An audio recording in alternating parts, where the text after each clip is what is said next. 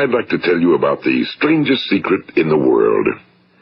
Some years ago, the late Nobel Prize-winning Dr. Albert Schweitzer was being interviewed in London, and a reporter asked him, "Doctor, what's wrong with men today?"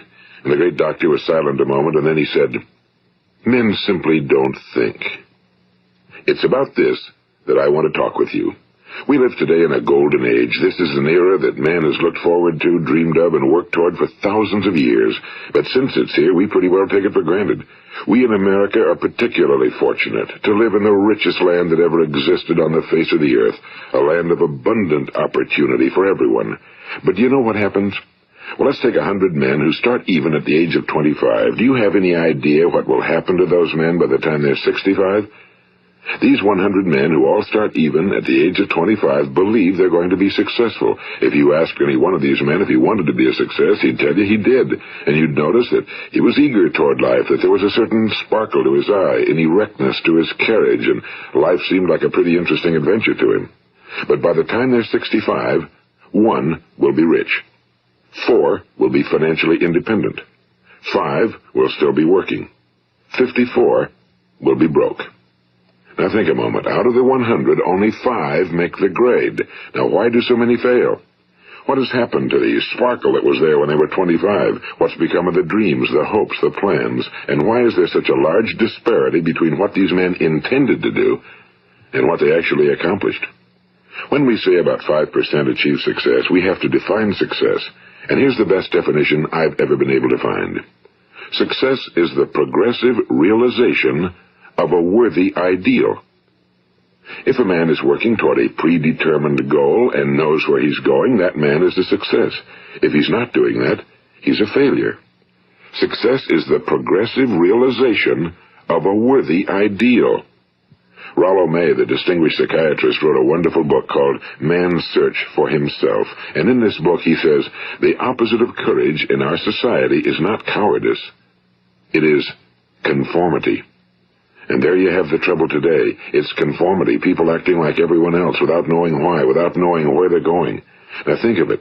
In America right now, there are over 18 million people 65 years of age and older. And most of them are broke. They're dependent on someone else for life's necessities. Now, we learn to read by the time we're 7. We learn to make a living by the time we're 25. Usually by that time, we're not only making a living, we're supporting a family. And yet, by the time we're 65, we haven't learned how to become financially independent in the richest land that has ever been known. Why? We conform. And the trouble is that we're acting like the wrong percentage group, the 95 who don't succeed. Now, why do these people conform? Well, they really don't know. These people believe that their lives are shaped by circumstances, by things that happen to them, by exterior forces. They're outer-directed people. A survey was made one time that covered a lot of men, working men, and these men were asked, "Why do you work? Why do you get up in the morning?" 19 out of 20 had no idea. If you ask them, they'll say, well, everyone goes to work in the morning, and that's the reason they do it, because everyone else is doing it. Now let's get back to our definition of success. Who succeeds? The only person who succeeds is the person who is progressively realizing a worthy ideal. He's the person who says, I'm going to become this, and then begins to work toward that goal. I'll tell you who the successful people are. A success is the school teacher who's teaching school because that's what he or she wants to do. The success is the woman who's a wife and mother because she wanted to become a wife and mother and is doing a good job of it. The success is the man who runs the corner gas station because that was his dream. That's what he wanted to do. The success is the successful salesman who wants to become a top-notch salesman and grow and build with his organization. A success is anyone who is doing deliberately a predetermined job because that's what he decided to do deliberately. But only 1 out of 20 does that. That's why today there isn't really any competition unless we make it for ourselves. Instead of competing, all we have to do is create. You know, for 20 years, I looked for the key which would determine what would happen to a human being. Was there a key I wanted to know which would make the future a promise that we could foretell to a large extent? Was there a key that would guarantee a person's becoming successful if he only knew about it and knew how to use it? Well, there is such a key, and I've found it. Have you ever wondered why so many men work so hard and honestly without ever achieving anything in particular, and others don't seem to work hard and yet seem to get everything? They seem to have the magic touch. You've heard them say that about someone. Everything he touches turns to gold.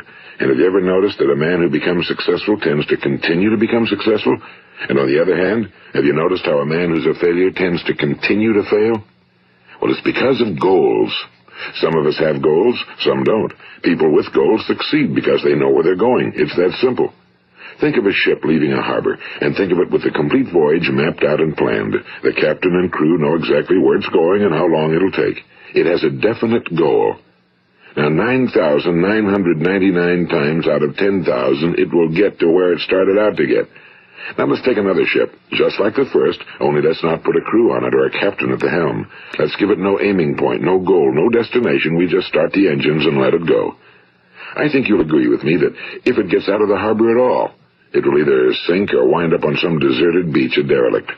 It can't go anyplace because it has no destination and no guidance, and it's the same with a human being.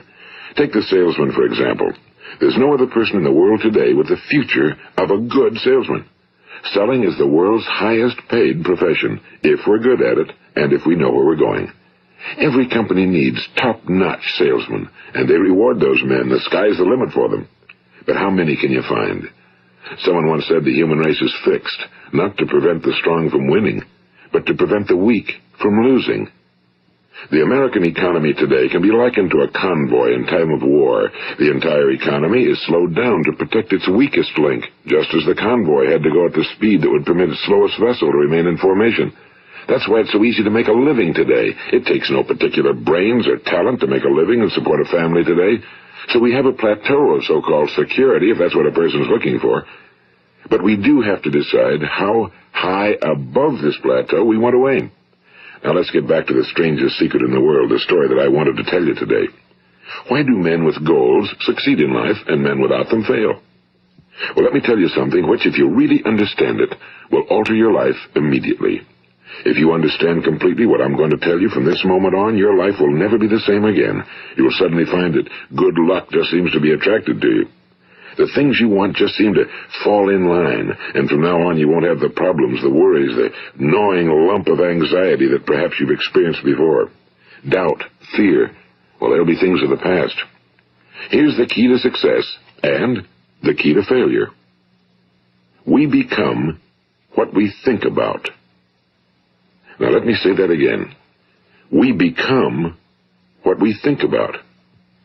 Throughout all history, the great wise men and teachers, philosophers and prophets have disagreed with one another on many different things. It's only on this one point that they are in complete and unanimous agreement.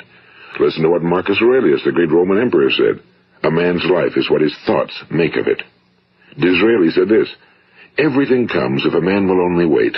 I've brought myself by long meditation to the conviction that a human being with a settled purpose must accomplish it, and that nothing can resist a will that will stake even existence for its fulfillment. Ralph Waldo Emerson said this, a man is what he thinks about all day long. William James said, the greatest discovery of my generation is that human beings can alter their lives by altering their attitudes of mind.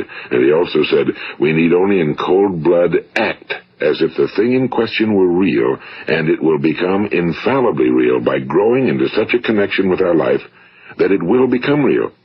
It will become so knit with habit and emotion that our interest in it will be those which characterize belief. And he also said, if you only care enough for a result, you will almost certainly attain it. If you wish to be rich, you will be rich. If you wish to be learned, you will be learned. If you wish to be good, you will be good. Only you must then really wish these things and wish them exclusively, and not wish at the same time 100 other incompatible things just as strongly. In the Bible, you read in Mark 9:23, if thou canst believe, all things are possible to him that believeth. My old friend Dr. Norman Vincent Peale put it this way, this is one of the greatest laws in the universe. Fervently do I wish I had discovered it as a very young man. It dawned upon me much later in life, and I found it to be one of the greatest, if not my greatest discovery outside of my relationship to God. The great law, briefly and simply stated, is that if you think in negative terms, you will get negative results. If you think in positive terms, you will achieve positive results. That is the simple fact, he went on to say, which is at the basis of an astonishing law of prosperity and success. In 3 words, believe and succeed. William Shakespeare put it this way: our doubts are traitors and make us lose the good we oft might win by fearing to attempt. George Bernard Shaw said, people are always blaming their circumstances for what they are. I don't believe in circumstances. The people who get on in this world are the people who get up and look for the circumstances they want, and if they can't find them, make them. Well, it's pretty apparent, isn't it? And every person who discovered this for a while believed that he was the first one to work it out. We become what we think about. Now, it stands to reason that a person who's thinking about a concrete and worthwhile goal is going to reach it, because that's what he's thinking about, and we become what we think about. Conversely, the man who has no goal, who doesn't know where he's going, and whose thoughts must therefore be thoughts of confusion and anxiety and fear and worry, becomes what he thinks about. His life becomes one of frustration and fear and anxiety and worry. And if he thinks about nothing, he becomes nothing. Now, how does it work?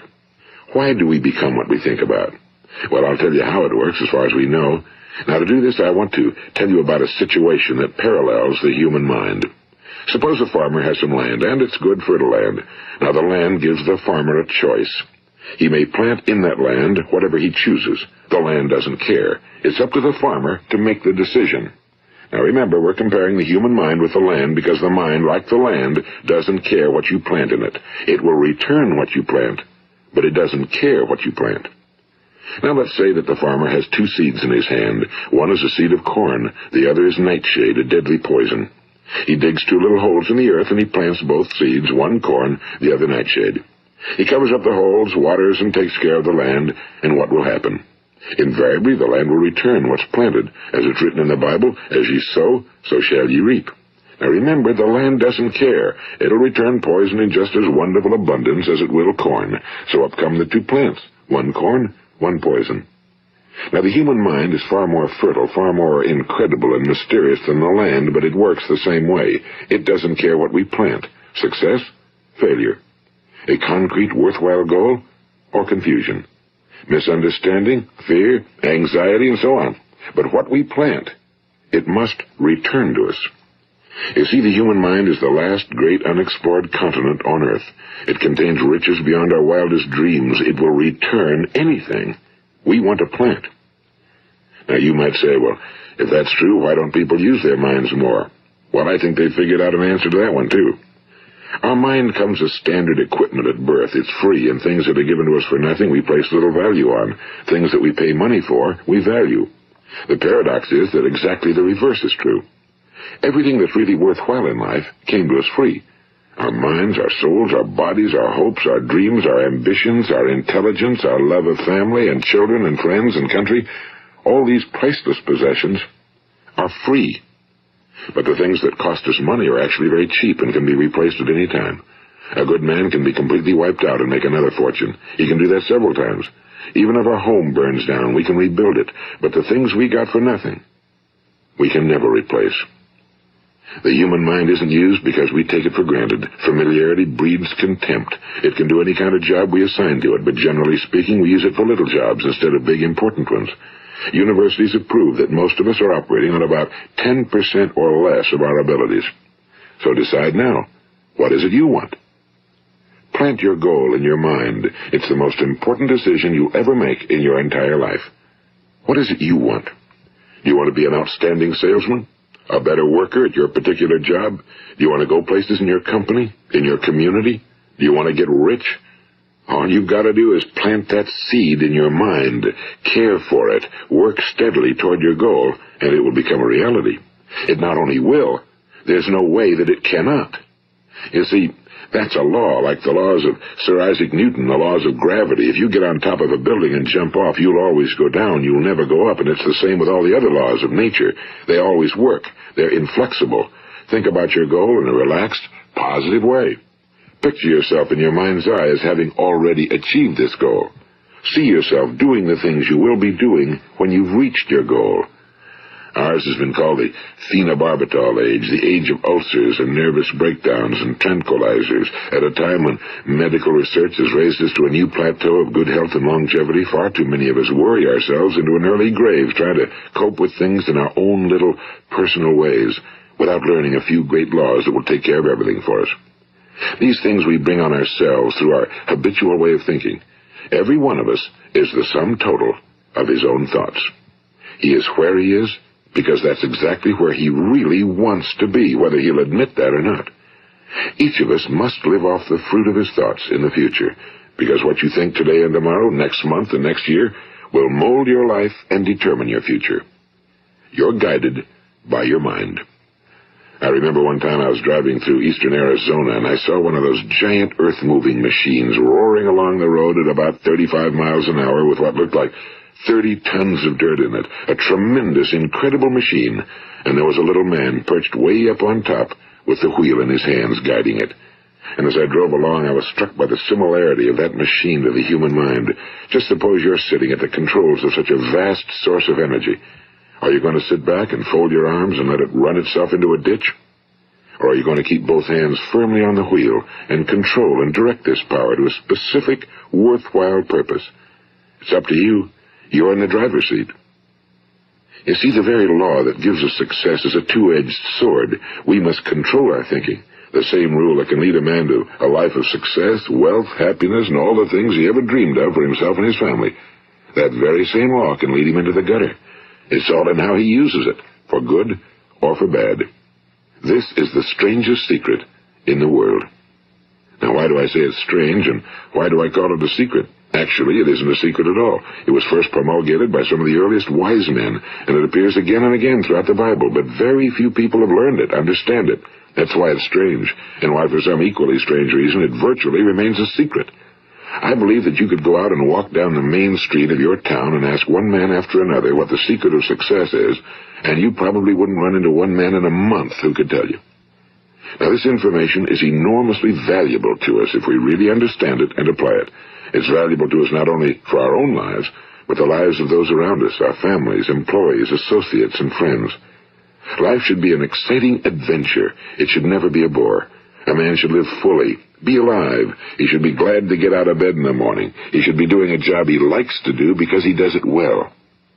One time I heard Grove Patterson, the great late editor-in-chief of the Toledo Daily Blade, make a speech, and as he concluded his speech, he said something I've never forgotten. He said, "My years in the newspaper business have convinced me of several things. Among them, that people are basically good, and that we came from someplace, and we're going someplace. So we should make our time here an exciting adventure. The architect of the universe didn't build a stairway leading nowhere." And the greatest teacher of all, the carpenter from the plains of Galilee, gave us the secret time and time again.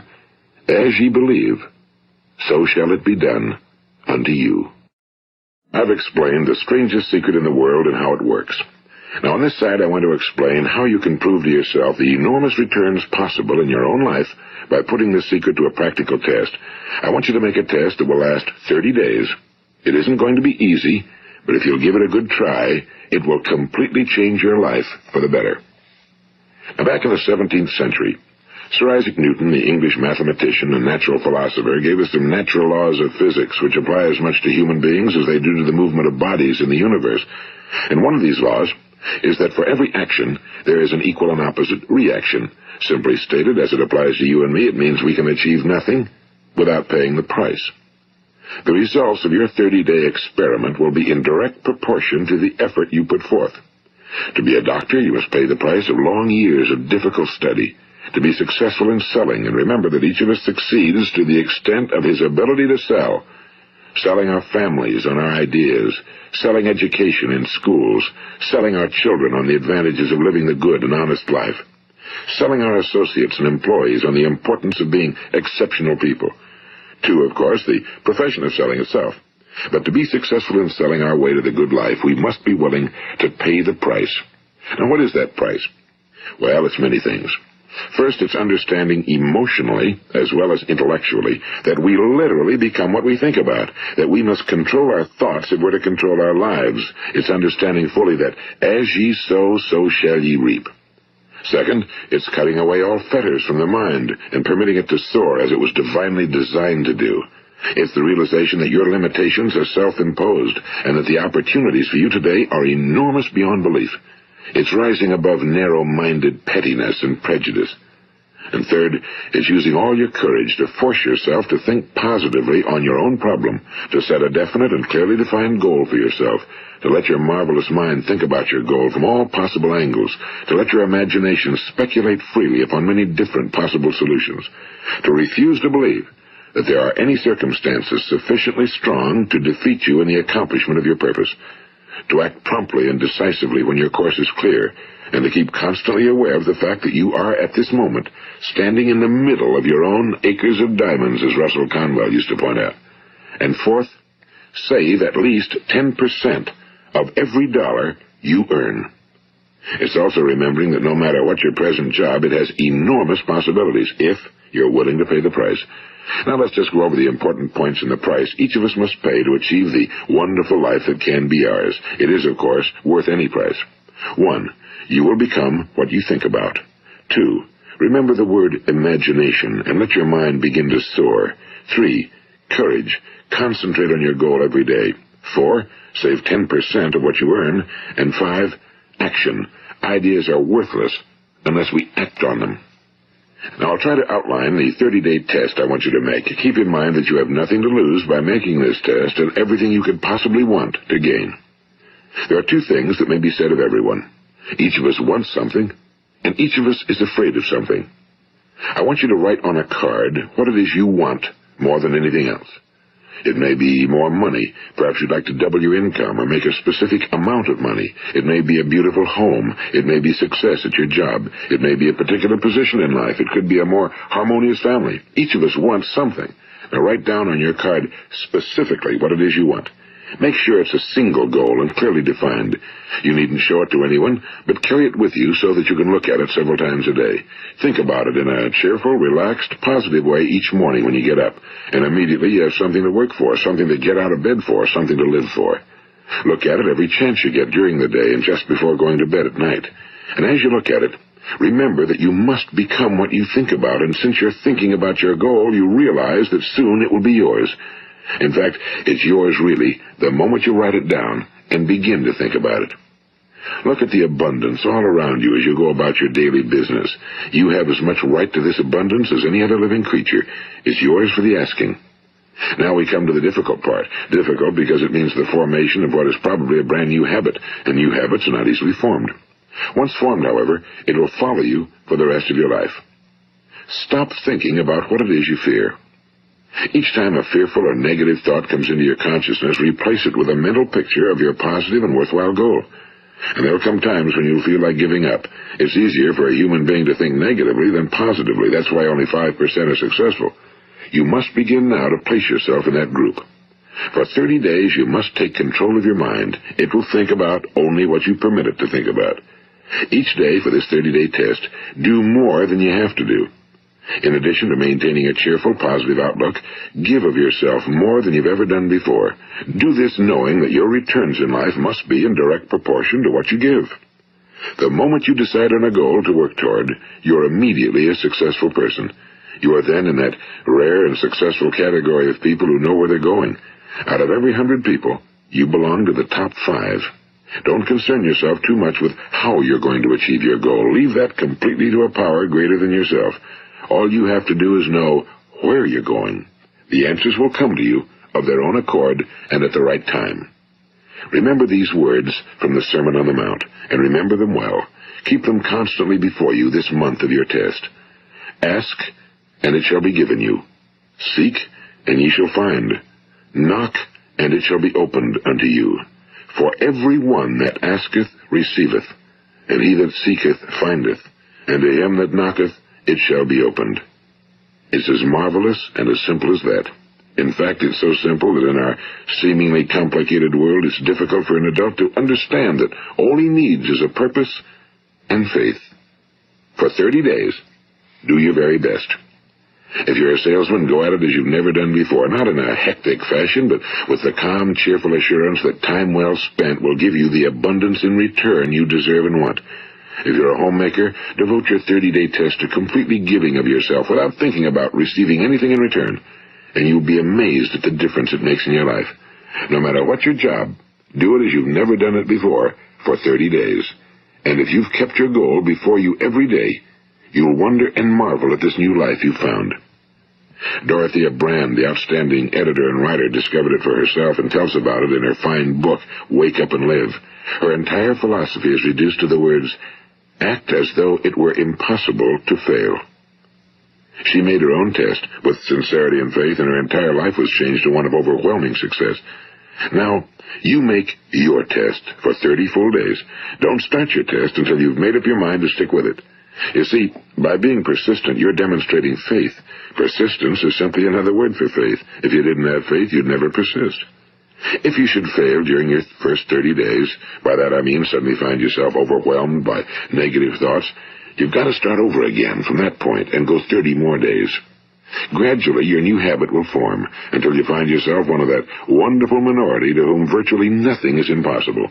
And don't forget the card. It's vitally important as you begin this new way of living.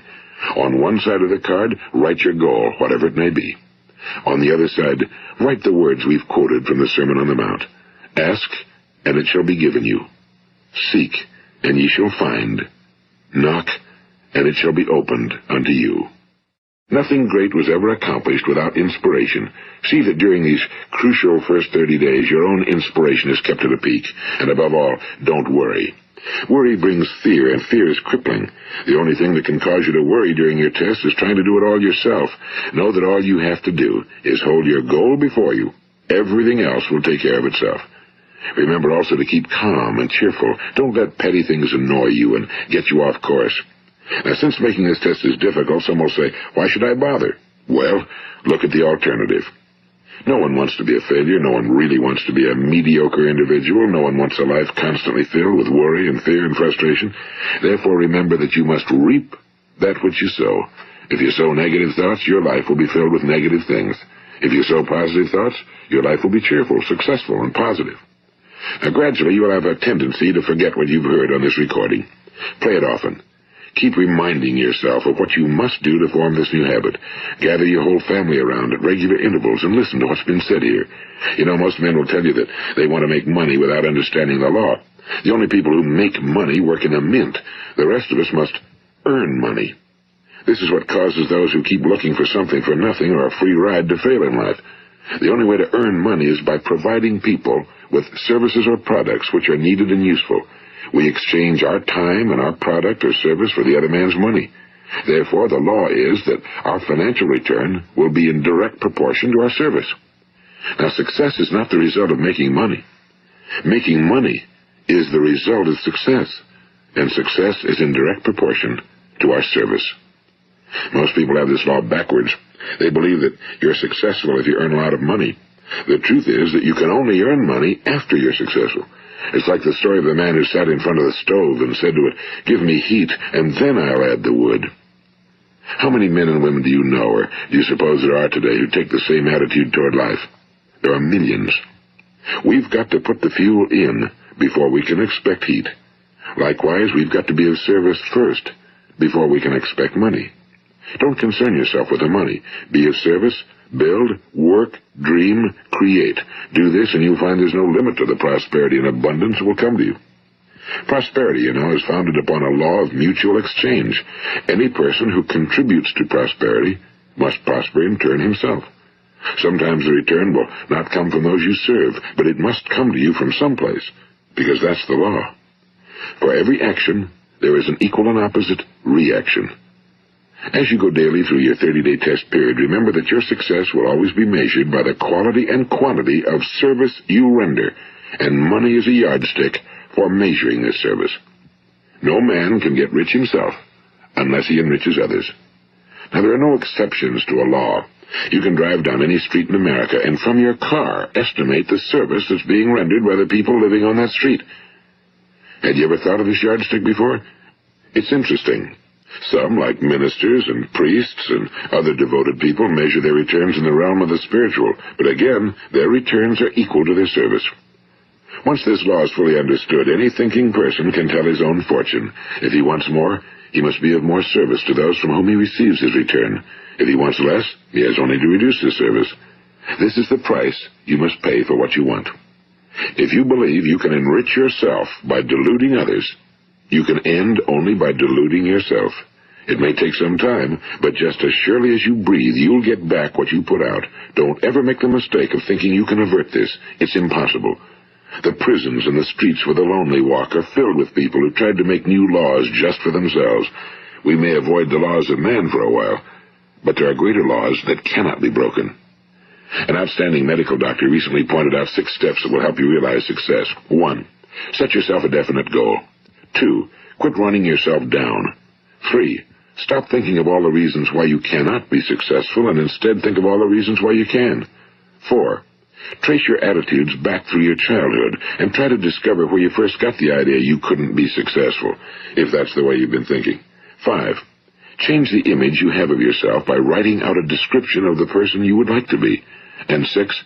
Act the part of the successful person you have decided to become. The doctor who wrote those words is a noted West Coast psychiatrist, Dr. David Harold Fink. Do what the experts since the dawn of recorded history have told you you must do. Pay the price by becoming the person you want to become. It's not nearly as difficult as living unsuccessfully.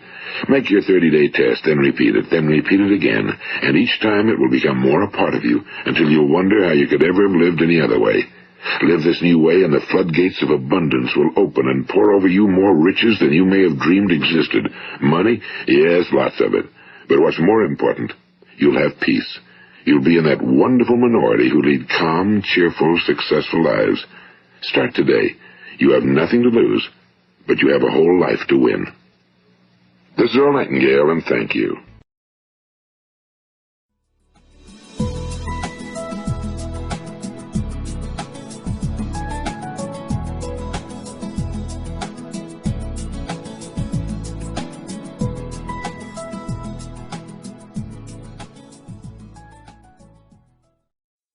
From the earliest writings of man, we know that the human race has been comprised of the haves and the have-nots. When I was a kid back during the Great Depression, I was obsessed with a desire to know what invisible something separated the haves from the have-nots, being a have-not.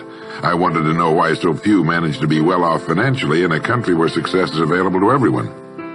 For example, in checking the Statistical Abstract of the United States, published by the Bureau of the Census, I discovered, just lately, that only 10% of the men in this country, 65 years of age and older, have incomes of $6,000 or more a year. More than 80% of all men 65 or older have incomes under $4,000 a year. Only 7.6% have incomes between $7,000 and $10,000 a year, and only 3.7% have incomes of $10,000 a year or more. A man starts his working career in his 20s, often earlier. He's fortunate in that he lives in the free world. He has better than 40 years to make the grade financially in the richest country on earth. Yet, according to the statistics, only about 10 out of 100 will be financially secure by the time 65 rolls around, and only about 4 men out of 100 will be financially comfortable. Now, why? Well, let me tell you how to find out for yourself. Conduct your own survey. Start down the street in your neighborhood on any Saturday or Sunday and ask the man of every house 2 questions. The first question is, what are you doing at the present time to increase your income now? That is, how much do you want to earn? And when you've evaluated the blank stare you get in response to that question, ask question number 2, which goes, how much money are you planning to be worth at age 65? And when the silence becomes too unnerving, thank him and move on to the next house. Ask 50 men, 100, 1,000, until you're completely convinced that the reason men don't make more money during their working lives, and the reason men aren't financially independent by the time they're 65, is simply that they seldom, if ever, do any constructive thinking on either subject. It's that simple, unfortunately. The reason it's so easy to earn far more money than the average man earns in this country is that so very few, are going about it the right way.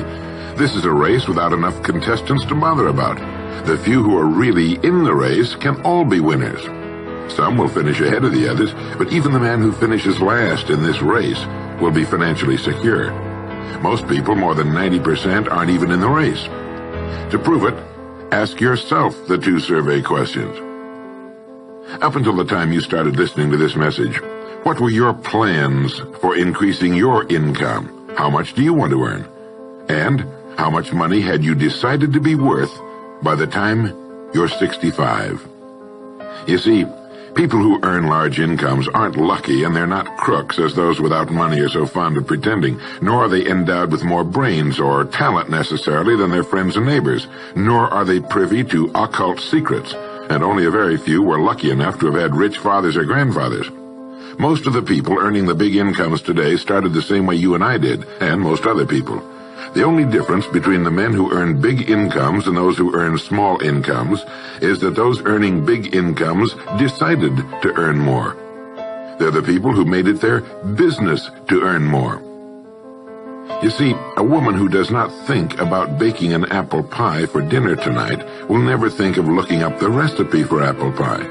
Without the decision for pie, there's no motivation for checking out the recipe.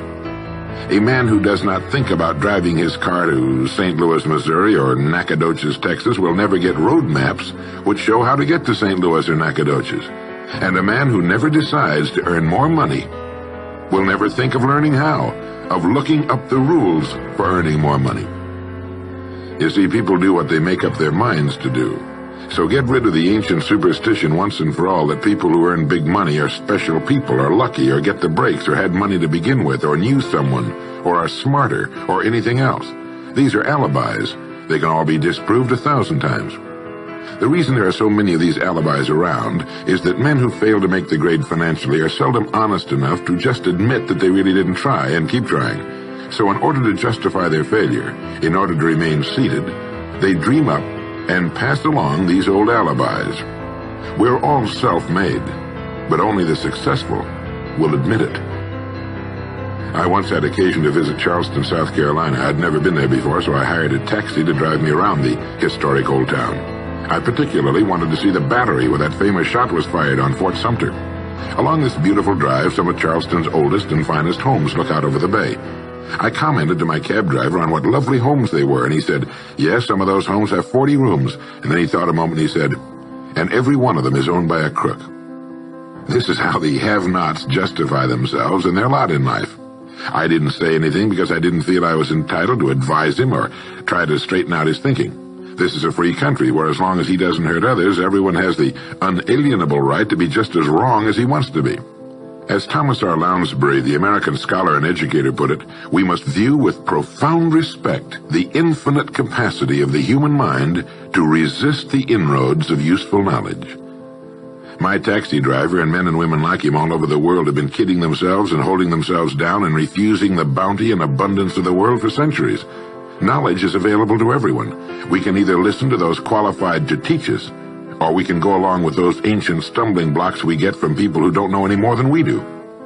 The truth, incidentally, about those homes along that beautiful drive is that they were built by the men and women who made the largest contribution to the city of Charleston. In just a moment, I'm going to give you the formula for getting rich, but before I do, I want to remind you of something. Before a jet pilot begins his takeoff from an airport, he carefully goes over a checklist, item by item. He does this not only because it's required by law, but because he cannot afford to trust so important a job to his memory alone. He has another checklist that he goes over just as carefully before he begins his letdown at his destination. He does this without fail every time he takes off and every time he lands. Well, I think living successfully is as important as flying an airplane. And because of this, I think each of us needs a checklist too. And that's why there's one included with this cassette. We need a checklist to go over item by item before we take off in the morning and before we drop off to sleep every night. So I want to recommend that you affix the checklist to your bathroom mirror. Stare at it as you brush your teeth in the morning and stare at it again as you prepare for bed at night. Go over each item, and as you do, think of what each item represents. Now here's number 1. It's the formula for getting rich. It also explains why you're in your present position, whether you're earning $6,000 a year or $16,000 or $60,000 or $600,000. It applies to every adult, whether he's employed or unemployed. It applies to the richest man and to the poorest, and every person in between. And here it is. Our rewards in life will always be in exact proportion to our contribution, our service. Now that's what the formula means as the first item on your checklist. Memorize it. Our rewards in life will always be in exact proportion to our contribution, our service. Listen to it, think about it until you know it emotionally as well as intellectually. It might give you some slight feeling of superiority to realize that there's probably not another man within a mile of where you live who knows it. You can add it as a question on your survey if you want proof of that. If you want it in another form, here it is as it applies to a man's job.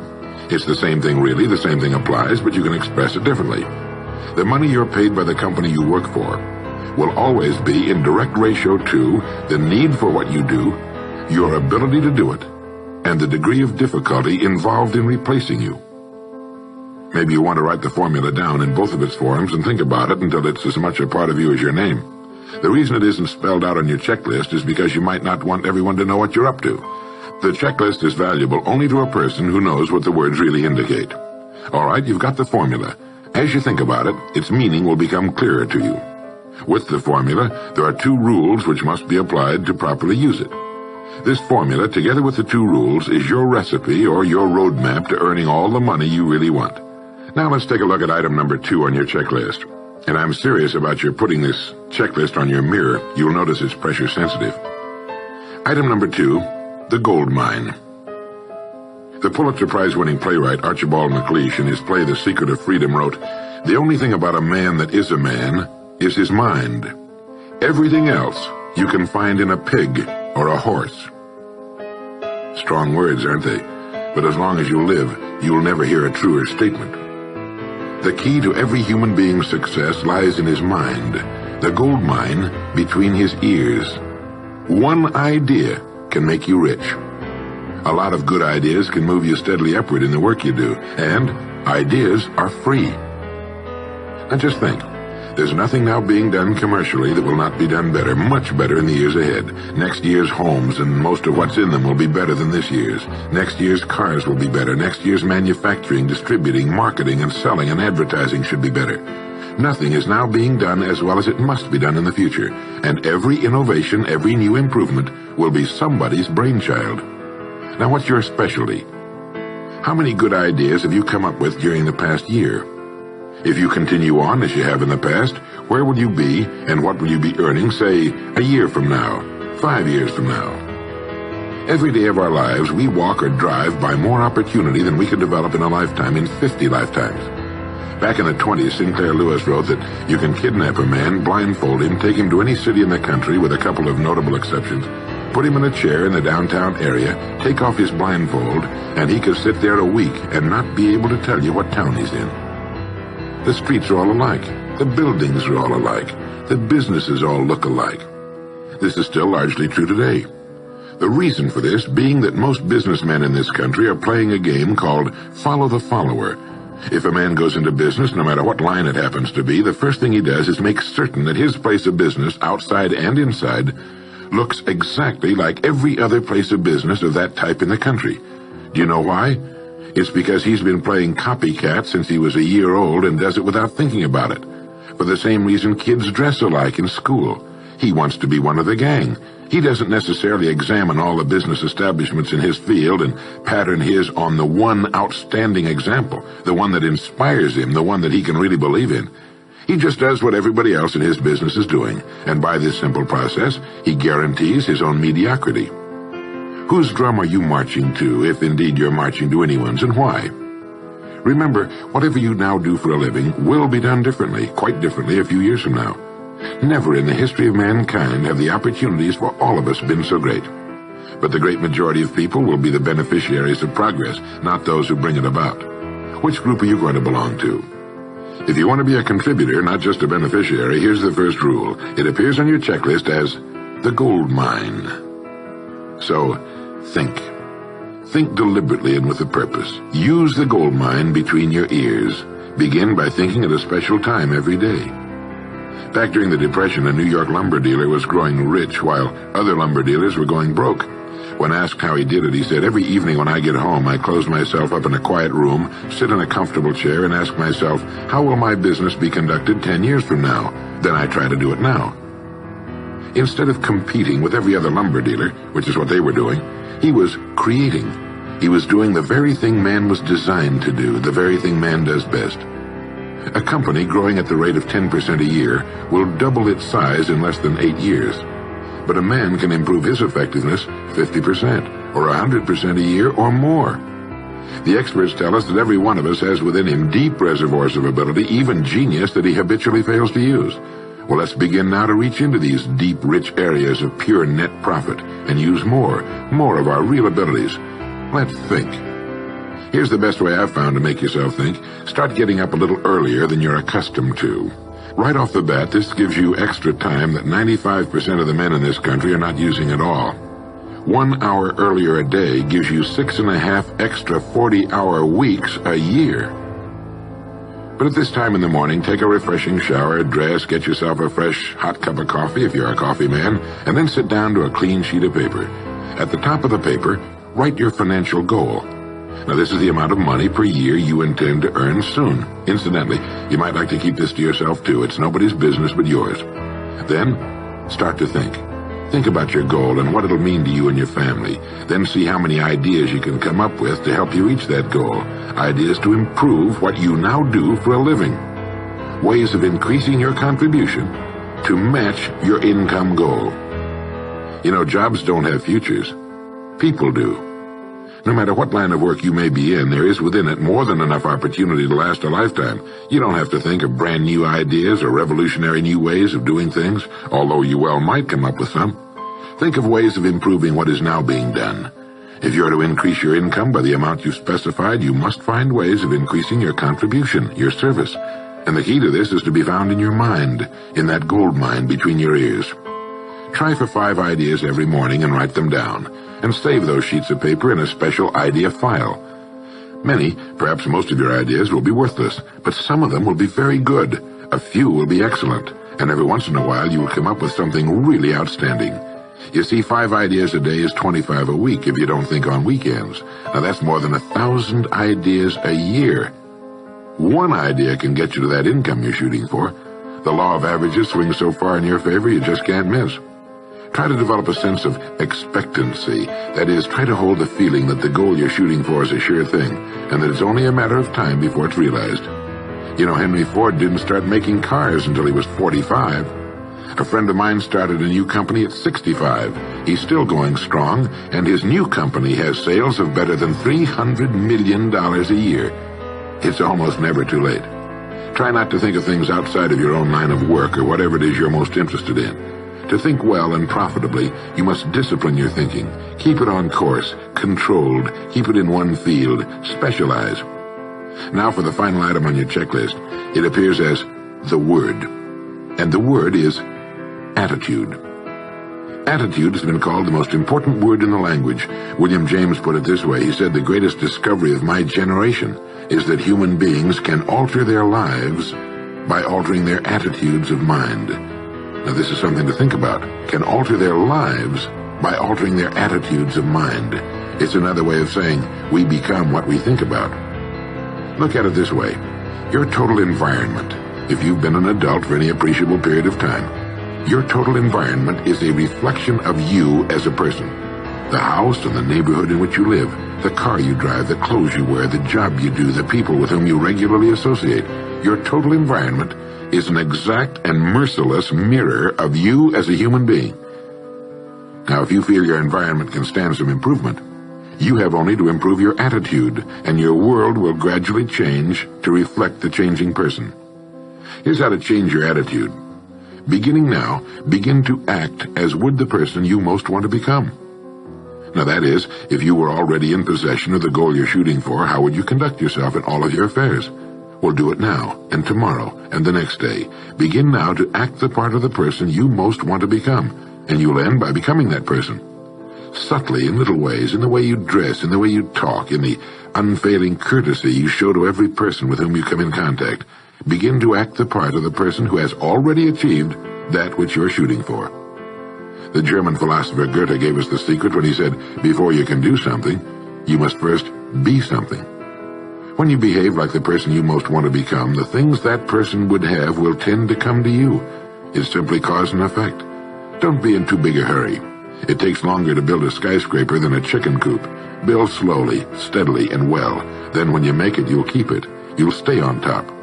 Always be suspicious of the so-called get-rich-quick scheme or sudden success. Never forget that word, attitude. It's your attitude toward the people with whom you come in contact that will determine their attitudes toward you. The person with the great attitude toward life and the world is the person other people call lucky. He's not lucky. He's just using our old friend, cause and effect. His causes are excellent, and his effects have to be just as good. Well, that's it. 3 things to remember. 3 things to practice every day. If you spent 16 hours a day, 7 days a week practicing your golf swing, in a relatively short time you'd have a grooved, beautiful swing like the pros. So practice your new attitude every day, every waking hour. Practice thinking a few minutes every morning, and you'll find yourself thinking all day long. And remember the formula. Our rewards in life will always be in exact proportion to our contribution, our service. Go over the ideas in this message every day until they're as much a part of you as your name and your temporary address. You'll notice that each time you listen, you'll hear something new. You'll get a new idea you failed to get before. This is Earl Nightingale, and thank you.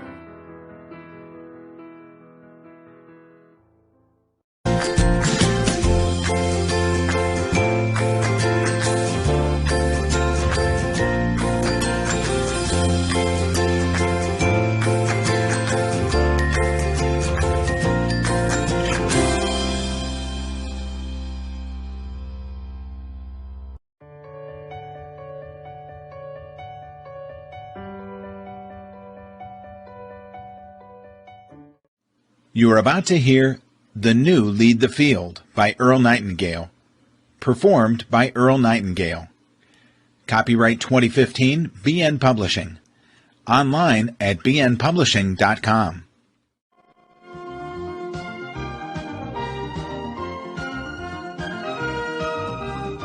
This is Earl Nightingale with the new edition of Lead the Field. This program is about 12 ideas that will bring order and success into our lives. These ideas will work wonders regardless of what we choose as the main thrust of our lives, for these are the great ideas that have evolved over the centuries, and together they form a constellation by which you and I can safely and successfully navigate. The great Spanish philosopher Ortega reminded us that we human beings are the only creatures on the planet Earth that are born into a natural state of disorientation with our world. That is, while all other creatures are guided by instinct of which they're neither aware nor have the capacity to question, each of us, as human creatures, was given the godlike power to create his or her own life. And each of us does exactly that all the years of his or her life.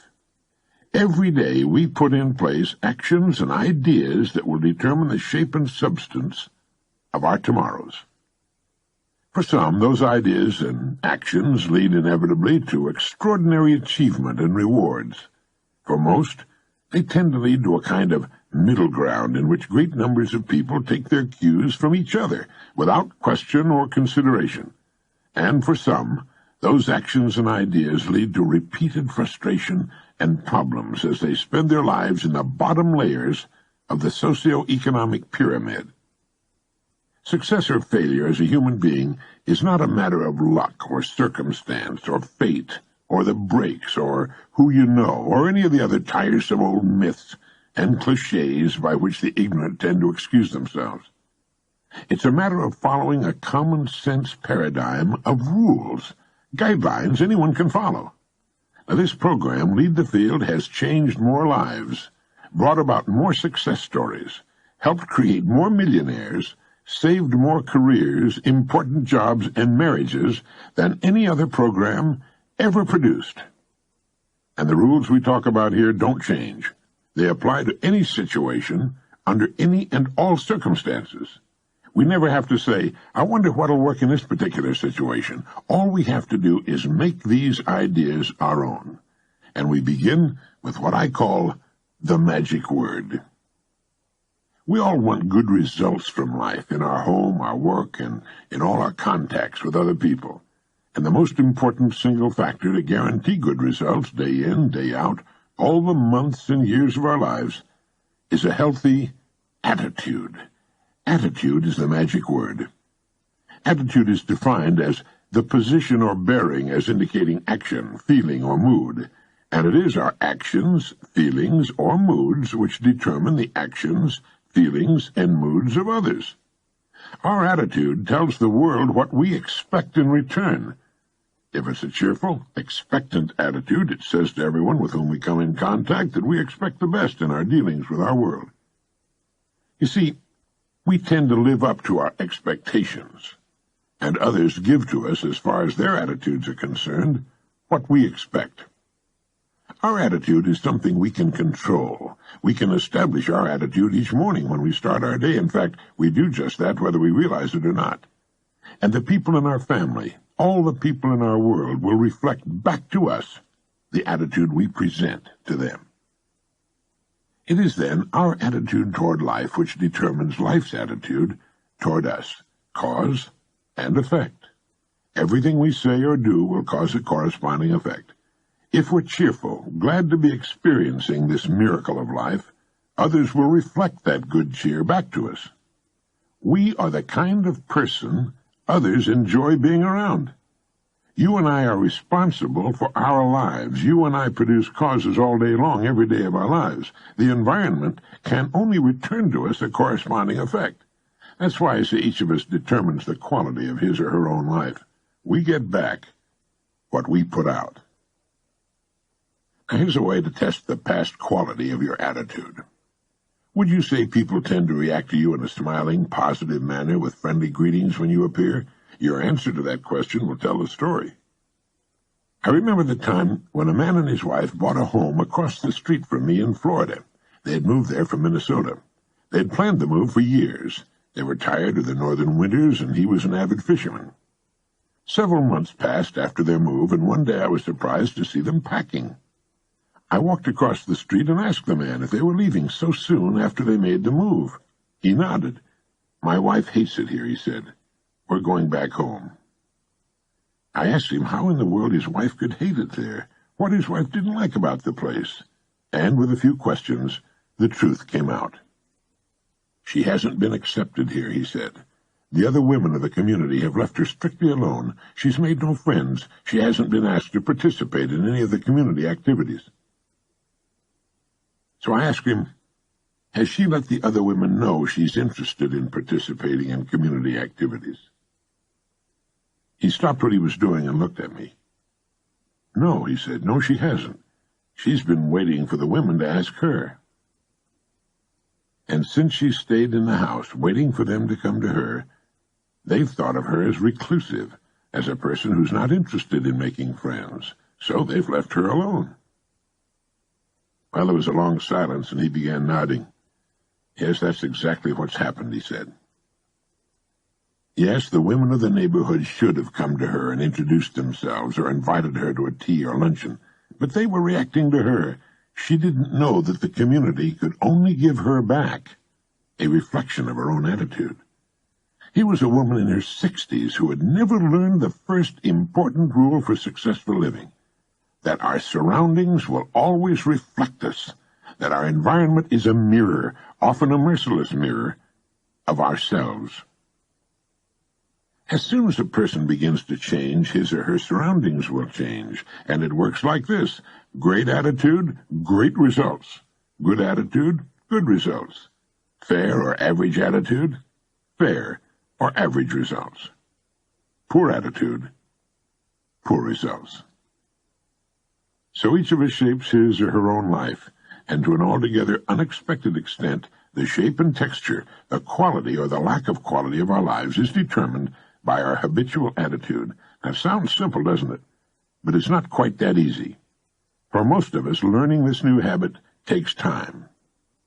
But once it becomes a habit-knit part of our lives, our world will change as dramatically as would walking from a dark cave into the bright light of day. Most people never think about their attitudes at all. For most of them, it's a matter of beginning each day in neutral. Their attitudes are neither good nor bad, but are poised to react to whatever stimuli they encounter. If the stimulus is good, they'll reflect it. If it's bad, they'll reflect that too. They're chameleons, and they go through their days reacting to whatever confronts them. And these are the people of our environment. That's why it's so important for us to control our attitudes, to make sure they're excellent or good. A person with a poor attitude toward learning, for example, isn't going to learn very much. I know you can think of examples of this in your own life. If we take the attitude that we can't do something, we generally will not do it. An attitude of failure, and we're whipped before we start. It was William James of Harvard, the founder of psychology in America, who said, "Human beings can alter their lives by altering their attitudes of mind." In trying to describe the attitude that's worked so well for me over the years, I found myself using two important words: gratitude and expectant. First, I'm grateful for the opportunity to live on this beautiful and astonishing planet Earth. I wake up with a sense of gratitude in the morning. Secondly, I expect the best. I expect to reach the goals I establish for myself, about which we'll talk a good deal more later in the program. I find the idea of fulfilling those goals agreeable, hence the attitude of expectancy. I know the world will give me back what I put out in the way of attitude, so it's up to me. I'm responsible. There are millions of human beings living narrow, darkened, frustrated lives, living defensively simply because they take a defensive, doubtful attitude toward themselves and, as a result, toward life in general. A person with a poor attitude becomes a magnet for unpleasant experiences. When those experiences come, as they must because of his attitude, they tend to reinforce his poor attitude, thereby bringing more problems and so on. The person becomes an example of self-generating, doom-fulfilling prophecy. And it's all a matter, believe it or not, of attitude. We get what we expect, and our outlook on life is a kind of paintbrush, and with it we paint our world. It can be bright and filled with hope and satisfaction, or it can be dark and gloomy, lugubrious.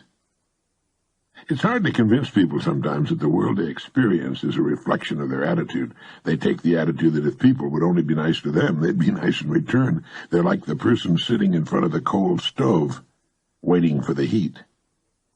Until they put in the fuel, there's not going to be any heat. It's up to them to act first. It has to start somewhere. Let it begin with us. Attitude is the reflection of the person inside. Consider for a moment the people who go sailing through life from one success to another and who, when they occasionally fail at something, shrug it off and head right out again. No matter what a person does, wherever you find a person doing an outstanding job and getting outstanding results, you'll find a person with a good attitude. These people take the attitude toward themselves that they can accomplish what they set out to accomplish. They take the attitude that achievement is the natural order of things, and it is. That there's no good reason on earth why they can't be as successful, as competent as anyone else. They have a healthy attitude toward themselves and, as a result, toward life and the things they want to accomplish. And because of that, they accomplish some remarkable things and come to be called successful and outstanding and brilliant and lucky and so on. They're quite frequently no smarter or more talented than most other people, but they have the right attitude. They find their accomplishments not too difficult simply because it seems so few others are really trying or really believe in themselves. As to luck, forget it. Luck is what happens when preparedness meets opportunity, and opportunity is there all the time.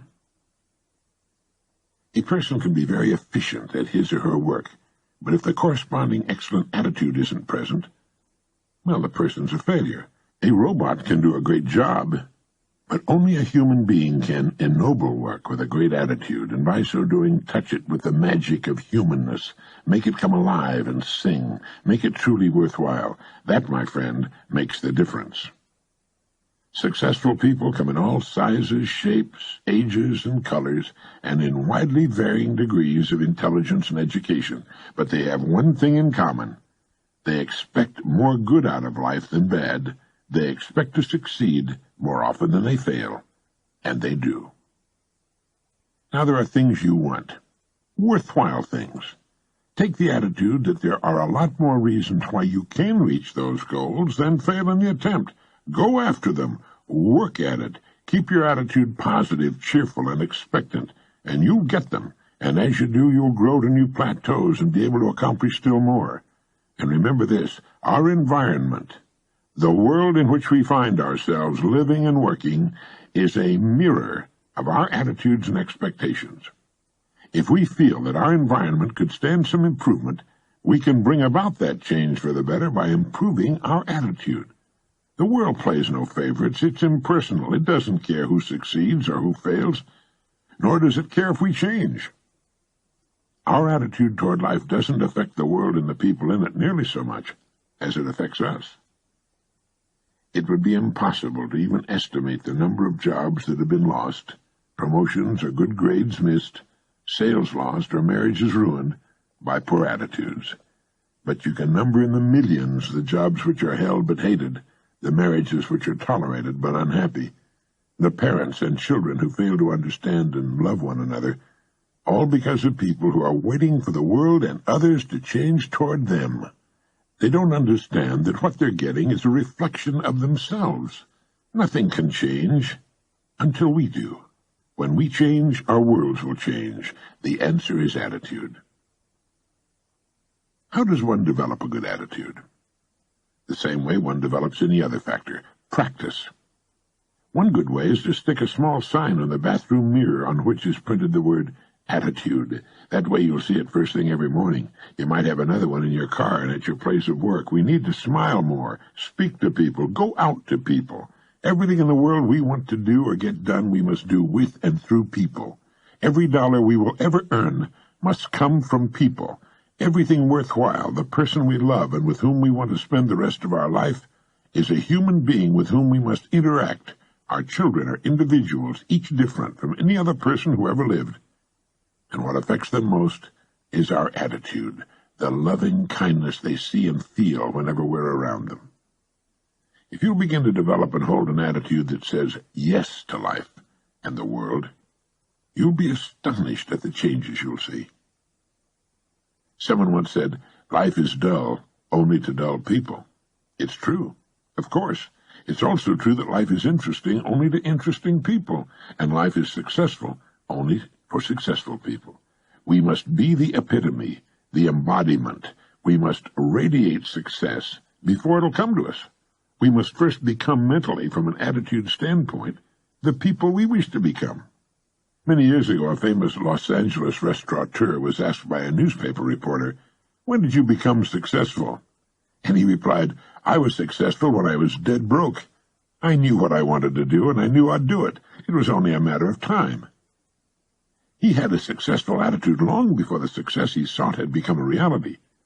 The great German philosopher and writer Goethe put it this way, "Before you can do something, you must be something." But let me prove my point by giving you a test. If you will conscientiously go about the test I'll outline and concentrate on it every day, you will find yourself becoming lucky, as the uninitiated call it. All sorts of wonderful things will begin happening in your life, and it'll show you what a great attitude can mean. So here's the test.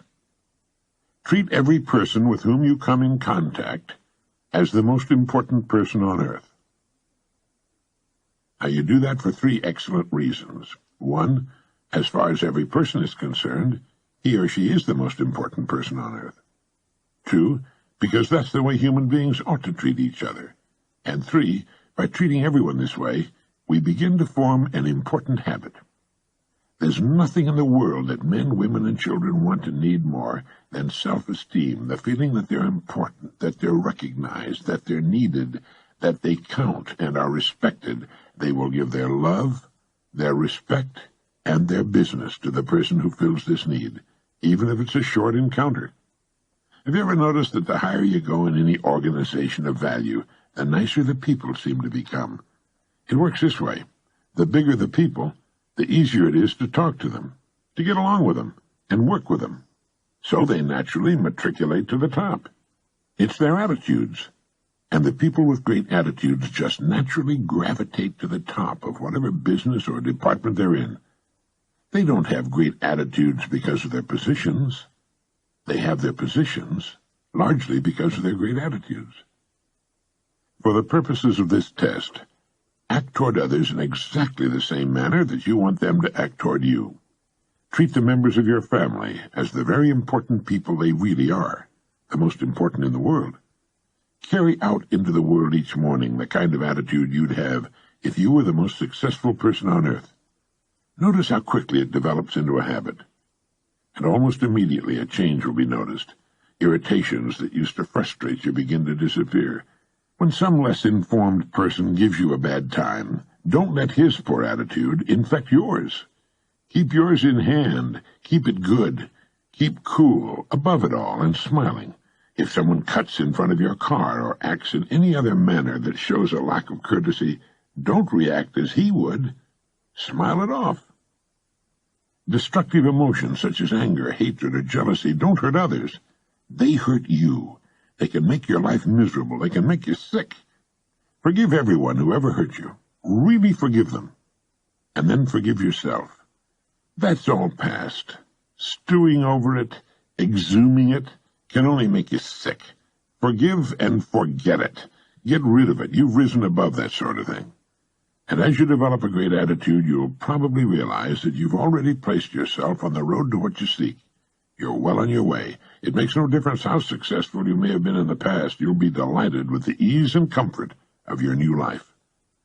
The bad or poor attitudes of others can be as infectious as the common cold. It's important that we look on them, in this light, as infectious conditions that can only end by hurting and annoying us if we allow ourselves to catch them. Like the doctor, often working with people with infectious conditions, we must keep ourselves healthy. We simply don't have time for that sort of thing.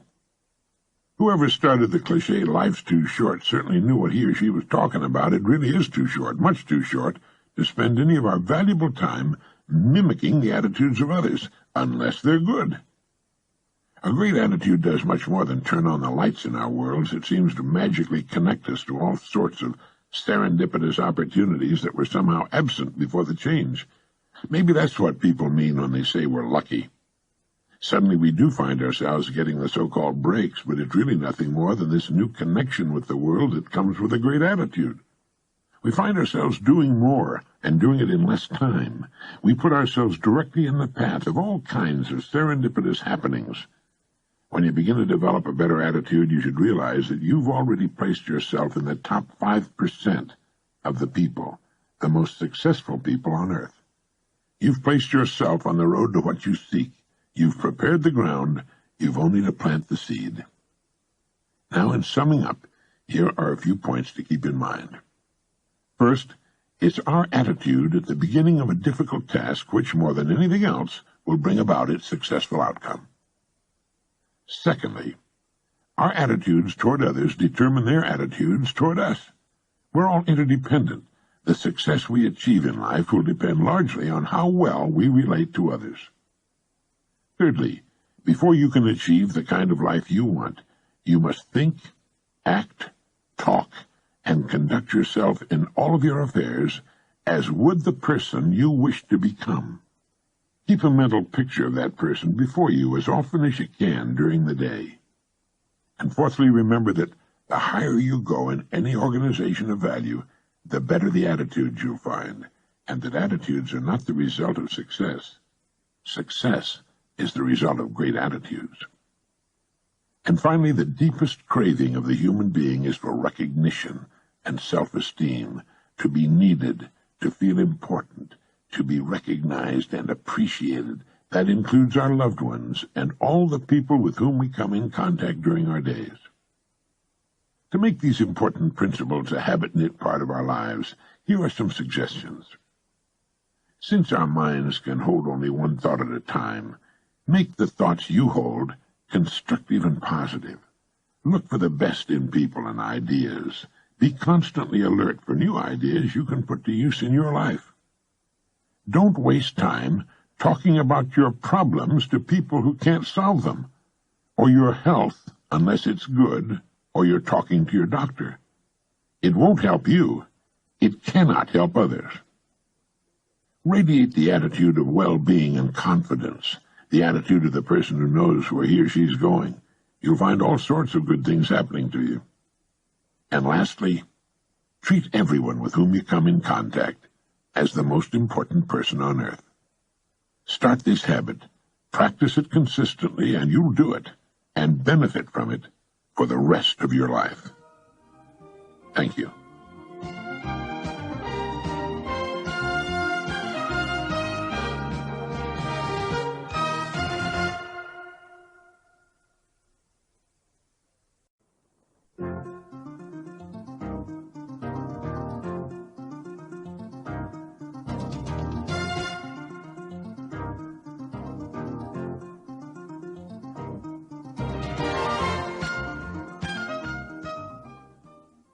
In the year 1843, a man was born who was to have a profound effect upon the lives of millions of people. His name was Russell Herman Conwell. He became a lawyer, then a newspaper editor, and finally a clergyman. It was during his church career that an incident occurred which was to change his life and the lives of countless others. One day a group of young people came to Dr. Conwell at his church and asked him if he'd be willing to instruct them in college courses. They all wanted a college education but lacked the money to pay for it. He told them to let him think about it and come back in a few days. After they left, an idea began to form in Dr. Conwell's mind. He asked himself, why couldn't there be a fine college for poor but deserving young people? And before very long, the idea consumed him. Why not indeed? It was a project worthy of 100% dedication, complete commitment, and almost single-handedly Dr. Conwell raised several $1 million with which he founded Temple University, today one of the country's leading schools. He raised the money by giving more than 6,000 lectures all over the country, and in each one of them he told a story called Acres of Diamonds. It was a true story, which had affected him very deeply, and it had the same effect on his audiences. The money he needed to build the college came pouring in. The story was the account of an African farmer who heard tales about other farmers who had made millions by discovering diamond mines. These tales so excited the farmer that he could hardly wait to sell his farm and go prospecting for diamonds himself. So he sold the farm and spent the rest of his life wandering the African continent, searching unsuccessfully for the gleaming gems which brought such high prices on the markets of the world. Finally, the story goes, worn out and in a fit of despondency, he threw himself into a river and drowned. Meanwhile, back at the ranch, or farm in this case, the man who had bought his farm happened to be crossing the small stream on the property when suddenly there was a bright flash of blue and red light from the stream bottom. He bent down, picked up the stone. It was a good-sized stone, and admiring it, later put it on his fireplace mantel as an interesting curiosity. Several weeks later, a visitor picked up the stone, looked closely at it, hefted it in his hand, and nearly fainted. He asked the farmer if he knew what he'd found. When the farmer said no, that he thought it was a piece of crystal, the visitor told him he had found one of the largest diamonds ever discovered. While the farmer had trouble believing that, he told the man that his creek was full of such stones, not as large perhaps as the one on the mantel, but, well, they were sprinkled generously throughout the creek bottom. Needless to say, the farm the first farmer had sold so that he might find a diamond mine turned out to be the most productive diamond mine on the entire African continent. The first farmer had owned, free and clear, acres of diamonds, but had sold them for practically nothing in order to look for them elsewhere. Well, the moral is clear. If the first farmer had only taken the time to study and prepare himself, to learn what diamonds looked like in their rough state, and since he had already owned a piece of the African continent, to thoroughly explore the property he had before looking elsewhere, all of his wildest dreams would have come true.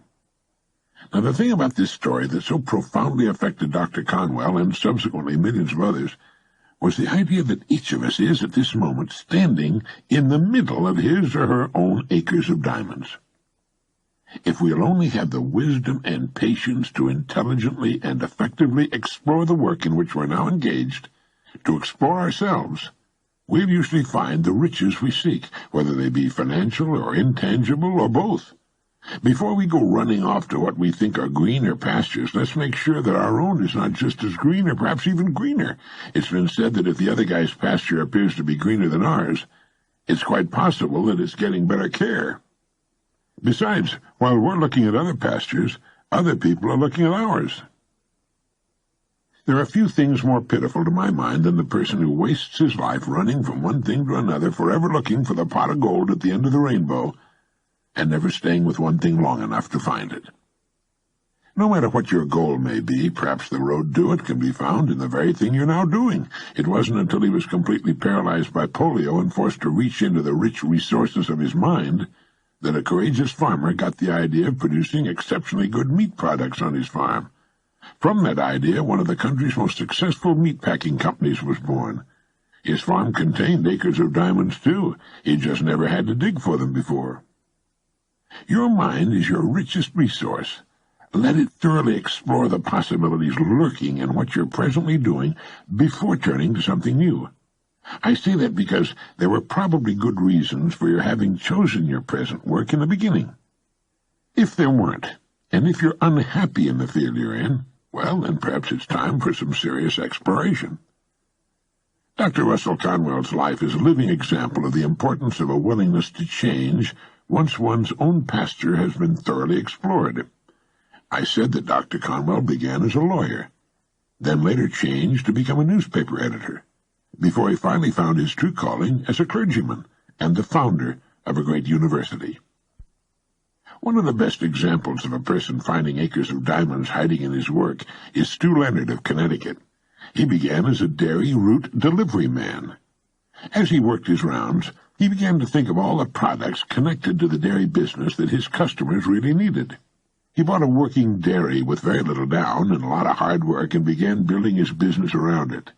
Keeping the working dairy intact in the center of his operations and surrounding it with windows through which his customers could watch the process, he began adding other products.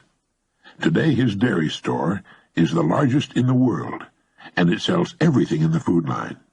People come from all over the entire area to shop at Stu Leonard's dairy store, and they love it, and he loves them. People who are too old or infirm to come to his store on their own are picked up in Stu Leonard's buses and brought to the store. He has a multi-million-dollar business that grew out of a delivery route. The diamonds were there, and Stu Leonard made the most of them. Every kind of work has such opportunity lurking within it. The opportunities are there now, clamoring to be noticed, but they cannot speak or print signs for us to read. Our part of the bargain is to look at our work with new eyes, with the eyes of creation. Teilhard de Chardin said, "It is our duty as men and women to proceed as though limits to our abilities do not exist. We are collaborators in creation."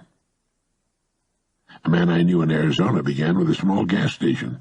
One day, sitting at his desk and watching through the window while one of his young attendants filled a man's gas tank, he watched the customer while he stood about waiting for the job to be finished. It dawned upon him that that man had money in his pockets, and there were things he needed, or wanted, that he'd pay for if they were conveniently displayed where he could see them. So he began adding things: fishing tackle, then fishing licenses, hunting and camping equipment, rifles, shotguns, ammunition, hunting licenses. He found an excellent line of aluminum fishing boats and trailers.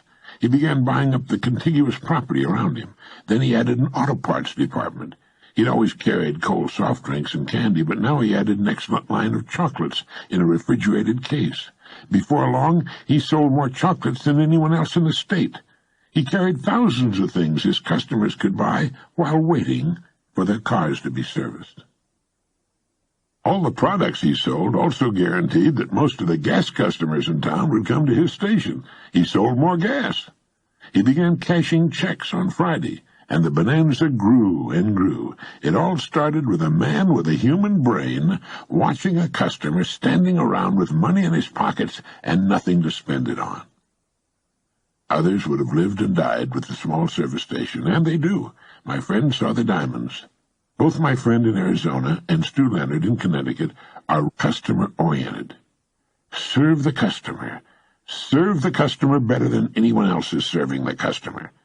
Stu Leonard has his company policy conspicuously displayed in his store for all to read, and it goes like this. Rule number 1, the customer is always right. Rule number 2, if you think the customer is wrong, read rule number 1 again. Many service station operators, upon seeing a wealthy customer drive in, might say to themselves, I ought to be in his business. Not so. There's just as much opportunity in one business as another, if we'll only stop playing copycat with each other and begin to think creatively, begin to think in new directions. It's there, believe me, and it's our job to find it.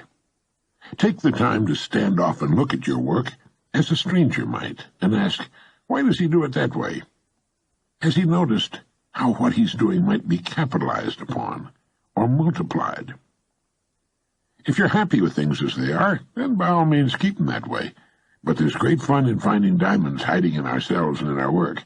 We never get bored or blasé or find ourselves in a rut. A rut, we're reminded, is really nothing more than a grave with the ends kicked out. Some of the most interesting businesses in the world grew out of what was originally a very small idea in a very small area. If something is needed in one town, then the chances are it's also needed in all towns and cities all over the country. You might also ask yourself, how good am I at what I'm presently doing?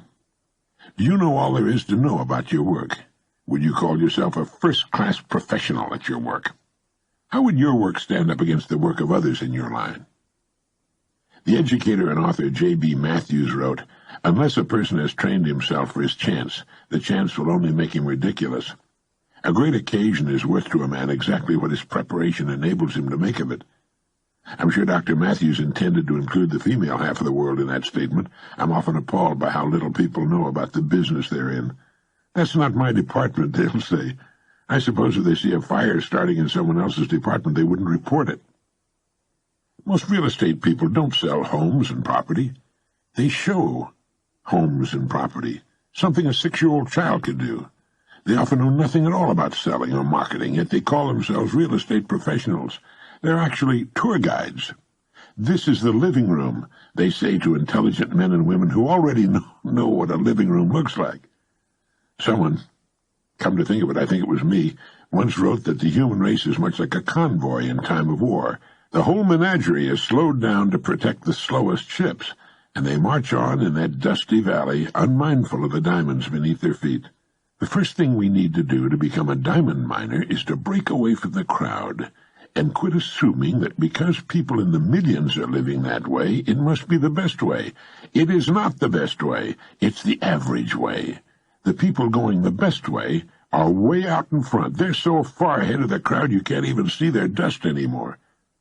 They're the people who live and work on the leading edge, the cutting edge, and they mark the way for all the rest. We have a choice to make, really, you and I. It takes imagination, curious imagination, to know that diamonds don't look like cut and polished gemstones in their rough state, nor does a pile of iron ore look like stainless steel.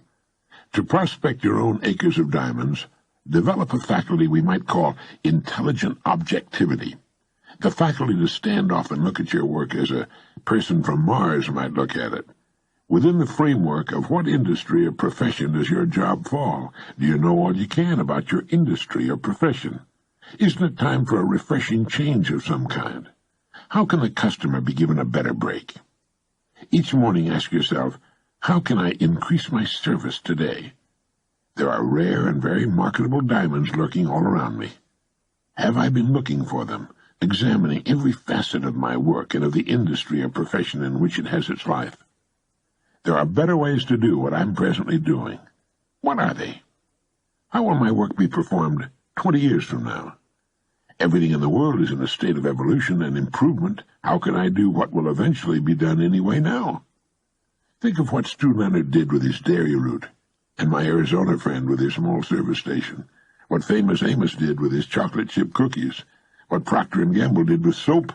Sure, there's risk involved. There's no growth of any kind without risk. We start running risks when we get out of bed in the morning. Risks are good for us. They bring out the best that's in us. They brighten the eye and get the mind cooking. They quicken the step and put a new shining look on our days. Human beings should never be settled. It's okay for chickens and cows and cats, but it's wrong for human beings. People start to die when they become settled. We need to keep things stirred up.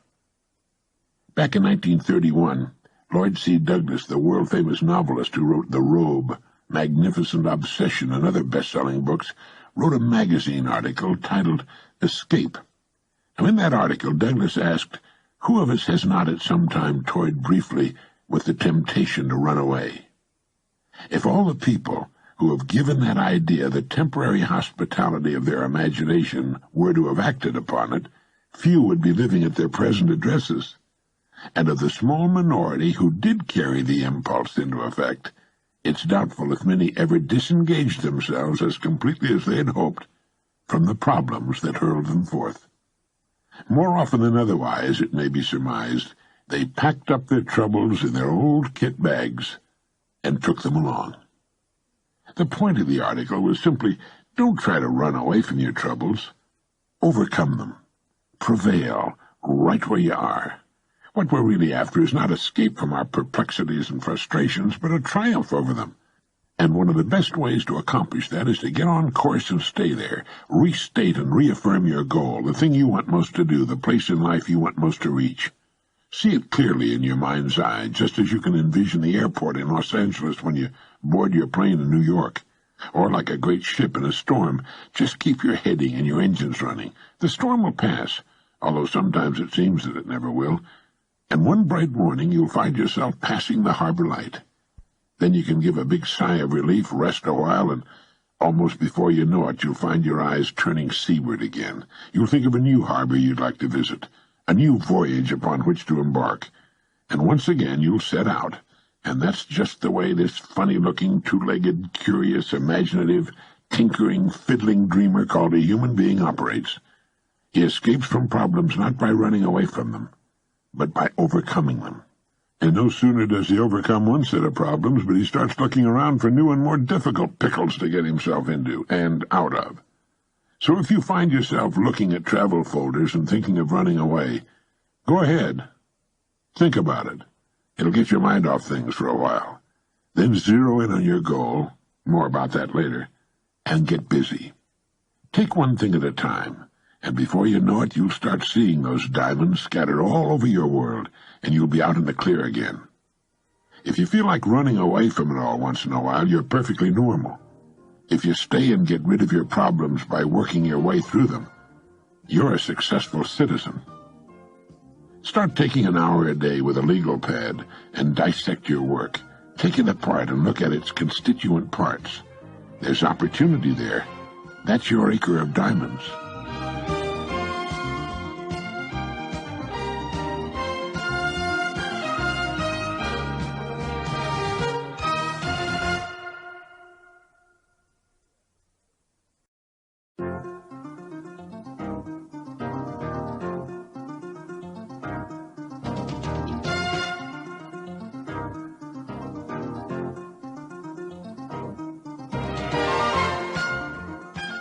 The stories of people achieving unusual success despite all manner of handicaps never fail to capture our attention. They're inspirational, to be sure, but they're much more than that if we study them closely. The boy whose legs were terribly burned and who was told he'd be lucky to ever walk again becomes a champion track star. The woman, blind and deaf from birth, becomes one of the most inspirational figures of the century. And the poor children, who rise to fame and fortune, have nearly become commonplace. In this age of unprecedented immigration, we read and see on television examples of people who arrived in this country without any money and without knowing a word of English, and who, within a surprisingly short time, have become wonderfully successful. In fact, the typical Korean family that has emigrated to the United States during the past 20 years has a higher average income than the average American family that was born and went to school here. Now, how does that happen? Freedom, personal liberty, is the most precious thing on earth. It is also one of the rarest, hence its great value. People who manage to get to America despite mountainous problems and miles of red tape often find themselves free for the first time in their lives. It's a joyous, wonderful experience for them, and in this newfound freedom they set to work to find a place for themselves. They go to work serving their new country and its people. Time means nothing to them, but being free to pursue their own ends in the richest, freest country on the planet is everything. They all go to work, and they work hard, and their work is excellent, first class, as good as they can do it, and it's priced fairly. You don't see them marching, demanding higher pay or shorter hours. All they want is the opportunity, and once that's theirs, they make the most of it. In New York City, a Korean family managed to buy a small convenience grocery store in Midtown Manhattan. The first thing they did was clean it. It sparkled with cleanliness. Then they stocked it with everything they felt the people in their area wanted in the way of things you find in a grocery store. They were open early in the morning. They stayed open late at night. They never failed to smile and give a friendly greeting to their customers. Naturally, they became wonderfully successful. They were open 7 days a week. One day, customers coming to the store found it closed, and on the door was a sign giving the reason why. It read, "We've gone to Yale University to watch our son graduate." That's an American story. The true story of people who found joy in freedom and in the opportunity to serve their fellow men and make the most of it. What sets these people with such vast handicaps, such as not knowing the language, not knowing the right people, not having any money? Or the boy with the burned legs who becomes the champion runner, or a Helen Keller blind and deaf at birth? What in the world is the answer? The answer, if fully understood, will bring you and me anything and everything we truly want, and it's deceptively simple. We touched on it in our last message. Perhaps it's too simple. The people we've talked about here, and the thousands currently doing the same thing all over the country, are in possession of something the average American doesn't have. They have goals. They have a burning desire to succeed despite all handicaps. They know exactly what they want. They think about it every day of their lives. It gets them up in the morning, and it keeps them giving their very best all day long. It's the last thing they think about before dropping off to sleep at night. They have a vision of exactly what they want to do, and that vision carries them over every obstacle. This vision, this dream, this goal, invisible to all the world except the person holding it, is responsible for perhaps every great advance and achievement of humankind. It's the underlying motive for just about everything we see about us. Everything worthwhile achieved by men and women is a dream come true, a goal reached. It's been said that what the mind can conceive and believe, it can achieve. It's the fine building where before there was an empty lot or an ancient eyesore. It's the bridge spanning the bay. It's landing on the moon. And it's that little convenience store in Midtown Manhattan. It's the lovely home on a tree-shaded street and the young person accepting the diploma. It's the new baby in its mother's arms. It's a low golf handicap and a position reached in the world of business. It's a certain income attained or amount of money invested. What the mind can conceive and believe, it can achieve. We become what we think about. And when we're possessed by an exciting goal, we reach it. That's why it's been said, be choosy, therefore, what you set your heart upon, for if you want it strongly enough, you'll get it. Amen to that. It's been said that Americans can have anything they want. The trouble is they don't know what they want. Oh, they want little things. They want a new car, they get it. They want a new refrigerator, they get it. They want a new home, and they get it. The system never fails for them, but they don't seem to understand that it is a system, nor that if it'll work for a refrigerator or a new car, it will work for anything else they want very much, just as well. Perhaps that's best. People come in all shapes and sizes and with goals of infinitely varying specifications, if they have goals at all. Once a person fully and emotionally understands that the goals that are important to him or her can become real in his or her life, well, it's like opening a jack-in-the-box. All sorts of interesting and exciting things begin to happen. Quite often we become truly alive for the first time in our lives. We look back at our former lives and realize we were shuffling along in a kind of lockstep, that we were actually taking our cues from those about us in the unspoken assumption that we're all alike, when nothing could be farther from the truth. We are not all alike. Each of us is quite different, with different abilities, different genetic profiles, different wants in life. What will wonderfully satisfy one particular family and represent complete success for them would be considered failure for another family. All because of their different aspirations, their different plateaus in life, the difference in their lifestyles, upbringings, education. Every facet of our environment as youngsters has an effect upon us and helps to set our course in life. The youngster who knew poverty as a child might aspire to be rich. He might overcompensate because of the desolation of his youth, while another young man raised in an upper-middle-class family who always had just about everything he wanted might settle for a very middle-class adulthood. Things we've always had aren't as important to us as they are to those who've been without them. We talked about freedom on the preceding message and how dear it is to those who never had it, while most Americans take it for granted and never even think about it. If you ask most Americans what the most important thing in the world is for a human being, chances are they'd seldom come up with freedom. Yet, as Archibald MacLeish wrote in his fine play, The Secret of Freedom, the secret of happiness is freedom, and the secret of freedom, courage. To understand the subject and the importance of goal setting, we have to realize that it's the very basis of any success. It is, in fact, the very definition of success. The best definition of success I've ever found goes like this. Success is the progressive realization of a worthy goal, or in some cases, the pursuit of a worthy ideal. If you'll give these definitions some thought, I think you'll agree with me. Success is the progressive realization of a worthy goal. That's a beautiful definition of success. It means that anyone who's on course toward the fulfillment of a goal is successful. Now, success doesn't lie in the achievement of a goal, although that's what the world considers success.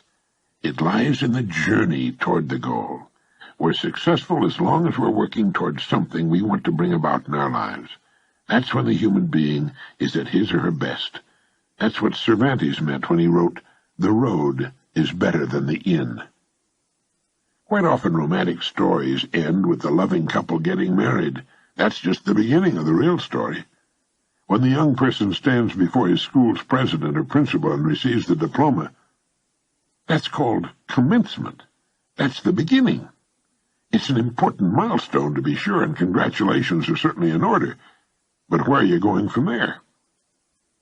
Once a person has realized the goal for which he or she has so assiduously toiled, that's wonderful. It's time for a rest and some self-congratulations, time to savor the achievement.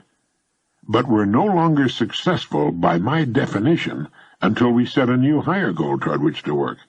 We're at our best when we're climbing, thinking, planning, working, when we're on the road toward something we want to bring about. I don't mean by this that we should become workaholics. Far from it. In fact, it's been well established that the most successful men and women manage to live in a wonderful state of balance, with lots of recreation. Take that word recreate apart when you've got some time, and you'll find it interesting. And they get lots of rest.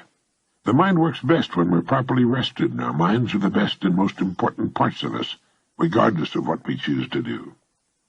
Did you ever hear an athlete say, it's about 90% mental?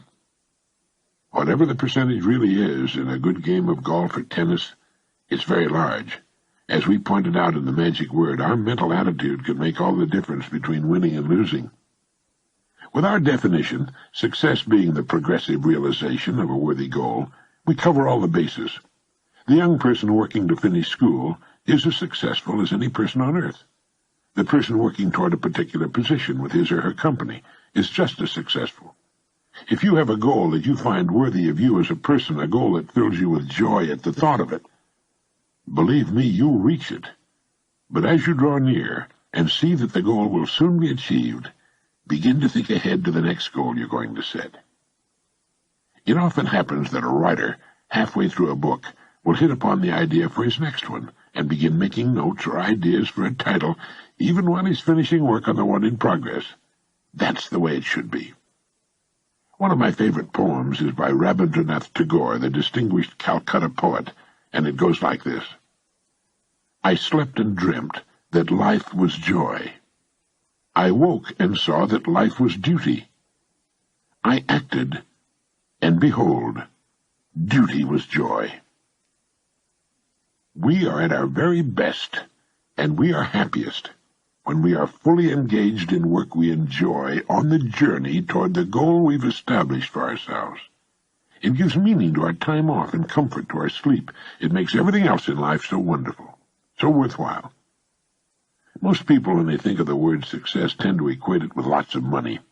Sometimes that's a natural part of the goal and tells us how well we're doing, but not always by any means. Success is whatever we want it to be, that is worthy of us. That's why I commented earlier that success may also be defined as the pursuit of a worthy ideal. For example, I can't imagine anyone being more successful than an outstanding teacher who's striving to know more about the art of teaching and the subject matter that will catch the interest of his or her pupils, who understands that every student is different and learns at a different rate of speed. Joy and satisfaction come to us from serving others, and there are literally millions of ways of doing that. For those whose goals involve the serving of great numbers of people, chances are they'll be richly rewarded indeed. In fact, for many, a goal is a certain level of income or a certain amount of money in an investment account. A goal is an individual thing, as individual as the person, him or herself. Since no two people are exactly alike, it stands to reason that no two of us will have exactly the same goals. One thing a goal must do, however, is fill us with positive emotion when we think about it. It must be something we want very much to bring about. The more intensely we feel about a goal, the more assuredly the idea buried deep in our subconscious will direct us along the path to its fulfillment. I once used the quotation, "No one gets rich without enriching others." I received a letter from a man in Utah who wrote, "How about those who get rich in the drug trade, or those who produce and sell pornography? How do they enrich others?" It was a good question, especially in these times. I wrote back to him and told him that my definition of success is the progressive realization of a worthy goal. Certainly people in the drug and pornography business would not qualify as successful. What they're doing is counterproductive, destructive, and involves, in the case of drugs, the enslavement and death of thousands. And I went on to say that, while our needs are few and relatively simple, our wants, in this incredibly affluent society, are virtually endless. By meeting those wants, whatever they may be, we serve others, not always to their benefit, nor to our own, nor would I call those in drugs and pornography successful, nor do their riches amount to much if they're apprehended and sent to prison. But I did stop using that quotation.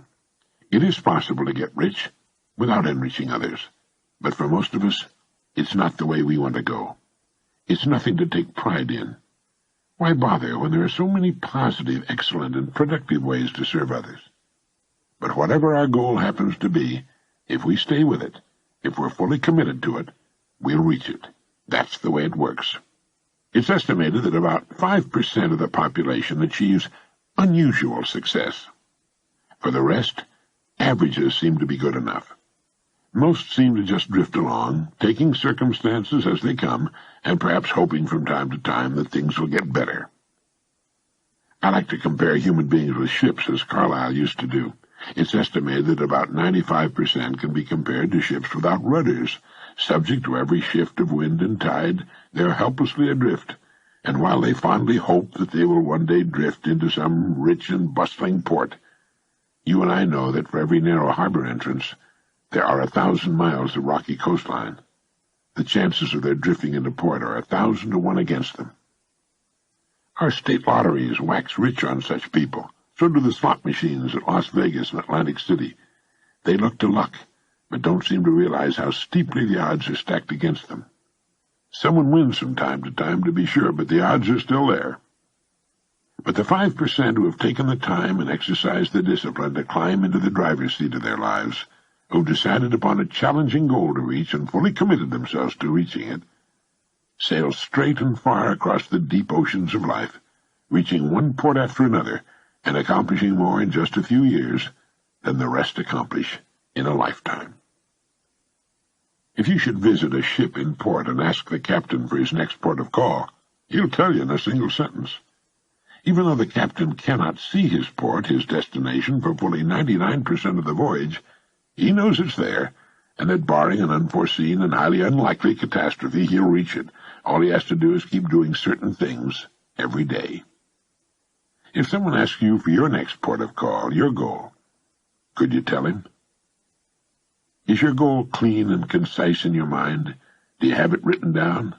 It's a good idea. We need reminding, reinforcement. If you can get a picture of your goal and stick it to your bathroom mirror, it's an excellent idea to do so. Thousands of successful people carry their goals written on a card in their wallets or purses. When we ask people what they're working for, chances are they'll answer in vague generalities. They might say, "Oh, good health or happiness or lots of money." That's not good. Good health should be a universal goal. We all want that and do our best to achieve and maintain it. But happiness is a byproduct of something else, and lots of money is much too vague. It might work, but I think it's better to choose a particular sum of money. The better, the clearer our goal is defined, the more real it becomes to us, and before long, the more attainable. Happiness comes from the direction in which we're moving. For example, children are happier on Christmas morning, before opening their presents, than they are Christmas afternoon. No matter how wonderful their presents may be, it's after Christmas. They'll enjoy their gifts, to be sure, but we often find them querulous and irritable Christmas afternoon. We're happier on our way out to dinner than we are on the way home. We're happier going on vacation than we are coming home from it. And we're happier moving toward our goals than even after they've been accomplished, believe it or not. That's why it's so important to set new goals as soon as the current one is realized. And we should never stop this process.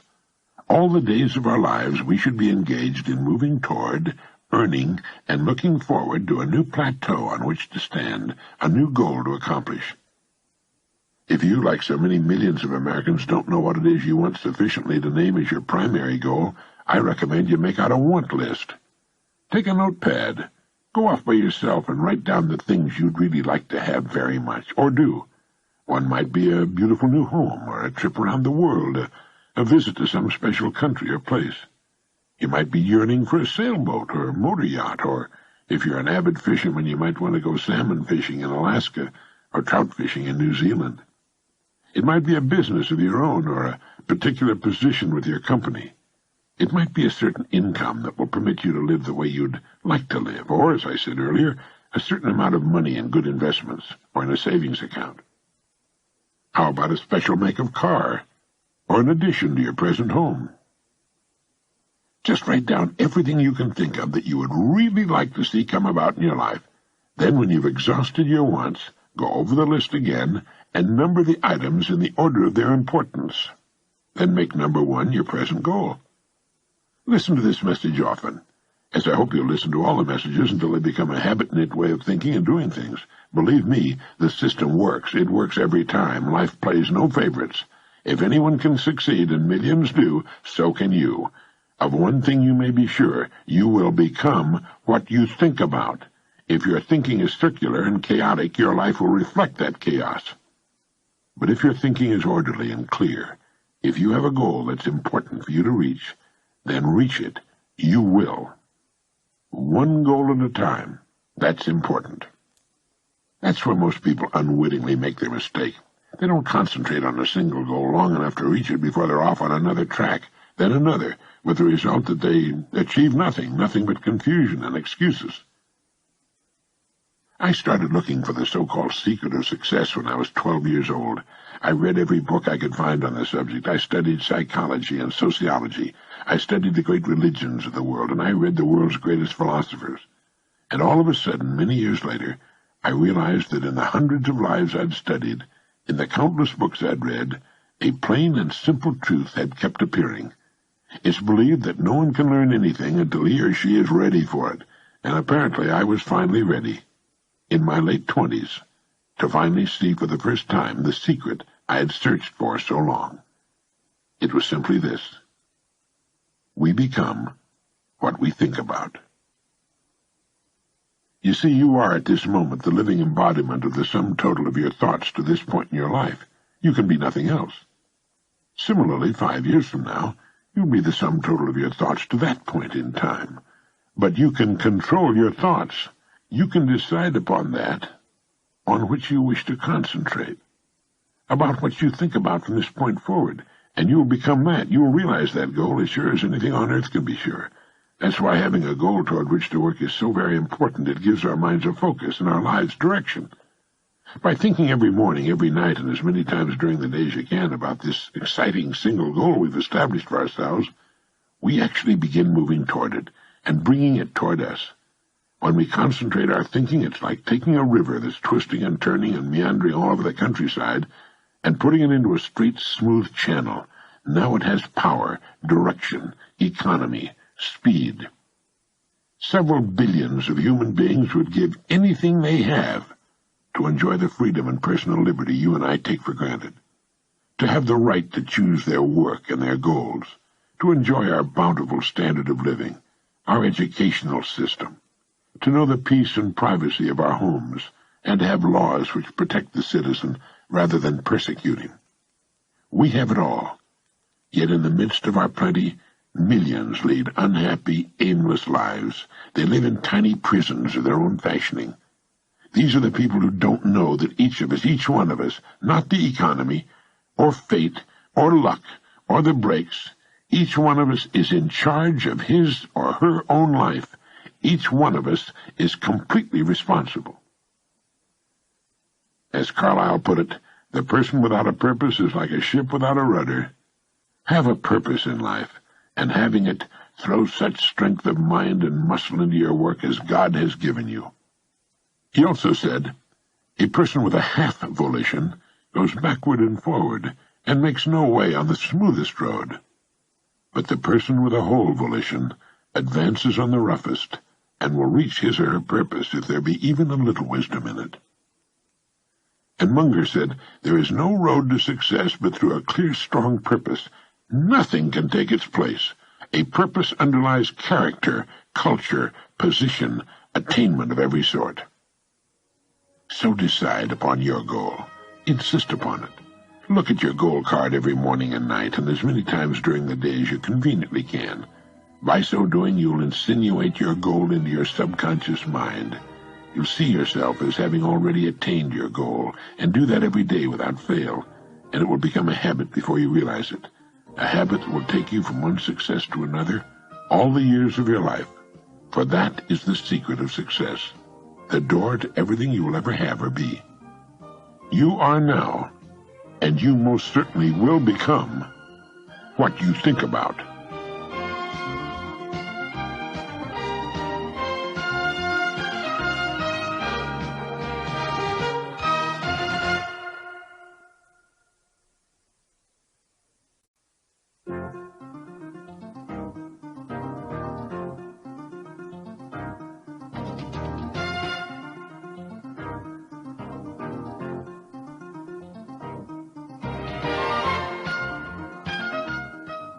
All creatures at birth are supplied with everything they need for successful survival.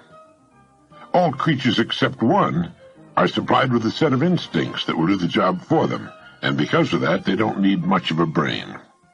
Take the magnificent bald eagle, for example. My wife and I saw dozens of them on a recent fishing trip in Alaska. To see one of them come swooping down and pluck a live and sizable fish from the water on a single pass is astonishing. More astonishing still is the eagle's eyesight, and because of its need to see small rodents moving in the grass from high altitudes or a fish just inches under the surface of the water, its incredible eyes take up just about all of the space in its head. For the eagle, its eyes are the most important thing, and everything else works in unison with them. Its brain is tiny and rudimentary. It doesn't think or plan or remember. It simply acts in accordance with stimuli. And it's the same with most other living creatures. Even the beautiful porpoise with a much larger brain and the chimpanzee are easily tamed and taught. Only one takes 20 years to mature and has dominion over all the rest and the earth itself, and has today the power to destroy all life on earth in a couple of hours. Only one is given the godlike power to fashion its own life according to the images it holds in its remarkable mind. Everything fashioned by human beings is a result of goal setting. We reach our goals. That's how we know that the diseases that plague us will be conquered. We've set goals to eradicate every disease that plagues us, and eradicate them we will, one by one. We have never set a goal that we have not reached, even landing on the moon, or are now in the process of reaching. No one ever made a purposeful accomplishment without a clear goal toward which to work. I hope you've established yours and that you've begun to think about it frequently every day, to impress it into your mind, particularly your remarkable subconscious, where forces greater than we can imagine can come to your aid. For a moment, consider the things your mind has brought you. Everything you have, your work, your relationship with your family and others, your philosophy of life, all come to you as a result of using your mind. Your religion. Now consider the estimate made by experts. You have probably been operating on less than 10% of your mental capacity, and probably much less than that. In an article for the Saturday Review, our old friend Herbert Otto, psychologist, educator, and chairman of the National Center for the Exploration of Human Potential, reminded us that many well-known scientists, such as the late Abraham Maslow, Margaret Mead, Gardner Murphy, O. Spurgeon English, and Carl Rogers, subscribe to the hypothesis that man is using a very small fraction of his capacities. Margaret Mead quotes a 6% figure. Herbert Otto writes, "My own estimate is 5% or less." Neurological research has shed new light on man's potential. Work at the UCLA Brain Research Institute points to enormous abilities latent in everyone by suggesting an incredible hypothesis. They said the ultimate creative capacity of the human brain may be, for all practical purposes, infinite. To use the computer analogy, man is a vast storehouse of data, but we have not learned how to program ourselves to utilize these data for problem-solving purposes. The following appeared in Soviet Life Today, a USSR English-language magazine. It said the latest findings in anthropology, psychology, logic, and physiology show that the potential of the human mind is very great indeed. As soon as modern science gave us some understanding of the structure and work of the human brain, we were struck with its enormous reserve capacity, writes Yefremov, eminent Soviet scholar and writer. He continues, "Man, under average conditions of work and life, uses only a small part of his thinking equipment. If we were able to force our brain to work at only half its capacity, we could, without any difficulty whatever, learn 40 languages, memorize the large Soviet encyclopedia from cover to cover, and complete the required courses of dozens of colleges." End of quote. That statement is hardly an exaggeration. It's the generally accepted theoretical view of man's mental potentials. Now, how can we tap this gigantic potential? It's a big and very complex problem with many ramifications. But as Herbert Otto points out, it's clear that persons who live close to their capacity, who continue to activate their potential, have a pronounced sense of well-being and considerable energy. They see themselves as leading purposeful and creative lives. The way most people use their minds can be compared to the time back in the early 19th century when just the eastern coast of the North American continent was settled, just a strip along the east coast. To the west stretched the raw, undeveloped great bulk of what was later to become the incredibly rich 90% of the economy, 90% which resulted in the standard of living enjoyed today by Americans. If everything you have is the result of using just 5% of your mind, consider for a moment what it will mean to you and your family if you can increase this percentage. This cassette will show you how to use infinitely more of your mental powers, how to develop some of that more than 90% virgin territory. None of us, as a rule, has the slightest notion of the real capabilities of his or her mind, but believe me when I say that your mind can be compared to an undiscovered gold mine, and it makes no difference whether you're 17 or 70. Look at it this way. Your goal is in the future. Your problem is to bridge the gap which exists between where you now are and the goal you intend to reach. This is the problem to solve. Robert Seashore, then chairman of the Department of Psychology at Northwestern University, pointed out that successful people are not people without problems. They're simply people who've learned to solve their problems. And there you have it. Living successfully, getting the things we want from life, is a matter of solving the problems which stand between where we now are and the point we wish to reach. No one is without problems. They're part of living. But let me show you how much time we waste in worrying about the wrong problems. Here's a reliable estimate of the things people worry about. Things that never happen, 40%. Things over and past that can never be changed by all the worry in the world, 30%. Needless worries about our health, 12%. Petty miscellaneous worries, 10%. Real, legitimate worries, 8%. In short, 92% of the average person's worries take up valuable time, cause painful stress, even mental anguish, and are absolutely unnecessary. And of the real, legitimate worries, there are two kinds. There are the problems we can solve, and there are the problems beyond our ability to personally solve. But most of our real problems usually fall into the first group, the ones we can solve if we learn how. There must be millions of people today who feel they're being barred from the life they want because they look upon problems not as challenges to be met, but as wide chasms beyond their ability to bridge. A little research proves that successful people have the same kinds of problems. One of the very real benefits of working with a psychologist or psychiatrist comes from learning that there are hundreds of thousands, even millions of other people with problems identical to our own. So the whole thing boils down to a matter not of problems which are common to us all, but to our ability to solve them. Now I'm going to assume you've decided on a goal. Remember, you will become and you will achieve what you think about. That is, if you stay with it, you'll reach your goal. But how? It's right here that your mind comes into play. What is your mind, really? Nobody knows for sure. Perhaps the best way to describe it is to quote Pulitzer Prize-winning playwright Archibald MacLeish.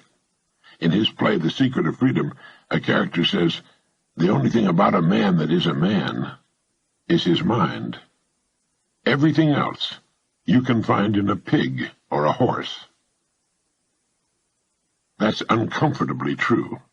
The human mind is the one thing that separates us from the rest of the creatures on earth. Everything that means anything to us comes to us through our minds, our love of our families, our beliefs, all of our talents, knowledge, abilities. Everything is reflected through our minds. Anything that comes to us in the future will almost certainly come to us as a result of the extent to which we use our minds. And yet it's the last place on earth the average person will turn to for help. Do you know why? You know why people don't automatically turn their own vast mental resources on when faced with a problem? It's because they never learned to think. Now that is a fact, believe it or not. Most people never think at all during the entire course of their lives. They remember, but that's not thinking creatively or in new directions. They react to stimuli, but again, that's not thinking. Remembering to set the alarm at night and getting up when it rings in the morning does not take thought. Nor does showering, shaving, getting dressed, eating breakfast, going to work. At work, we once again fall into comfortable routines. At quitting time, we go home and start repeating the process. Most people, let me say it again, do not know how to think. When they're faced with a problem, they will go to any length to avoid thinking. They will ask advice from the most illogical people, usually people who don't know any more than they do, next-door neighbors, members of their families. Very few of them have reference books. But much more important than that, only one in I don't know how many thousands will take a large notepad, write the problem at the top of the page, and then deliberately turn on his or her thinking apparatus. But some people do think. They do indeed. In order to reflect a moment on the human mind, consider what it's accomplished. As you do, realize that we are developing so rapidly that we've come further in the realm of progress in the past 50 years than in all the preceding 10,000 years of human civilization. Of all the scientists who ever lived, it's estimated that 90% of them are alive today. We've reached in the area of ideas and human advancement a plateau so high it was undreamed of by even the most optimistic forecasters as recently as 30 years ago. But every new idea triggers additional ideas, so that now we're in an era of compounding advancement on every front and in every area that stagger the imagination. The harnessing of the power of the sun in our atomic plants and ships, the speed of light computers which in minutes save months and years of calculating drudgery. Every man-made thing you see and touch spawned from the most powerful agency in the world, the human mind. Dr. Harlow Shapley of Harvard has said that we're now entering an entirely new age of man. He calls it the Psychozoic age, the age of the mind. And you, my friend, own one, free and clear. Now let's look at a few facts. The 40-hour week long standard is in imminent likelihood of being even further shortened. This means that the average working person has at his disposal an enormous amount of free time. In fact, if you'll total the hours in a year and subtract the sleeping hours, if he or she sleeps 8 hours every night, you'll find that this person has about 6,000 waking hours, of which less than 2,000 are spent on the job. Now, this leaves 4,000 hours a year when a person is either working or sleeping. These can be called discretionary hours with which that person can do pretty much as he or she pleases. So that you can see the amazing results in your own life, I want to recommend that you take just 1 hour a day, 5 days a week, and devote this hour to exercising your mind. You don't even have to do it on weekends. Pick 1 hour a day on which you can fairly regularly count. The best time for me is an hour before the others are up in the morning. The mind's clear, the house is quiet, and if you like, with a fresh cup of coffee, this is the time to start the mind going. And here's one good way to do it. During this hour every day, take a completely blank sheet of paper. At the top of the page, write your present primary goal, clearly, simply. Then, since our future depends upon the way in which we handle our work, write down as many ideas as you can for improving that which you now do. Try to think of 20 possible ways in which the activity that fills your day can be improved. You won't always get 20, but even one idea is good. Now remember 2 important points with regard to this. 1, this is not particularly easy. And 2, most of your ideas won't be any good. When I say it's not easy, I mean it's like starting any other habit. At first you'll find your mind a little reluctant to be hauled up out of that old familiar bed. But as you think about your work and ways in which it might be improved, write down every idea that pops into your head, no matter how absurd it might seem. Let me tell you what'll happen. Some of your ideas will be good and worth testing. The most important thing, however, that this extra hour accomplishes is that it deeply embeds your goal into your subconscious mind, starts the whole vital machinery working the first thing every morning, and 20 ideas a day, if you can come up with that many, total 100 a week, even skipping weekends. An hour a day, 5 days a week, totals 260 hours a year and still leaves you 3,740 hours of free leisure time. Now, this means you'll be thinking about your goal and ways of improving your performance, increasing your service. 6.5 full extra working weeks a year, 6.5 40-hour weeks devoted to thinking and planning. Can you see how easy it is to rise above that so-called competition? And it'll still leave you with 7 hours a day to spend as you please. Starting each day thinking, you'll find that your mind will continue to work all day long, and you'll find that at odd moments when you least expect it, really great ideas will begin to bubble up from your subconscious. When they do, write them down as soon as you can.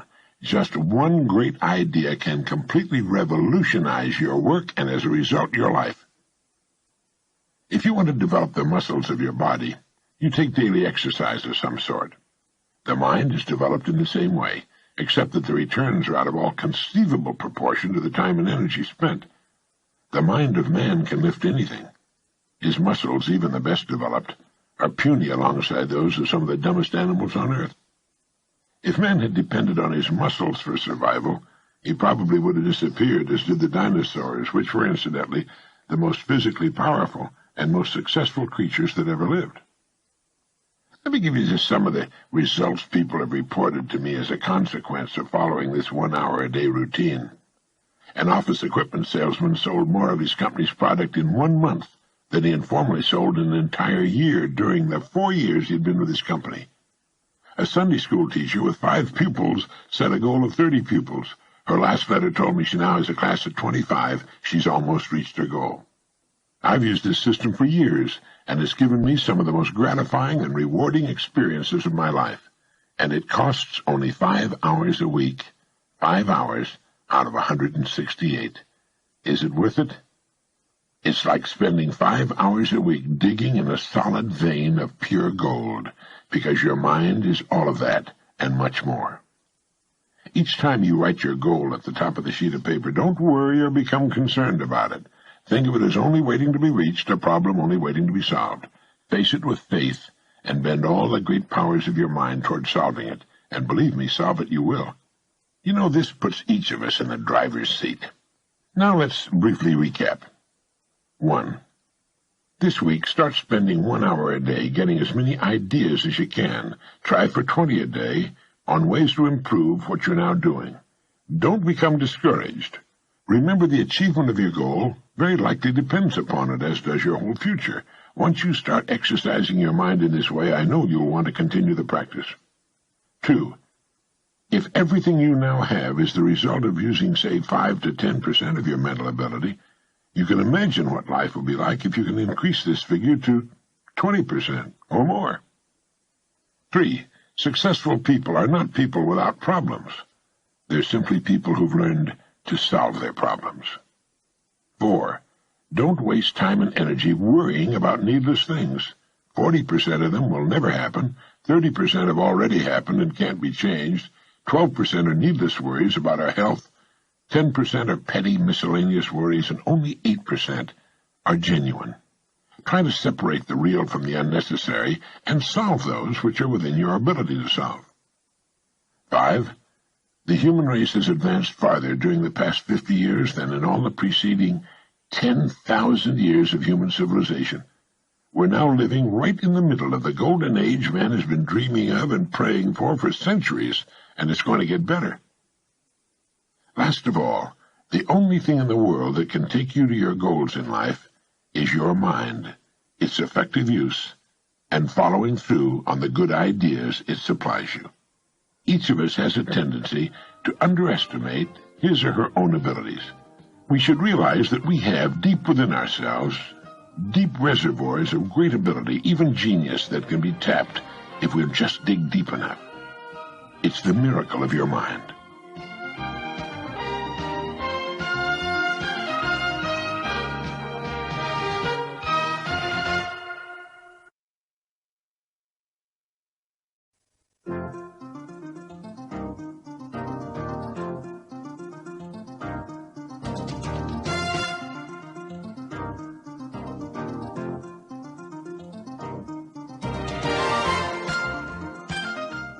I'm sure you find it as amazing as do the rest of us that the great majority of people have to learn things the hard way. It's only natural to think that if a great discovery were made in a particular generation, all the succeeding generations would know about it and utilize it for their own good. But in many things, such is not the case. It's true with most inventions and discoveries which obviously affect our lives, but it frequently is not true when it comes to the great laws which determine the directions of our individual destinies. In one of the so-called third world countries, a group of laborers was hired to work on a farm. Now, these people came from a small, very remote village where motor vehicles were virtually unknown. They were enjoying the new experience of being transported on the back of a truck when they came to the place where they thought they were supposed to get off. Without giving it a thought, apparently, they just stepped off the back of the speeding truck.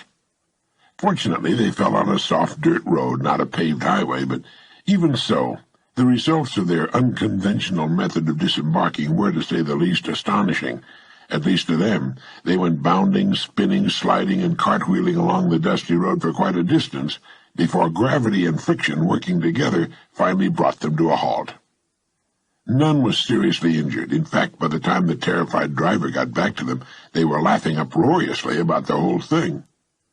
The truck driver, in explaining the incident, later put the blame on their never having ridden in trucks before. Now, that's the obvious answer, but it's really not the true one.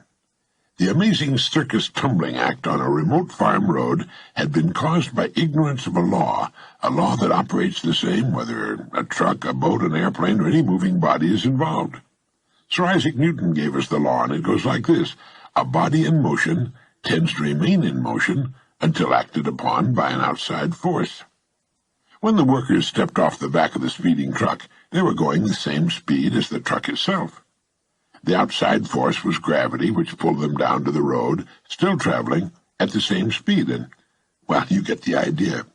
They had been hurt, confused, frightened, and turned upside down because they didn't understand the principal law on which everything in the universe operates, the laws of cause and effect. This law has been written thousands of times by the greatest minds the world has produced, and as a result has appeared in many forms. For our purposes, it might best be put this way. Our rewards in life will always match our service. It's another way of saying, as ye sow, so shall ye reap. And it's been written in many ways in every language on earth. Sir Isaac Newton, in promulgating his laws of physics, put this one in this way. For every action, there's an equal and opposite reaction. In saying our rewards in life will always match our service, you'll almost always get general agreement. People will nod their heads and say, yes, that's certainly true. Then they will go their ways and never realize, for the most part, how close they came to a truth so great and all-enveloping that their every thought and action is affected by it. I like to think of this law in the form of a giant apothecary scale, the kind with a cross arm from which hang two bowls on chains. Now, one of the bowls is marked rewards, the other is marked service. Whatever we put into the bowl marked service, the world will match in the bowl marked rewards. How we think, work, talk, and conduct ourselves is what we have to put in the bowl marked service, and the extent and nature of our service will determine our rewards. If any person alive is discontented with his rewards, he needs to examine his service. Action, reaction. As ye sow, so shall ye reap. What you put out will determine what you must get back in return. So simple, so basic, so true, and so misunderstood. If a business is not expanding to the quick and exciting tempo of the times, it must examine its contribution, its service. If a person is unhappy with his income, he must examine and re-evaluate his service. Now, whom do we serve? Each of us serves a portion of humanity, and humanity, to any given person, is the people with whom he or she comes in contact. His family, friends, neighbors, co-workers, customers, prospects, employer, all those he or she has chosen to serve. Everyone with whom we have any kind of contact is to us humanity, and to the extent that we serve, will our rewards be determined. Never before in the history of the world have human beings been so interdependent. It's as impossible to live without serving others as it would be to live if others were not constantly serving us, and this is good. The more closely knit this interdependence becomes, the greater will be human achievement. We need each other, and we literally cannot live without one another. Every time we strike a match, drink a glass of water, turn on the lights, pick up the phone, drive our car, put on our clothes, take a bath, mow the lawn, go fishing, try making your own fish hook sometime. We're being served by other human beings. Every time you look at your watch, you're being served by a great industry and by efforts of thousands of human beings. We all seek rewards, and we should understand that rewards come in two forms. There are tangible rewards and intangible. That is, rewards include the money we earn, the home we buy, the car we drive, the clothes we wear. But it also includes our happiness, our peace of mind, our inner satisfaction, the people we meet and enjoy. But remember this, whatever it is you seek in the form of rewards, you must first earn in the form of service to others. All attempts to sidestep this law will end in failure, frustration, and, if maintained long enough, ultimate demoralization. We can see this frustration on every side. We can see it in the tense, strained and nervous faces, in the mountains of tranquilizers which are consumed every day, and we could also see it in the slack, bovine-like faces of those who have found the whole game too complicated and have simply given up, surrendered to the push and pull of circumstances. How much of this do you suppose is due to misunderstanding or ignorance of the simple and wonderful law of nature? It's my belief that a great deal can be traced to this cause. Now, do you understand this law, fully understand it, intellectually and emotionally? If you do, you can chart a wonderful course through life. Just as the field workers stepped off a speeding truck, just as a child will put its fingers in the way of a closing door, just as a speeding driver discovers he's not going to make the curve, how many times have you been confounded because you acted contrary to the rules? Not just the rules of man, but the rules of nature. How many times have you been in the position of the man who sat in front of the empty fireplace and said, "Give me heat, and then I'll give you some wood"? People seem to be divided into those who understand that the wood must be put in before they can expect warmth, and those who feel they should get warmth whether they do anything about it or not, or who feel they should get maximum heat from too small a supply of wood.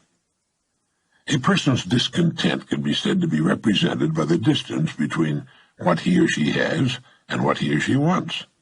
Once that which is wanted has been achieved, the odds are good that still more will be wanted, because that's the way of people, and that's good. That's a healthy sign.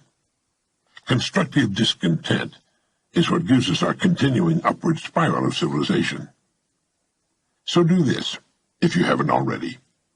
Let's assume you've determined what it is you want.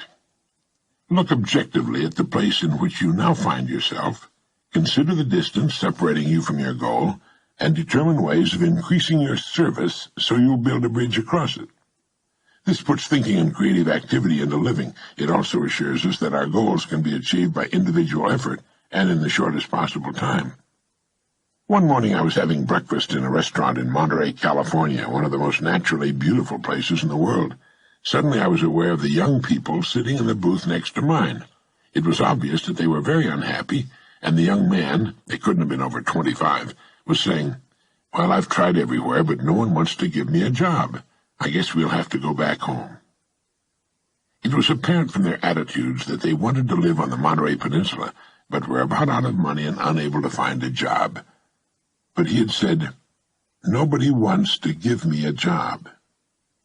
He wanted someone to give him something, in this case a job. What might have happened if he had turned the whole idea around? What if he had said instead, "What do I know how to do that will serve some of the people of this beautiful part of the world? Or how can I or we be of value to this community? The people here will be happy to supply us with the living we need if we can think of some way to serve them." If we can think of some way to serve them. What do they need or want that we can supply? Do they need a handyman, a first-class housekeeper, or both? Can we wash and wax cars right in their driveways, detail them so that they look like showroom display models? Let's buy a pad of paper and a ballpoint pen and start thinking of all the things we can do to earn a living here. It'll give us time to think of other ways, more profitable ways. But that wash and wax idea might grow into quite a service for the community. But let's don't stop there. Let's think of some more ways we can start right here to be of service to the people who live here. Right there in the restaurant, instead of being depressed and considering themselves failures, they could have come up with a dozen or so ways in which they could have remained on the Monterey Peninsula and built a fine business for themselves. They didn't need a job. They needed to think, but they had never thought before. It was as foreign to them as speaking Urdu. There they were, two fine, bright, good-looking young people, with a world of opportunity beckoning to them, with two fine minds, and they were going to go back home. No one had ever told them about the gold mines they carried between their ears. Do you know how many people would have reacted the same way these young people had reacted? They are most of the people in the United States, or any other country for that matter. People will do everything in the world, even turn to crime, before they will think. George Bernard Shaw once commented, "I've become rich and famous by thinking a couple of times a week. Most people never think at all." The young couple in Monterey, conscientious as they were not sowing, therefore they could not reap. They were putting nothing into the community, therefore they could expect nothing in return. To some this seems unfair, but it isn't. It's eminently and wonderfully and abundantly fair. Our job is to do the sowing. That's our department, that's all. The rest will take care of itself. We've been given the equipment free and clear. All we are asked to do is use it. Unfortunately, thinking is not taught in the public schools, or most of the private schools for that matter.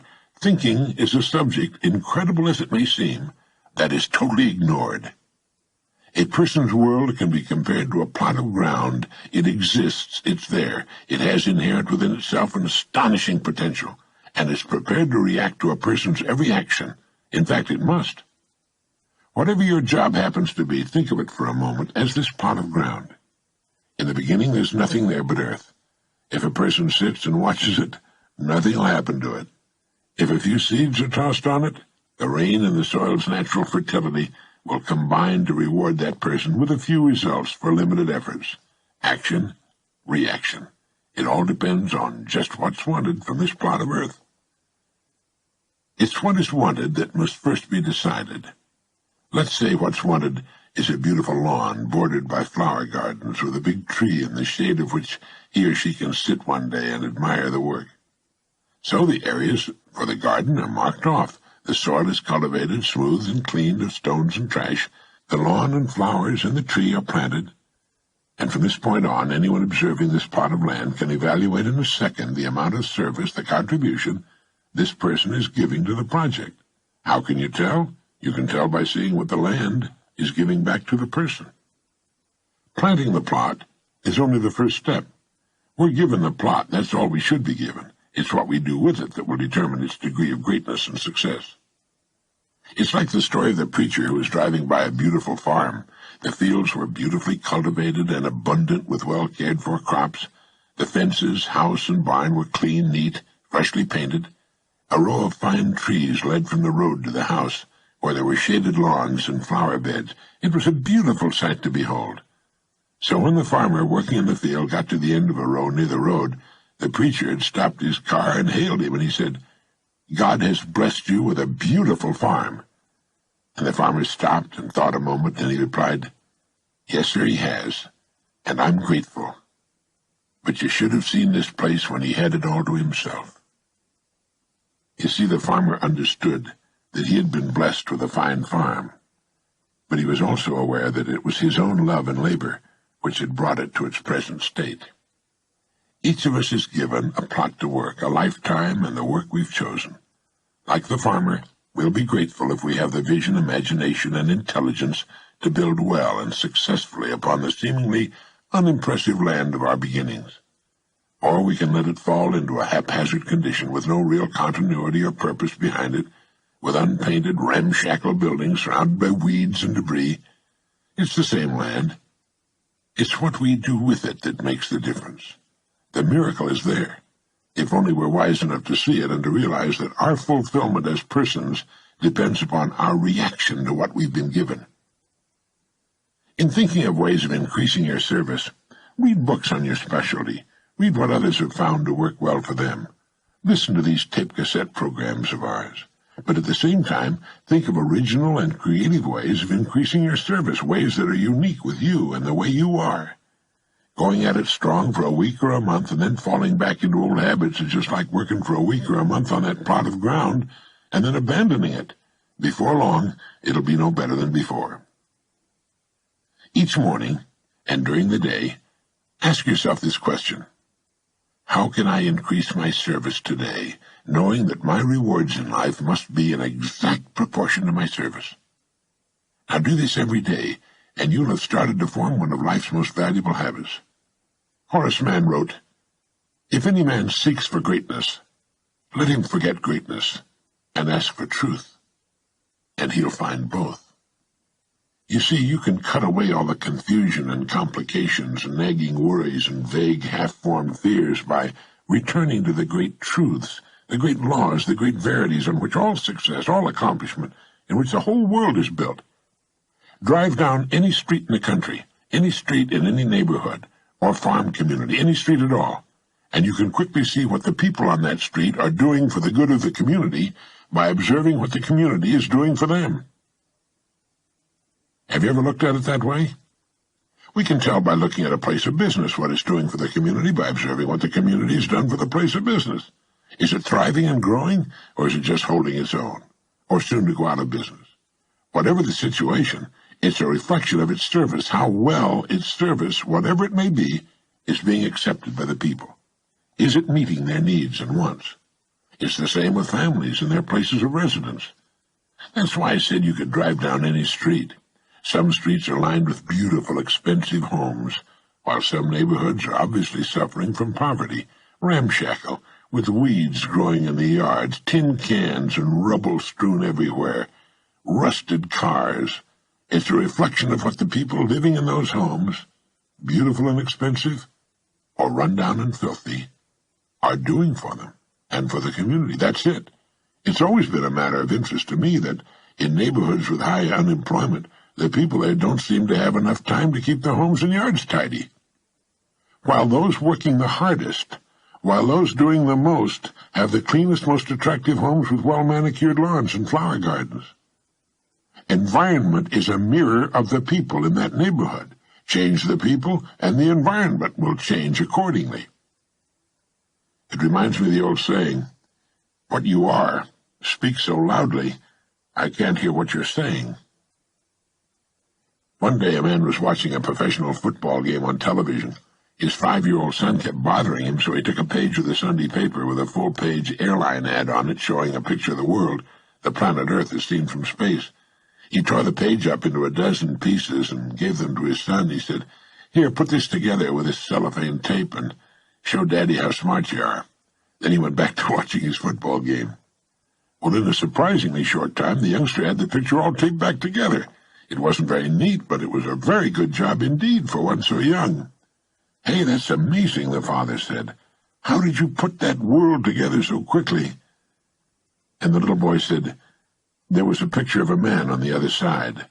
I just put the man together, and then the world was all together." The youngster was no doubt surprised by the big warm hug he got. "That's right, son," the father said. "When the man's all together, his world is all together too." Being together is understanding how things work. Working hard won't do it. That isn't enough. We have to work intelligently. How often have we heard someone say, "My father worked hard all his life, but never had anything to show for it"? It's another way of saying, "My father, may he rest in peace, never quite figured out how things work. He worked hard all his life, but it was a job with very limited service." Or in another case it goes like this. "My father was a very bright person, but he kept jumping from one thing to another. He was always looking for the pot of gold at the end of the rainbow, but he never stayed with one thing long enough to work it out." Succeeding takes time. It takes dedication, 100% commitment and creative thought. We must keep asking ourselves, how can I broaden my service and by so doing increase my harvest, my rewards? All right, how can we correct the situation? William James gave us the answer. He wrote, "Either some unusual stimulus fills them with emotional excitement, or some unusual idea of necessity induces them to make an extra effort of will." Excitements, ideas, and efforts, in a word, are what carry us over the dam. All right? Let your goal represent the excitement. Your ideas and efforts will weigh down the service end of the scale, and the rewards must and will follow. They'll be yours. They are yours the moment you realize the truth. As ye sow, so shall ye reap all the years of your life. If you're worried about your income or your future, you're concentrating on the wrong end of the scale. Look at the other end. Concern yourself only with increasing your service, with becoming great where you are, and your income and your future will take care of themselves. Don't be the person sitting in front of that empty fireplace and asking for heat. You're asking for the impossible.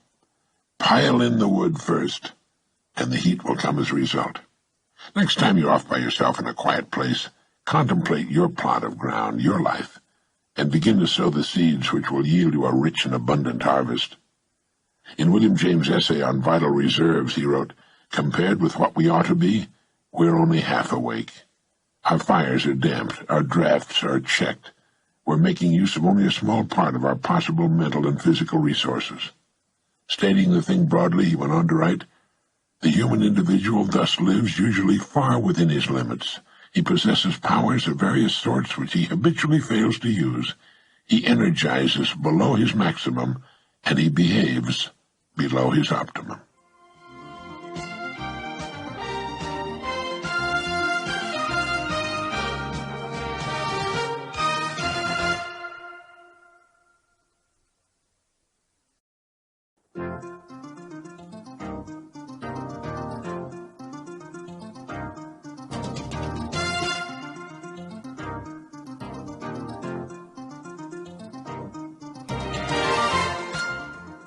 It is our intention that each of these messages be built upon a major principle, one of the great ideas which automatically produces the results we seek. In this message, let's talk about a principle that never fails. Following this particular idea gives quality and richness to life. It will also produce a peace of mind that never wavers, and the principle is integrity. Like other great ideas, it gets a lot of lip service, but it's seldom a true way of life. How people love and value a person of integrity. Integrity in everything we do, in all of our relationships with others. Integrity in what we say. Integrity in our work. But the word integrity often conjures up a person of stern and sober visage who walks the straight and narrow. That's not the kind of integrity I'm talking about. I'm talking about integrity with a sense of humor. Integrity with understanding. Integrity with kindness and gentleness, but integrity all the same. Never expediency. Never saying, well, everybody else is doing it. I guess it won't hurt if I do it too. But it does hurt. If it's wrong, and we know it's wrong, it does hurt. The seed for achievement is integrity. Integrity means honesty and the truth. Perhaps it was best put in the famous line by Shakespeare when in Hamlet he has Polonius say, and this above all, to thine own self be true, and it must follow as the night the day. Thou canst not then be false to any man. If we're true to ourselves, we cannot be false to anyone else. If our word to live by is integrity, we have what we need in a pinch. Our sleep is untroubled, and we're respected wherever we go. During the Korean War, the Chinese communists overran an American position and captured an American general. He was subjected to weeks of the worst kind of treatment, brainwashing and questioning. He never gave in. Finally, he was told that unless he answered their questions, he would be executed the following morning. That night he wrote a letter to his wife, and at the end of the letter he said, "Tell Johnny the word is integrity." As it turned out, he was not executed, and he was later repatriated to American forces. But thinking he was going to die, he told his son that the word is integrity. Integrity means to try as best we can to know ourselves, to examine ourselves as Socrates advised, and make a true assessment of ourselves, an inventory of our abilities, our talents, what we want, our goals. Not long ago, I received a letter from Scott D. Palmer, in which he said, I came across some advice about happiness from my mentor, Dr. Brand Blanchard, that I published in my newsletter some time back. Blanchard is one of the greatest men of our century, even though few people have ever heard of him. He celebrated his 93rd birthday last year with the publication of his latest book, For Reasonable Men, a biographical book on Marcus Aurelius, Ernest Renan, John Stuart Mill, and Henry Sidgwick. Appropriate for Blanchard, the key virtue that leads to all the others is reasonableness. Brand Blanchard is Sterling Professor Emeritus of Philosophy at Yale University, and on the subject of happiness he wrote, 1. It is important to happiness not to think too much about it. The person who continually asks himself if he's happy is apt to miss his end, for happiness, as Aristotle thought, is a byproduct of healthful and successful activity. Bertrand Russell, who wrote The Conquest of Happiness, remarked that scientists are generally happier than artists, since they're commonly lost in objective tasks and not examining their own navels. What is important is to find what one can do best. generally also the line most useful to others, and then to do it with all one's might. Happiness will come unsought. If one seeks it directly, one will be like the discontented old ladies who haunt Miami hotels. Number 2, the main principle of my ethics is, Brand Blanchard writes, to act as to make the world as much better as possible. I've not lived up to it. No one has. There I disagree with Dr. Blanchard. He has made the world better, and so have many others. But trying to live up to it, he writes, involves constantly looking forward to the consequences of one's actions, choosing those that are likely to be fruitful, and inhibiting action from impulse. Many people think, of course, that acting on impulse is a requirement of happiness, and I agree that impulse must be there, the stronger the better, provided it's under control. But seeking happiness directly by blindly following one's impulses is too likely to end in hippiedom, drugs, and the gutter. And the distinguished Yale professor wrote, "The most important thing I've learned is the necessity of reasonableness. The person who has the least to regret, who does most for his community, whose judgment carries the most weight and is the most trusted, is the person who is steadfastly and on principle reasonable. I don't mean the intellectual who's often an impractical bore. I mean the person who in matters of belief and matters of action takes as his principle, adjust your belief or decision to the evidence." And he completes his small essay on happiness by writing, "There's no one meaning of life. No two lives have the same value. The richness of a life depends not on the amount of happiness it achieves, but on finding out who one is, that is, about one's unique combination of powers, and then discovering through experiment and reflection what course of life will fulfill those powers most completely." End of quote. You'll never get better advice. I agree with Scott Palmer that Brand Blanchard, Sterling Professor Emeritus of Philosophy at Yale University, in his 93 years, most of them devoted to study and teaching and observing the human species, knows what he's talking about. And to me, reasonableness is another word for integrity. Integrity to truth, to the evidence, no matter where it leads. And I especially like his saying, the richness of a life depends not on the amount of happiness it achieves, but on finding out who one is, that is, about one's unique combination of powers, and then discovering through experiment and reflection what course of life will fulfill those powers most completely. What are your powers? There's something, probably several things, that you can do especially well, that you most enjoy doing, and which will automatically provide the greatest service to others. Are you ready to discover through experiment and reflection what course of life will fulfill those powers most completely? Now that's being true to yourself. That's integrity. That's reasonableness. As a radio listener wrote to me one day, there's little we cannot accomplish as persons if we manage the conquest of inner space. Being truthful with ourselves means taking the responsibility of making the best use of what we have. And what do we have? We have our underutilized minds, our abilities, our talents, and time. These are our possessions. This is really an immense amount of wealth that belongs to each of us, and it's the investment of our wealth which will determine our rate of return. Our mind, our abilities, our talents, and time, no one can take those away from us.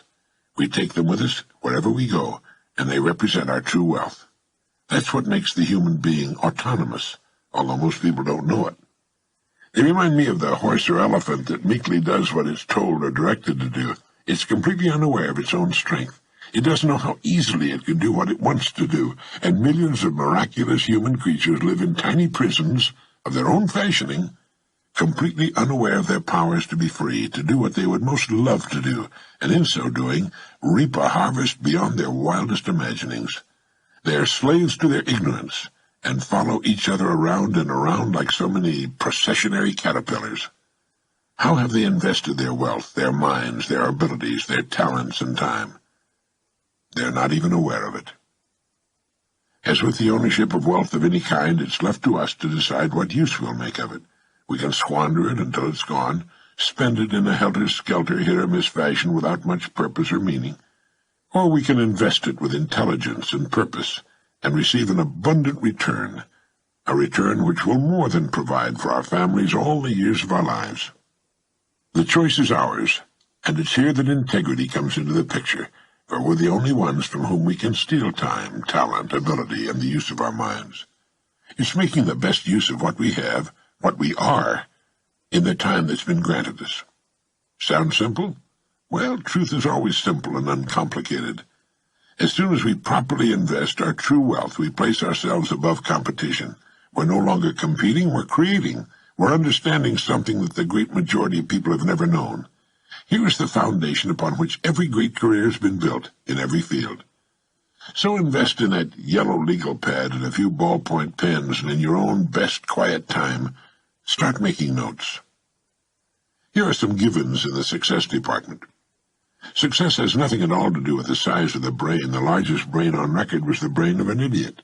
The smallest, the brain of Anatole France, who won the Nobel Prize in Literature in 1921. Some of the world's greatest people in every field are or were short, bald, and fat, some tall and skinny, some were brilliantly educated, some had little or no schooling. The person destined for greatness is the person who decides for himself to follow his or her strongest suit. But truly successful people all have one thing in common. They all follow, consciously or unconsciously, the law of cause and effect. They're true to themselves. Although most people will give lip service to the idea of integrity, they're really not at all sure about it. With a great majority, it's often a matter of expediency. If it's expedient to be honest, fine, they're honest. If it's more expedient to realize a quick profit in some way by not disclosing the whole truth, or by shading it a bit, well, let's shade it a bit. They tend to live on the basis of short-term or even instant gratification. They don't see succeeding as a long-range program. They don't know about what I like to call the unfailing boomerang.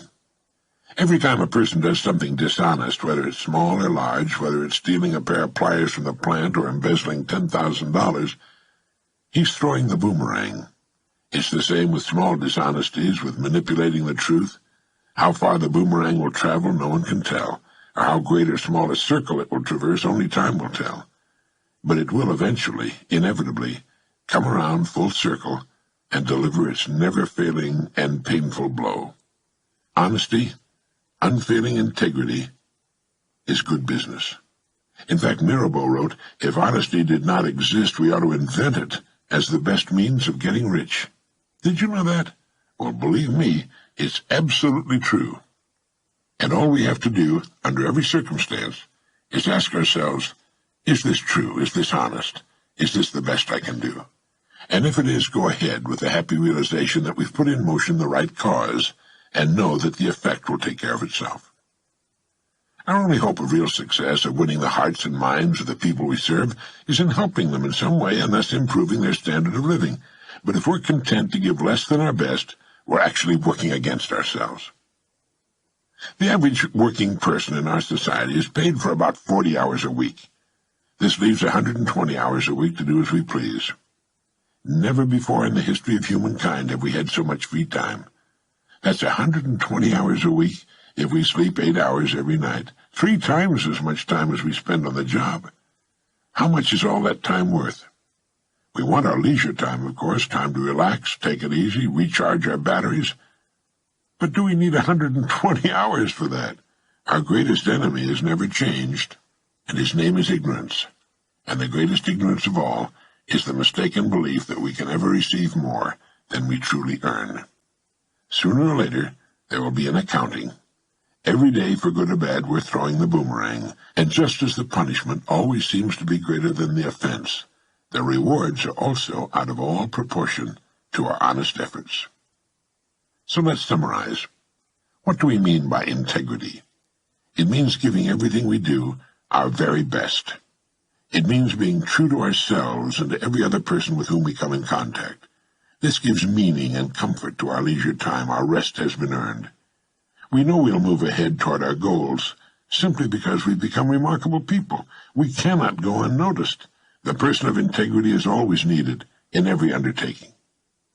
It means the willingness to keep an open mind, to look for truth, wherever it leads, all the years of our lives, to check things out for ourselves, to weigh what others tell us and make our own judgments. It's knowing that there's always a better way to do everything, and then a better way still to do that. It's looking for that better way in everything we do. It's realizing that the person who does not read is no better off than the person who cannot read, and that a person who does not continue to learn and grow as a person is no better off than one who cannot. It means that we must walk with integrity every day of our lives if we're to truly reap the abundant harvest all the years of our lives. It's realizing that the greatest joy a human being can experience is the joy of accomplishment. Remember to think of your life as that plot of rich soil waiting to be seeded. It can only return to you that which you sow. And what do you have to sow? You have great wealth. You have a mind. You can think. You have many abilities. You have talents that you still may not have explored. And you have time. Time which cannot be saved, stopped, nor held back for a second. Make full use of these riches. It's never too late. Use truth as your guide, integrity as your banner, and your plot of ground will return to you and yours in abundance that will amaze and delight you. And if days come in which you find yourself depressed or confused, remember this comment by Dean Briggs. He wrote, "Do your work, not just your work and no more, but a little more for the lavishing's sake, that little more which is worth all the rest. And if you suffer as you must, and if you doubt as you must, do your work. Put your heart into it, and the sky will clear. And then out of your very doubt and suffering will be born the supreme joy of life."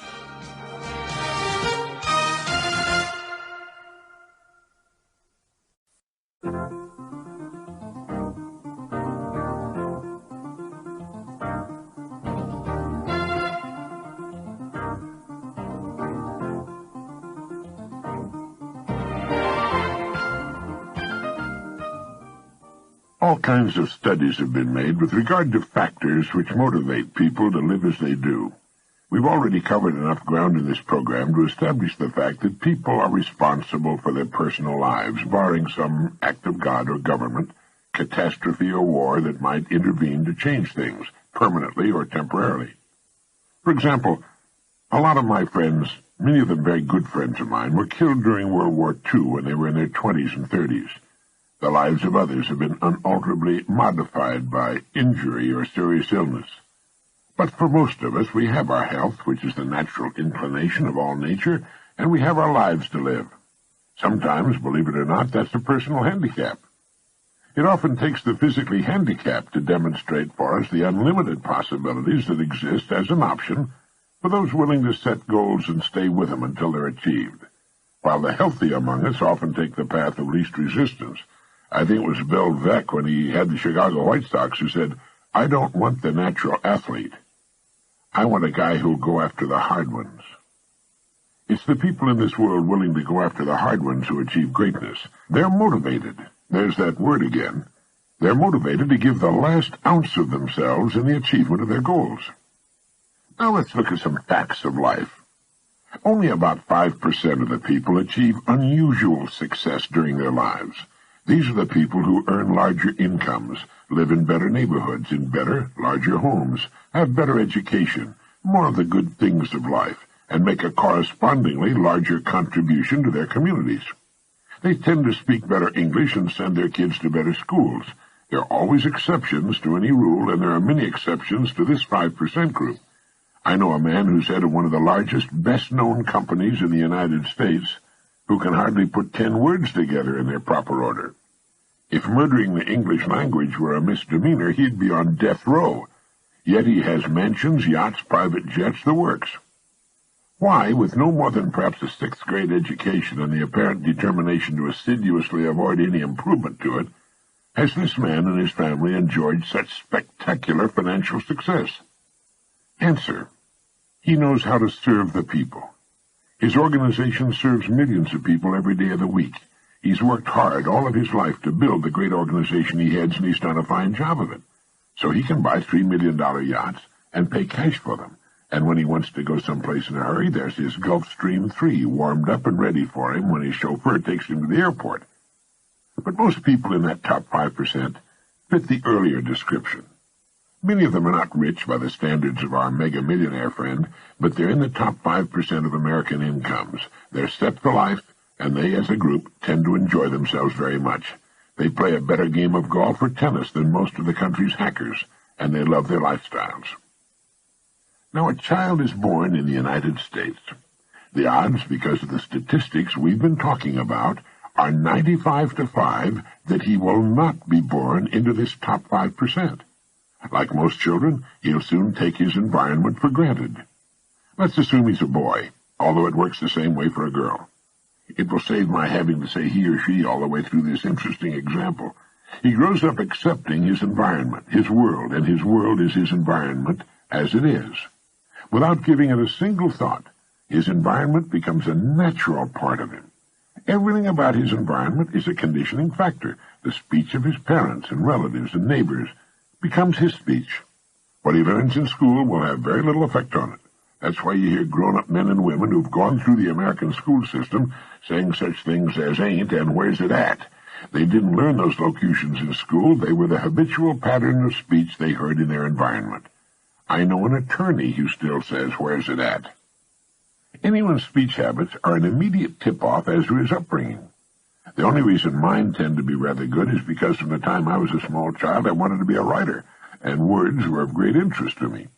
Words are the tools of a writer's trade, and a good writer will have a decent inventory of them and tend to keep them well-oiled and shining.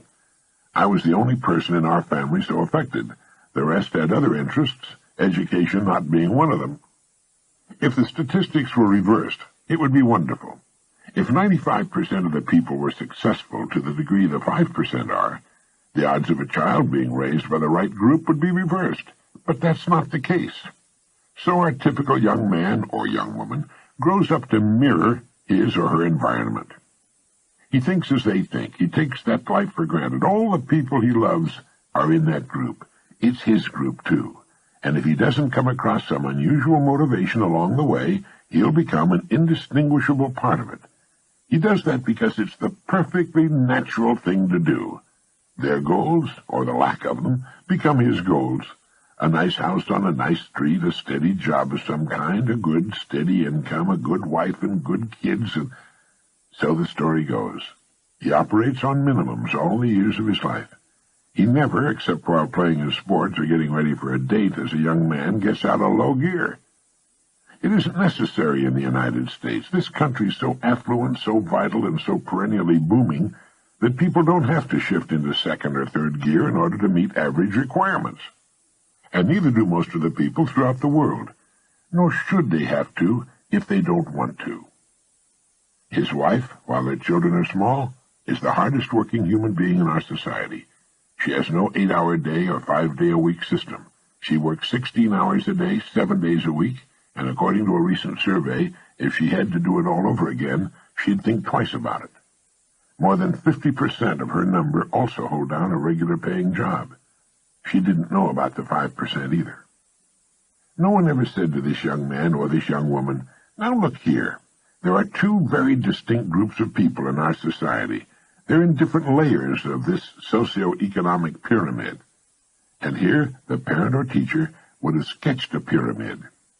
Now there's the top 5% who live and work in this top section here, and the person would have drawn a line under what represents the top 5% of the pyramid. Now here's what we call the great middle class in America. It's divided into two main groups. The upper middle class, another line would be drawn on the pyramid, and the lower middle class. The United States has the largest middle class of any country in the world. And then down here at the bottom, these few lower layers, these are the people who, because of 1,000 perfectly good reasons, need to be helped by all the rest of us. They have difficulty coping. Many of them are too old or sick to help themselves. We have some 25 million functional illiterates, and so on. So these young people would see very clearly their options. It would be made clear to them that they have the freedom, thank God and our forefathers, to choose. They have the option, if they so choose, to live and work on virtually any layer of that pyramid. And it should be pointed out to them that the higher up on that pyramid you climb, the better the view, the fresher the air, the smaller the crowd. Now that's important to know. But it takes more effort to climb higher on a pyramid. It's much easier to settle for these lower layers. You don't have to learn so much, and so on. Now, the parent or teacher might continue, we live right here at this level on the pyramid. And then the parent or teacher might say, it's not in the higher levels, but it's certainly not in the lower levels either. It's where I wanted to be. Your mother and I have been quite happy here. Well, I hope you get the picture. Wouldn't it be wonderful if we would be shown that when we're about 12 or 13? Wouldn't it be great to know we had that option and to see that pyramid? Well, this program is for the people who want to be in the top 5%, and it has a great deal of what we need to know to get into and stay in the top 5%. And while getting into the top 5% may be one's goal, it's good to remember that like any destination on planet Earth, there are a million ways to get there. Any road will do, any calling will do, if we go about it the right way. You can get rich hauling garbage, and many have already done so. It's a vital service to the community, but you have to go about it in a certain way. This young man, and now that we've brought his wife into the picture, this fine young woman, because of their past environment, their conditioning, come under the statistics of average Americans, because they live their lives in an average way. But of course they're not really average people. With the right motivation, they could become very uncommon people and do very uncommon things. They could render much greater service to their community and reap a much more abundant harvest as a result, if they knew what we're talking about in this program. Now, what are the odds that they will ever come across Dr. Brand Blanchard's advice about happiness? Do they know what happiness is and where it comes from? Has either of them ever truly explored his and her potential strong point? What is it that your original genetic pattern makes you especially qualified to do, young man and young woman? What do you most want to do? What brings you the greatest joy? Do you know your rewards all the years of your life will be determined by the extent of your contribution, your service to others? Do you know why some people are paid $20,000 a week, while others are paid the minimum wage? Bill Cosby earned $12 million in 1986. Do you know why? It's because of the people he serves. There's an investment banker in Los Angeles who earns about $40 million a year. Do you know that as far as is known, there's no limit on earnings? What would you like to earn? How about $1,000 a week? That's $52,000 a year, or twice that.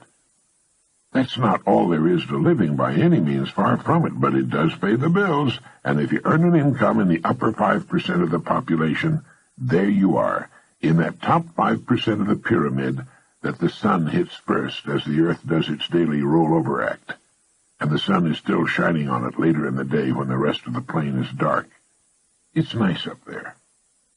And shooting for it will bring out the best that's in you. You'll do more for others. You'll make a greater contribution. You'll give more to charities. You'll help more people. So how about it? There's a talk I'd like to give to young people.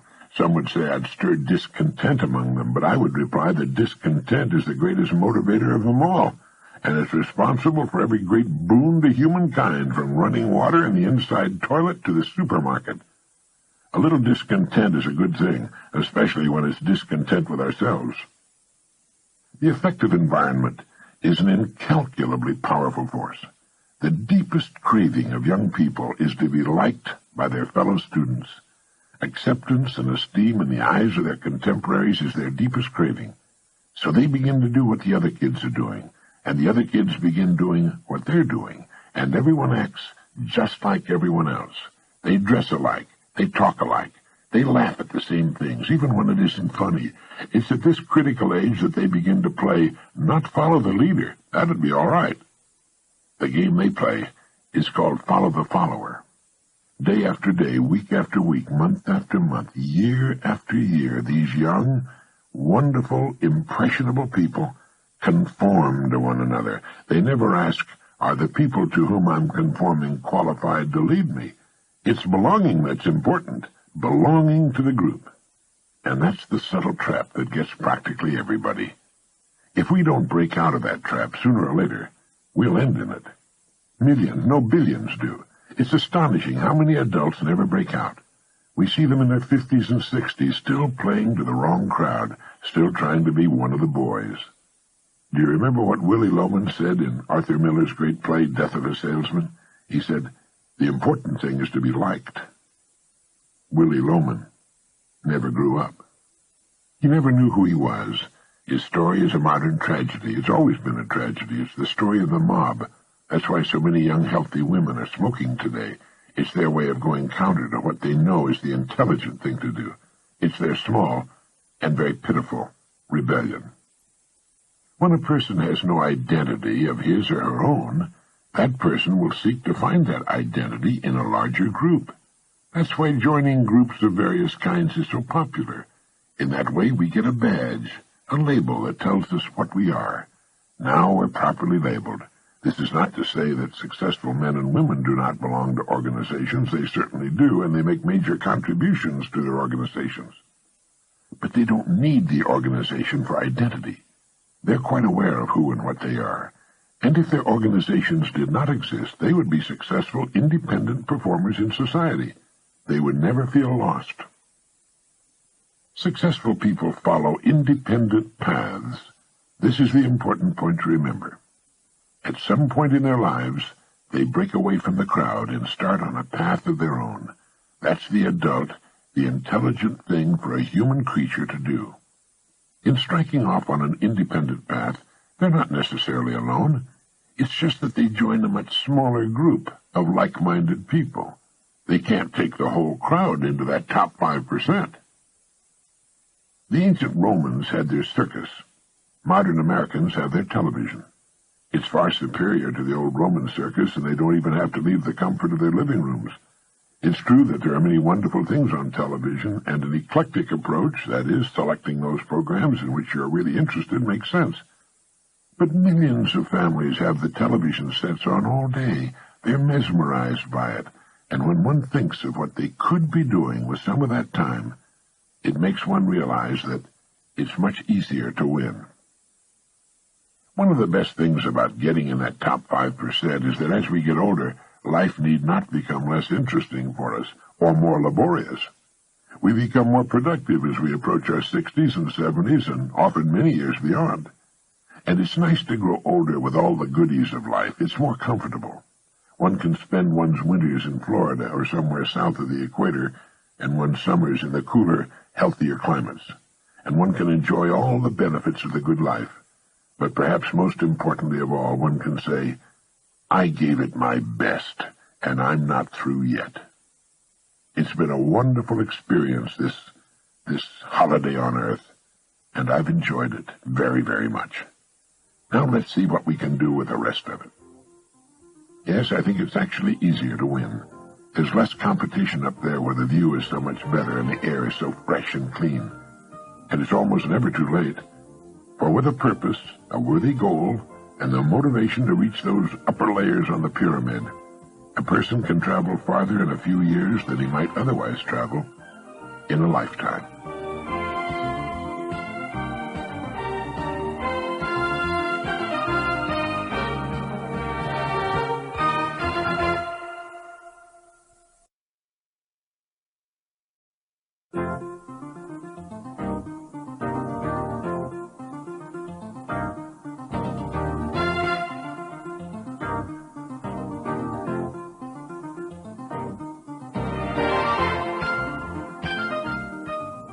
Like most writers, when I see something I wrote 10 years ago, I invariably see ways it could have been improved. I didn't see those possibilities 10 years ago, but it's easier to see them today. It means I've grown as a writer, that I'm better, that I'm a more effective writer today than I was 10 years ago.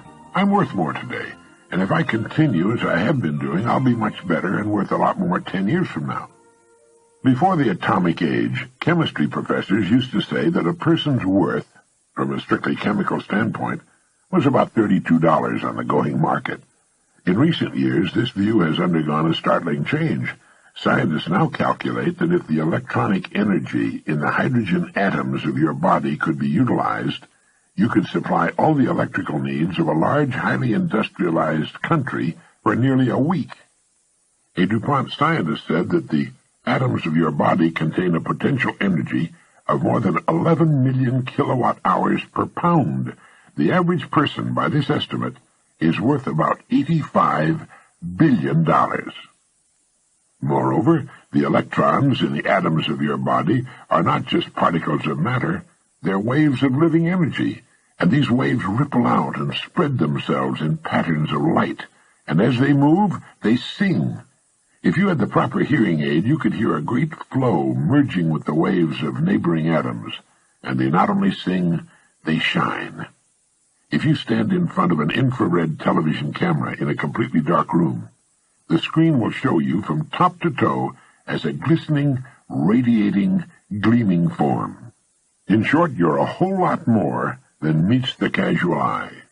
Add to all this the fact that to try to reproduce your mind mechanically would cost many billions of dollars, and you begin to see yourself for what you really are, an amazing, infinitely valuable creature. And not only are you immensely valuable as a human being, you're unlike any other human being who ever lived or ever will live. You are unique. Now, what are you selling all this for? All human beings are priceless, but the payments, tangible and intangible, they receive from life vary greatly. The purpose of this message is to help you decide just what you're worth as a human being, right now on the market in today's society, and what you intend to be worth, say, 5 years from now. In the last analysis, every person is in reality in business for himself or herself, in that they're building their own lives, regardless of who happens to write their paycheck. So for the purpose of this particular message, I'd like you to think of yourself as a business, let's say a corporation. You hold the office of president of this corporation, and that you're responsible for its success or failure. You and the members of your family are stockholders in your corporation, and it's your responsibility to see that the value of the stock increases in the years ahead. Your family has evidenced faith in you, and it's your responsibility to prove their faith is justified. This is the job of any employed family member. Now, while the operations of a corporation are multitudinous and complex, they can be reduced to 4 basic functions. Number 1, finance. 2, production. 3, sales. 4, research. Without proper financing, there'd be no production. Without production, the company would have nothing to sell. Without sales, it would have to completely stop production. Without research, it could not hope to keep abreast or ahead of our rapidly changing times. Now, slight any one of these 4 vital functions, and you have a deformed, a crippled company, and if you slight it long enough, you'll commit corporate suicide, unless you want to cop out for that average business. We discussed finance, the money part of the whole thing, on another cassette. For now, let's concentrate on research, production, and sales. They are the head, hands, and legs of a company. We could say that the head handles research, the hands take care of production, and the legs handle sales. Cut off any one of these parts and you're left with a shocked, staggering organization. How many once large companies and trade names can you think of which became giants and then disappeared entirely from the economic scene? Names which once were world leaders in their fields and are now only memories. They failed to keep in balance these 4 crucial functions. What about research for your personal corporation? Research can be said to exist in 2 areas, present and future. That is, the research of a company should be devoted to ways and means of improving its present products or services, present production, and present sales. Future research is concerned with ways and means of developing new products and services, new methods of production, and new methods of marketing. But while this research is going on, present production must continue at as high a level as sales warrant. In short, your corporation has 2 factors to consider, the present and the future. How successful we are in meeting these challenges will determine our present profits and our future growth. Now, why are all companies concerned with growth, even when they seem to be doing well today? It's because of a law which operates with companies just as it does with human beings. Nothing in the world stands still. Nothing in the entire universe stands still. A law of physics goes, a body in motion tends to remain in motion until acted upon by an outside force. A company which is growing has a tendency to continue to grow. In other words, it's doing things right. Conversely, a company which is going backwards or shrinking has a tendency to continue to go backwards or shrink until acted upon by an outside force. All responsible company officers know that unless a company is growing, it's developing the first signs of death. Well, you're the head of your personal corporation, and you should realize that this same law applies to you as well. Now, just for a minute, let's take a look at the next 10 years. Before we do, keep this in mind. If anyone had predicted just 10 years ago that we would be living in the kind of world we have today, he would have been ridiculed. Now, this includes everything from our basic industrial technology to the luxuries and new products we take for granted, along with our present average income. We're reaching a point in the expansion of human knowledge where our advance is more than dynamic, it's explosive. Any prediction for the next 10 years is very likely to be far on the ultra-conservative side, but let's take a look at what the experts have to say. According to many recent research studies, the next 10 years are going to offer business and the individual unlimited rewards. In the next 8 to 10 years, the bulk of spending in the highly developed nations will be for things, products, and services over and above the necessities, far above them, the necessities which are food, clothing, shelter, transportation, and medical care. Imagine most of the spending will be for things above and beyond the necessities. This will be the first time this has happened in the entire history of the human race. It's estimated the consumer market will expand 50% and more in the next generation or so, an astonishing increase, soaring into the hundreds of billions of dollars. In the next 30 years, alongside every building now in existence, a new building must be built. And what about research and development, which is the future of our economy? Today, more money is being spent on R&D in a single year than was spent during the past 150 years. Think a moment.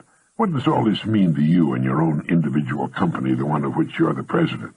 It means your future's unlimited, if you'll see yourself in relation to the present and the future.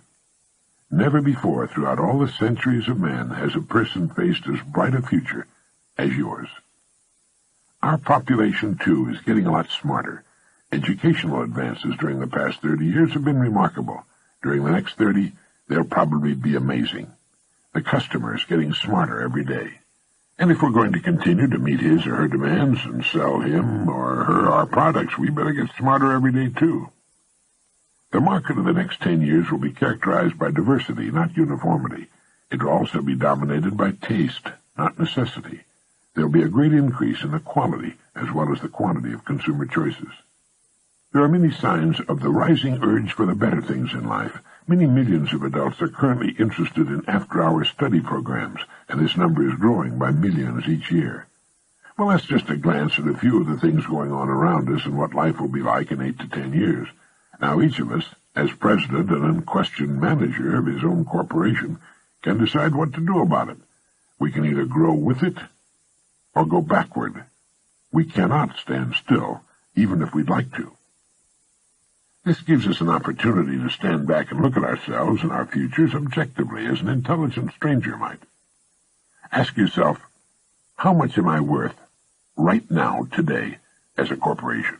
What's my value today to myself, my family, my company? If I were an outside investor, a stranger, would I invest in this corporation? A company growing at the rate of 10% a year will double in size in about 8 years. What attention are you giving to the production of your personal corporation? Can you grow and improve as a person at least 10% a year? Of course you can. In fact, if we go along with the experts' estimates, a person can increase his effectiveness anywhere from 50 to 100% and more within 30 days.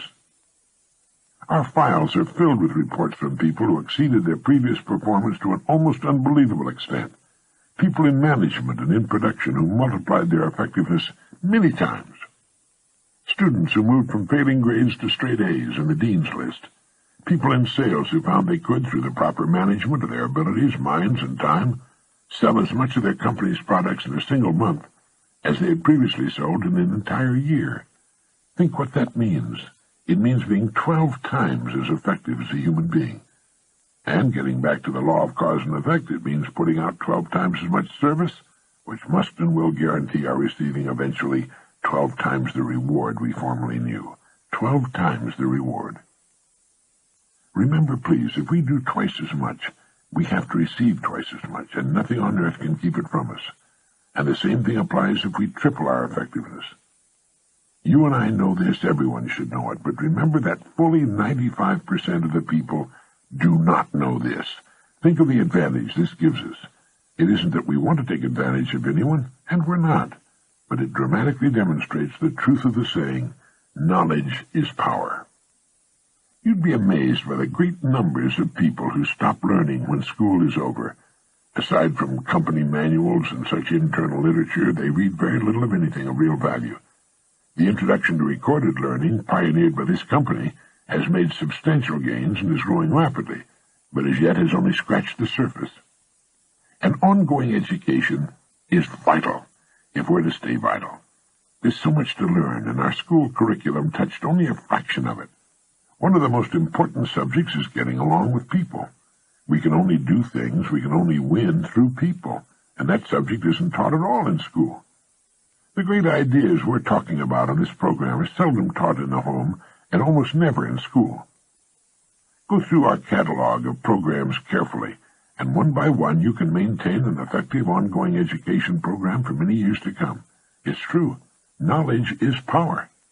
What's more, knowledge shows on our faces, and it's apparent in our speech.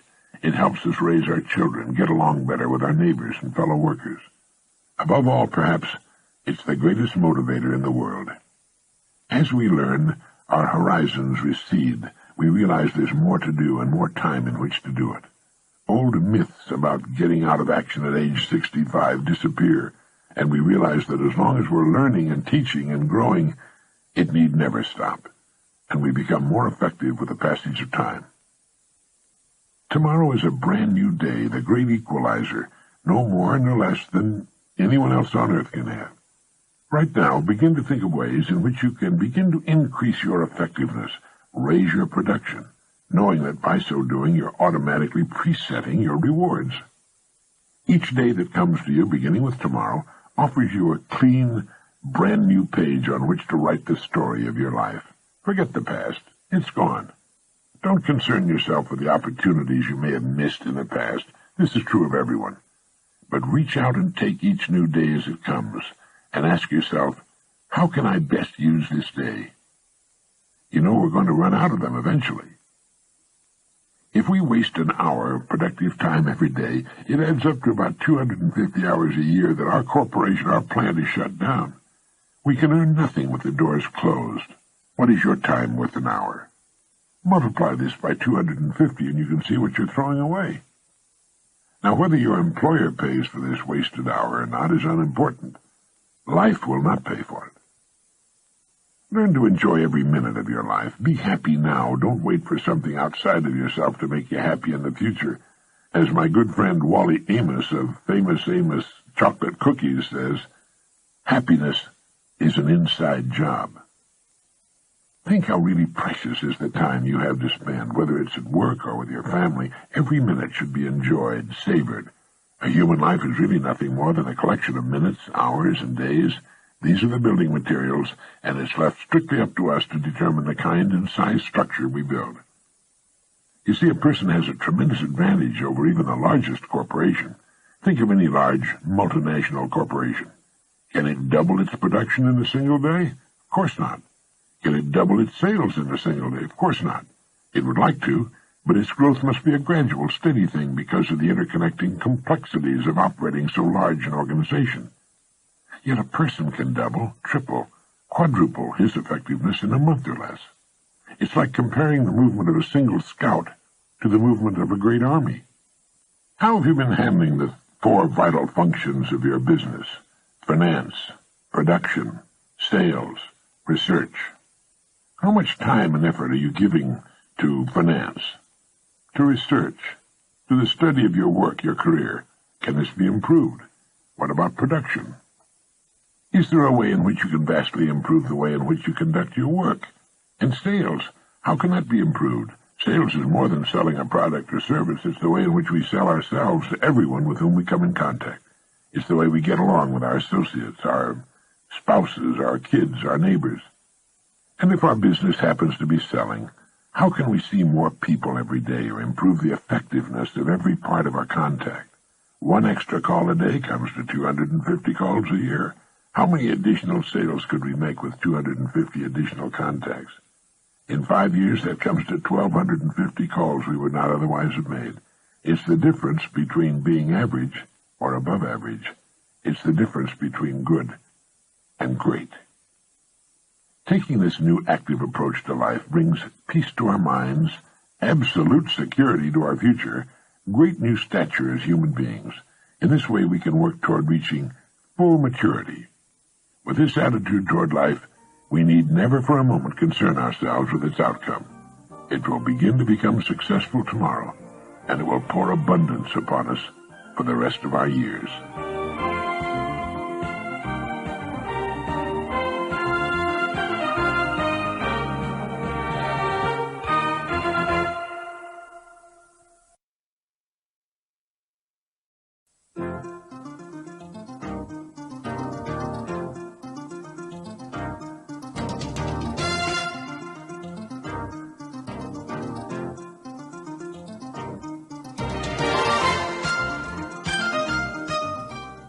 Let's talk about money. Men and women have been concerned about money since the first coin was fashioned in Asia Minor about 700 BC. You might say that money is like good health, in that we're concerned about it to the extent that we don't have it. The purpose of this message is to get down to the basics, to clear the air surrounding the entire subject of money. And to do this, I'm going to have to get absolutely elementary. And while you may already know most of the things I'm going to say, I think it's important that we remind ourselves just exactly what money is, how much of it is enough, and how to earn the amount of money you need to live the way you want to live, now and in the important future years. To begin, let's get rid of the old myth, once and for all, that money is bad or unimportant.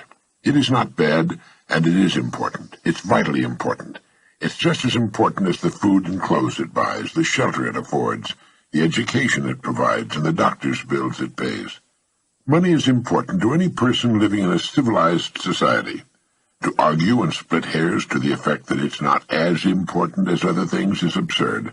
Nothing will take the place of money in the area in which money works, and that's all there is to it. What is money? Money is the harvest of our production. Money is what we receive for our production and service as persons, and which we can then use to obtain the production and services of others. We can quite often accurately gauge the extent of our production and service by simply counting the amount of money we receive for it. You'll hear people say, money won't bring happiness. The earning and possession of money has brought a lot more happiness than has poverty. Money is a warm home and healthy children. It's birthday presents and a college education. It's a trip abroad and the means to help older people and the less fortunate.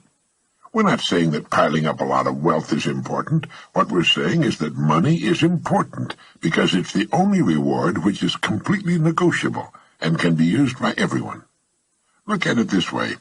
A diamond is more valuable than a lump of coal, yet that's exactly what a diamond was at one time. And just as a lump of coal can be transformed into one of the world's most valuable gems, a human being can vastly increase his or her own value to the world. Try to remember this formula.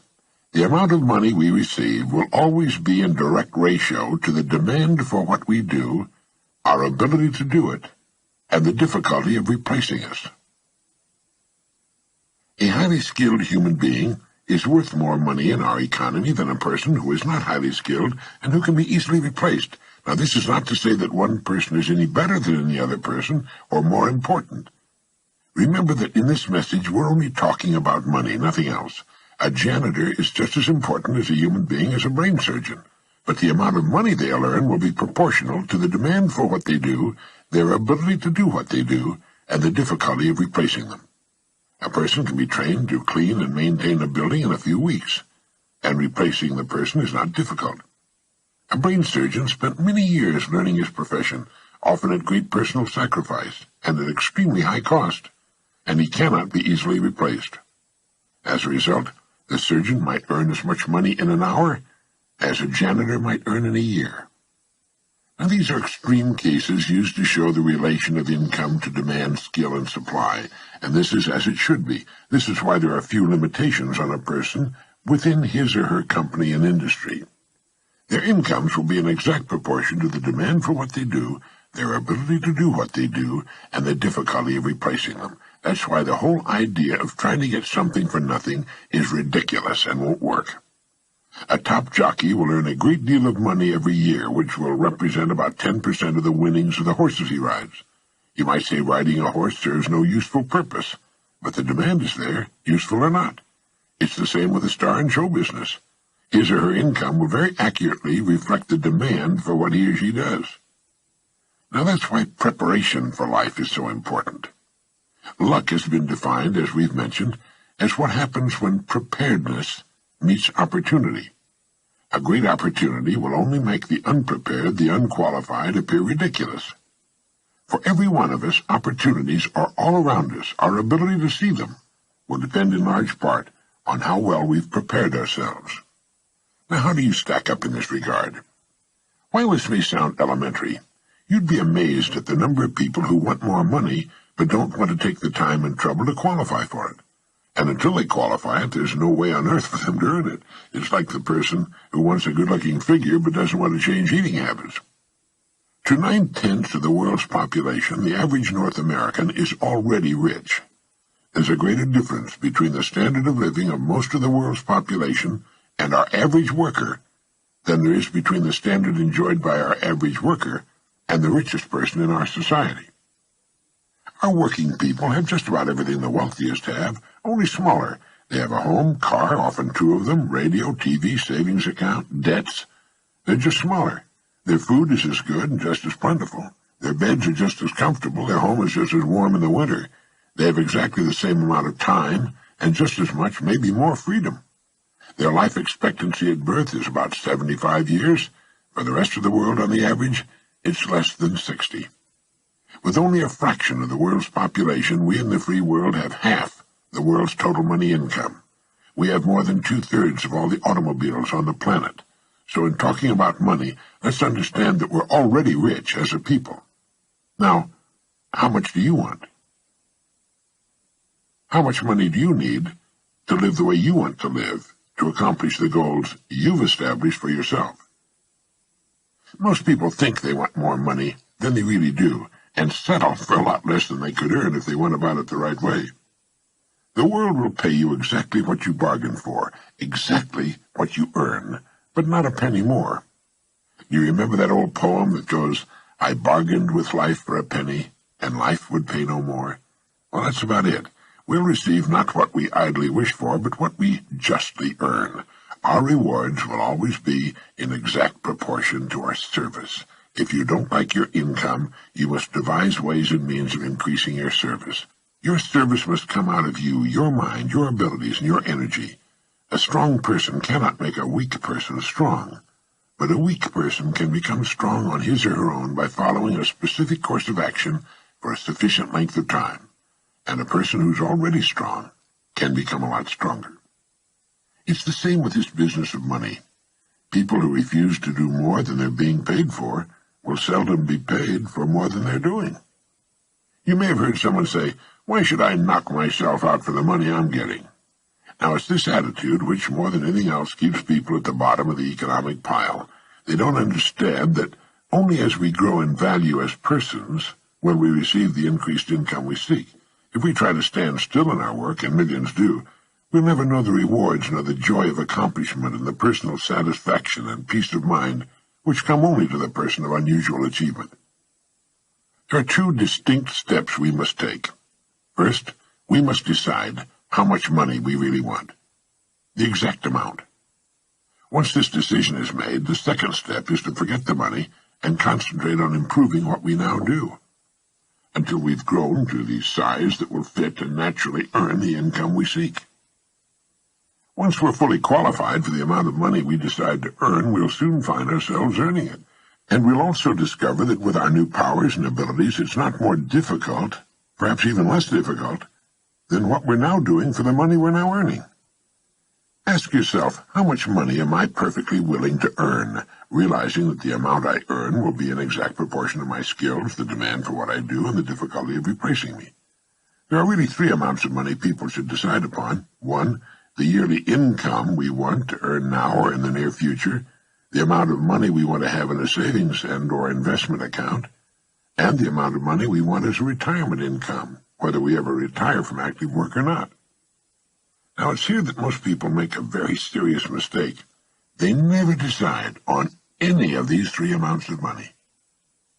If you will decide on these three amounts, and if you'll write them on a card to carry with you or put somewhere where you can review it from time to time, you'll automatically have placed yourself in that top 5% we were talking about. You'll have a plan for your future, a blueprint for future financial accomplishment. You'll know where you're going, and if you're serious about it, you'll most certainly get there. You see, the trouble with people is not in achieving their goals. They can do that all right. It's in not setting goals that people get in trouble. They leave it to chance and find out sooner or later, and to their sorrow, that chance doesn't work, that they've missed the boat. It's estimated that only 5% decide on the money they'll earn and then grow as persons into the size of the incomes they seek. They thus take their lives, their fortunes, and their futures into their own hands, as they should, and accomplish their goals right on schedule all the years of their lives. You can do the same thing, and you can do it starting right now. There are two kinds of people where money's concerned. There's the majority, who cut back on their wants to fit their incomes, and there are those free spirits in the minority who make their incomes fit their wants. Now, which is best for you? You've got to decide that. Ben Franklin gave us the secret to wealth. He said, the road to wealth lies in augmenting our means or diminishing our wants. Either will do, but the quickest way to wealth is to do both at the same time. When you write down the yearly income you mean to earn, you no doubt know whether or not it's average for the work you're in, or above average. The chances are good that the figure you will decide upon will be above average, perhaps quite a bit above average. That's good. Now ask yourself, who in my line of work is now earning that kind of money? If you know, you'll have a good idea of what you have to do in order to earn it. This is exactly how men and women move from the ranks into positions of top authority with corresponding incomes. Now, I have no way of knowing your line of business, but regardless of the business you're in, it needs new leaders, men and women, to come up in the years ahead. Everything is expanding, getting larger, and with the increase in size and scope, the most desperate need is for the dedicated, able person who can learn to lead the field, and to lead others as well. Some of the top executives in the nation today were once accountants, shipping clerks, struggling lawyers, service station attendants, salespeople in the field, sales clerks, mailroom clerks, stenographers, mechanics. You can't think of a position from which people have not climbed to the top. Now understand what I'm going to say, and it'll bring you and yours everything you want. It's not the job, it's the person. It's not your present circumstances which count, but the circumstances you make up your mind to achieve that are important. The only limit on your income is you. And the income you decide upon can be achieved within the framework of your present work, industry, or profession, where you already have a start and a place. If not there, it can be found somewhere else.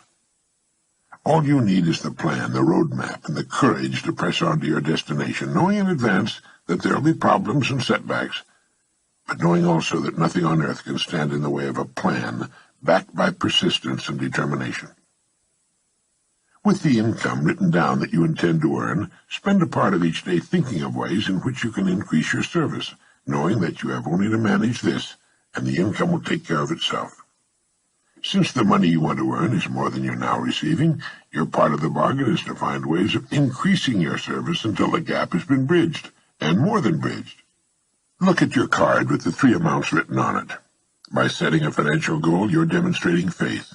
You'll find that you'll begin to become what others call lucky. You'll begin to get good hunches and ideas.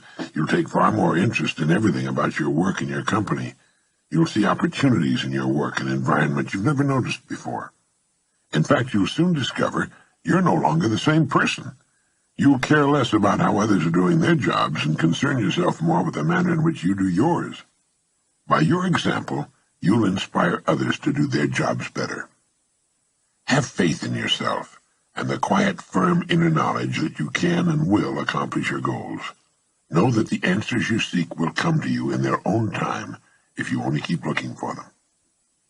Above all, realize that money cannot be sought directly.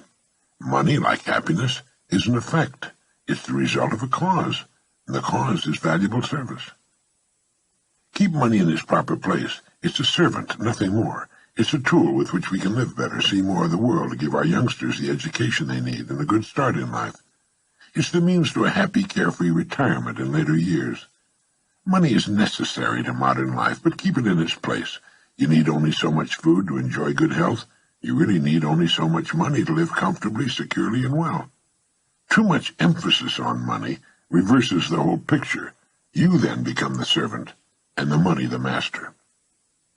As someone once put it, it's good to have money and the things money can buy, but it's good, too, to check up once in a while and make sure that you haven't lost the things that money can't buy. Every person should know happiness in his or her work and home, and prosperity. These things can and should be yours. Play this message as often as you can during the next week. Fix your plans firmly in your mind and relax. Keep cool and calm. Be as serene as you possibly can be. You have nothing to worry about. Right now you may have no idea at all how the additional income you seek is going to come to you, nor how you're going to save the amount you want in a savings account, or how you can possibly arrange for the retirement income you've decided upon. That isn't important. Remember that the only really important thing is that you know what you want. If you do, you will become, you must become, what you think about. Be realistic about your financial goals, for as you reach them, you can then set higher goals. Trying to jump too far too soon can often result in confusion, tension, worry. Take your growth in sensible, logical steps, remembering that the big thing is that you know what you want, and that you realize your rewards will match your service. That is, that you must devise ways and means of actually becoming the person who is worth the amount of money you've established for yourself. Now, a person may be worth more than he or she is getting for a while, but the two will match up. They have to. In fact, unless a person is worth more than he or she is receiving, well, they can't move ahead.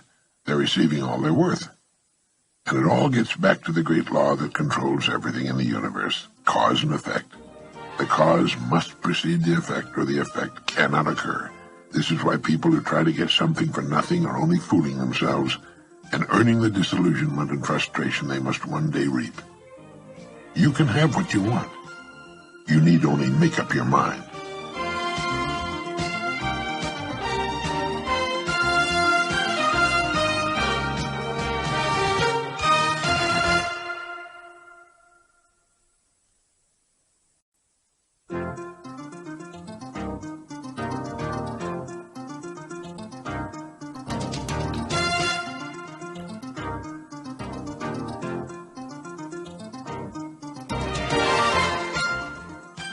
I'm sure you'll agree we acquire the skills of living successfully through knowledge. Knowledge, properly applied, is power, and knowledge is available to everybody. The degree of a person's ignorance will determine his or her place in the world. Everyone is born ignorant and must for a time live in ignorance. But remember this, anyone who remains ignorant has only himself or herself to blame. An illiterate person in our society is in the lowest level of our social heap, and from that starting point, think once again of society as that pyramid with a broad base gradually rising to a high point. We know that the great majority of people are to be found in the bottom large layers of this pyramid.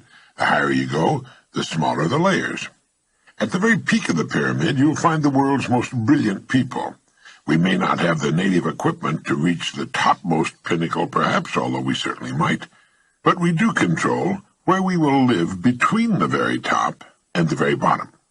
We can most assuredly get into the top 5%, let's say the top 5 layers of the pyramid, and from here we can live well and successfully all the days of our lives. It isn't that we want to be over anyone, it's just having the ambition and good sense to not settle for anything less, to want to live the best we can. Remember, the higher you climb on a pyramid, the farther you can see, the fresher the air, and the less crowded it becomes. Another rewarding thing about climbing is that as we climb, we help most of those associated with us to climb too. One of the most important ladders leading to the top is knowledge. The more we know, the higher we can move. But where does a person begin? No one person can know everything. In fact, our store of knowledge is growing far too fast for anyone to keep up with it. It's like walking into the Library of Congress with its millions of volumes and trying to decide which single book to read first. knowing that even if you lived 1,000 years, you couldn't read them all? Well, fortunately, the answer to this perplexing problem is known. A person should begin with the study of his language, and then to his general area of interest. 2 steps in that order that can move us right up there on the top of the pyramid. First, the language, in our case, English. Not enough people realize that it's our ability to use our language which will determine our place on the social pyramid, and which will also control, to a great extent, the amount of money we will earn during our lives. A person may dress in the latest fashion and present a very attractive appearance, so far so good, but the minute he or she opens his or her mouth and begins to speak, he or she proclaims to the world his or her level on our pyramid. Shaw's play Pygmalion, later adapted into the musical comedy My Fair Lady, is an extreme example of what I'm talking about. Our use of the language is the one thing we cannot hide. Many years ago, the graduating class of a large university was given an examination in English vocabulary.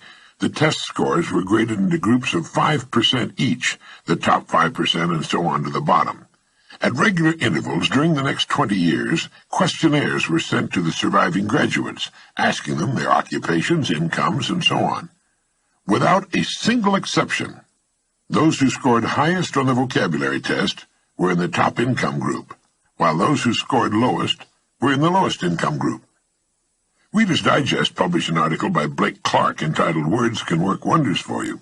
In it, he wrote, "Tests of more than 350,000 persons from all walks of life show that more often than any other measurable characteristic, knowledge of the exact meanings of a large number of words accompanies outstanding success."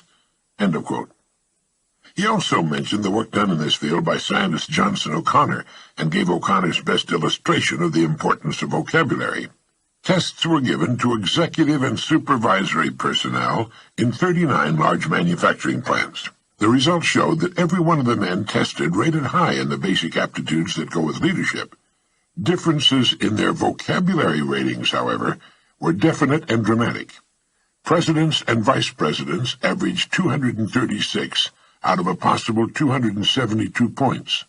Managers averaged 168, superintendents 140, foremen 114, floor bosses 86. In virtually every case, vocabulary correlated with executive level and income. Children with the best vocabularies get the best grades in school. A salesman in his 50s who was in the bottom 5% in vocabulary worked himself into the top 45% and is now vice president of his firm. An encouraging fact to keep in mind, Clark went on to say, is that when we master one word, we find that we've added several others. It's as if the new one is a nucleus of thought around which whirl numerous related ideas that we now come to understand. Deliberately learning 10 new words, we pick up probably 90 more, almost without realizing it. You see, understanding our language is the key to studying and learning everything else. Literally millions of people are being held back in life simply because they've never taken the time to learn their own language. Let's face it, from the earliest times, the favored class of people has always been the educated class. They can make themselves recognized instantly anywhere by the simple expedient of speaking a few words. Our language, more than anything else, determines the extent of our knowledge. You see, everything in all the vast storehouse of knowledge has a name, a label. These names, these words, make up the language. The more words we know and can properly use, the more knowledge we have. Of this you can be sure. A person's knowledge and his language go together. It's almost impossible for one to be larger than the other. Before we move to the second point, which is knowledge in your field of general interest, make it a point to acquire books that will help you improve your vocabulary. You'll find them valuable additions to your library and an enormous help in your career. In addition to vocabulary, effective English usage is important. This entails learning the parts of speech, what they mean, how they should be used to construct sentences. This, too, is a reflection of your present knowledge. Right now, mentally rate yourself on your use of the language. Would you say your rating would be excellent, good, fair, or poor? If you rated yourself excellent, you're in the top 1/10 of 1% of the population. If you said good, you're definitely in the top 5%. If you rated yourself fair, get a good book on English at your bookstore and study it. And if you rated yourself as poor, take a home study or night course in English. Many excellent courses are available. Impress on your youngsters the importance of knowing their language, the importance of speech. More people speak English now than any other language on the planet, with the possible exception of Chinese.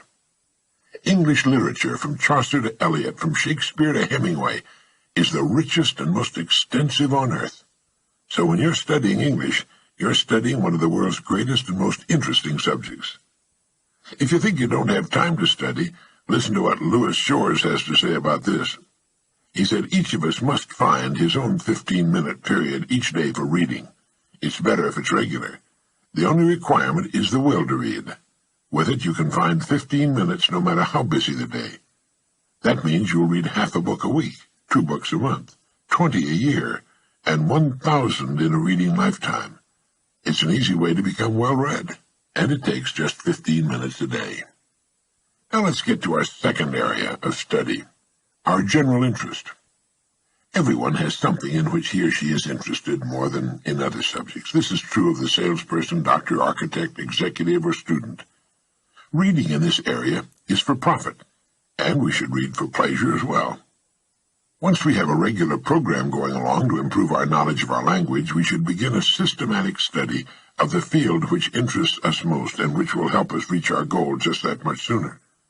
I received a letter from one of my radio listeners, a woman, saying it was her ambition to write poetry. There was a telephone number on her letter, so I called her. I asked her how long she'd been studying poetry and what kind of a collection of published poetry she had. She told me she didn't have a single book on poetry and had never read it as a study. I mention this because it's so often the case. People will say they want to do a particular thing, but a bit of questioning quickly reveals that it's a whim, not a real and important goal. If we're interested in boating, we subscribe to boating magazines and usually have a collection of books on boating, Stories of the Sea, a collection of the works of Conrad, and we usually know, down to the bilge pumps and mooring lines, exactly the kind of boat we want. I know because I have such a collection. I also have a wonderful collection of books on English, including poetry, great fiction, the great books, several excellent dictionaries, and a number of books on writing and style and mistakes to avoid.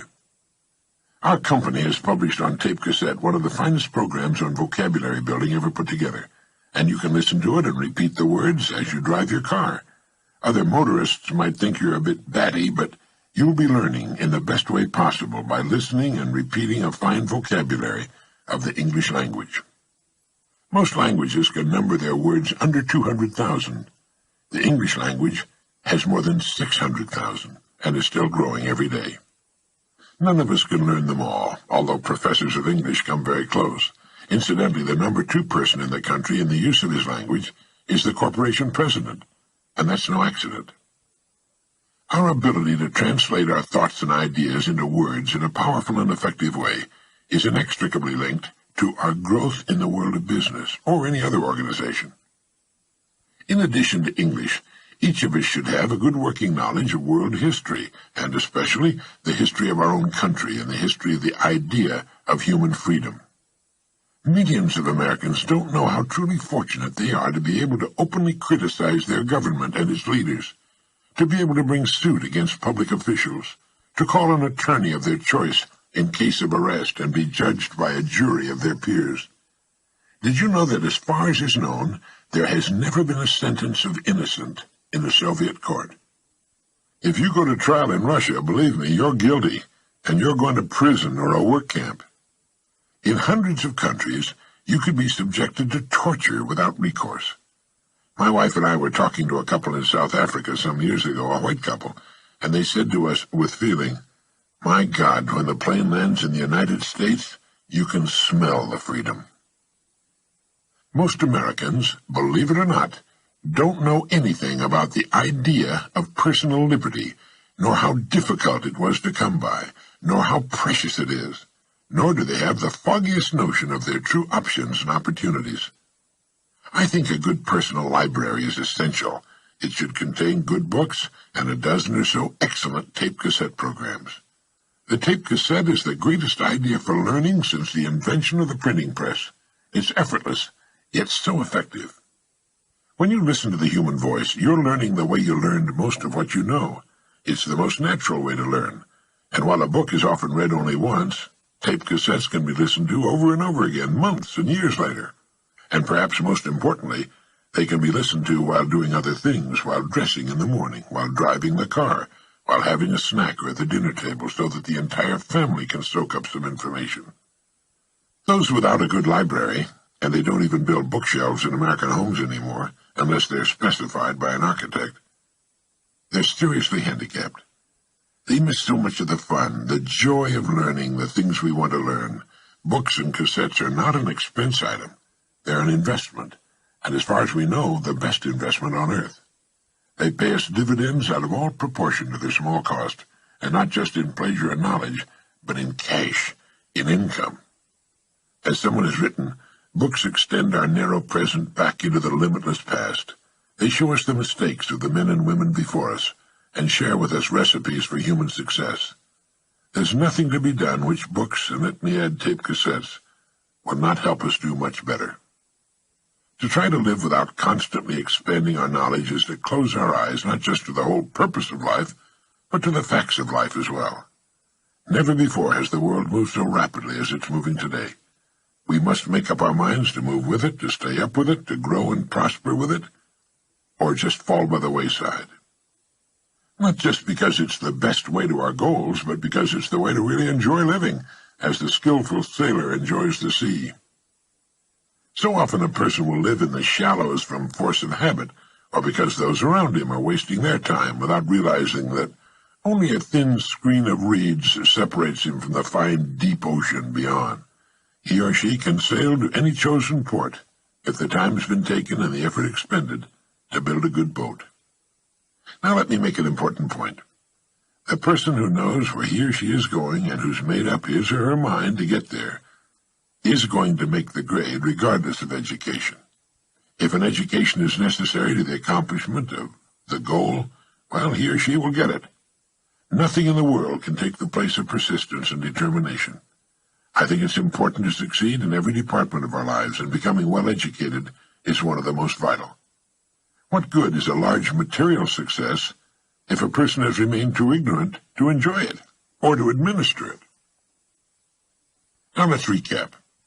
Knowledge is power. The more our knowledge, the more power we can exercise over our lives and our futures. Think of human society as a pyramid composed of layers beginning with the broad base and narrowing to a pinnacle at the top. Pick the place on the pyramid you're going to shoot for and start climbing. Since there's far too much knowledge for any one person to assimilate, where can we start?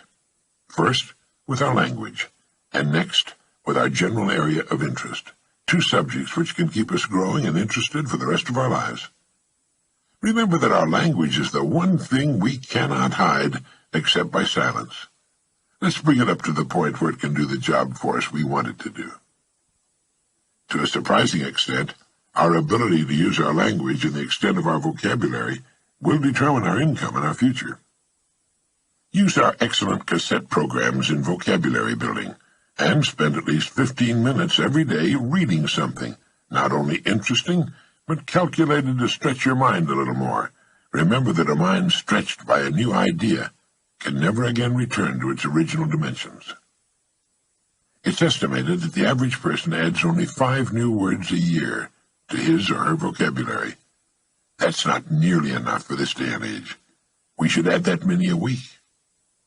Many popular magazines publish features which will help you in this area. And finally, realize that graduating from school is just the beginning, the commencement of our days and years of learning. For with wisdom will come kindness and patience, love, understanding, and success as a person. It's never too late to begin.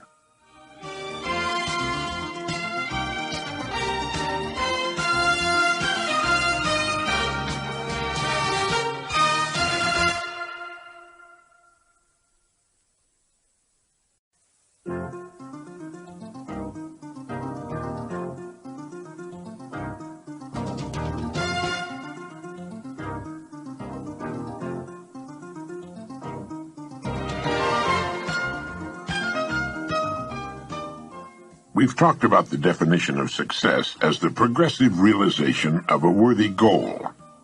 The purpose of this message is to tell you of a wonderful way to keep realizing, to keep achieving your goals one after another in the years ahead. A goal sometimes seems so far off, and our progress often appears to be so painfully slow, that we have a tendency to lose heart.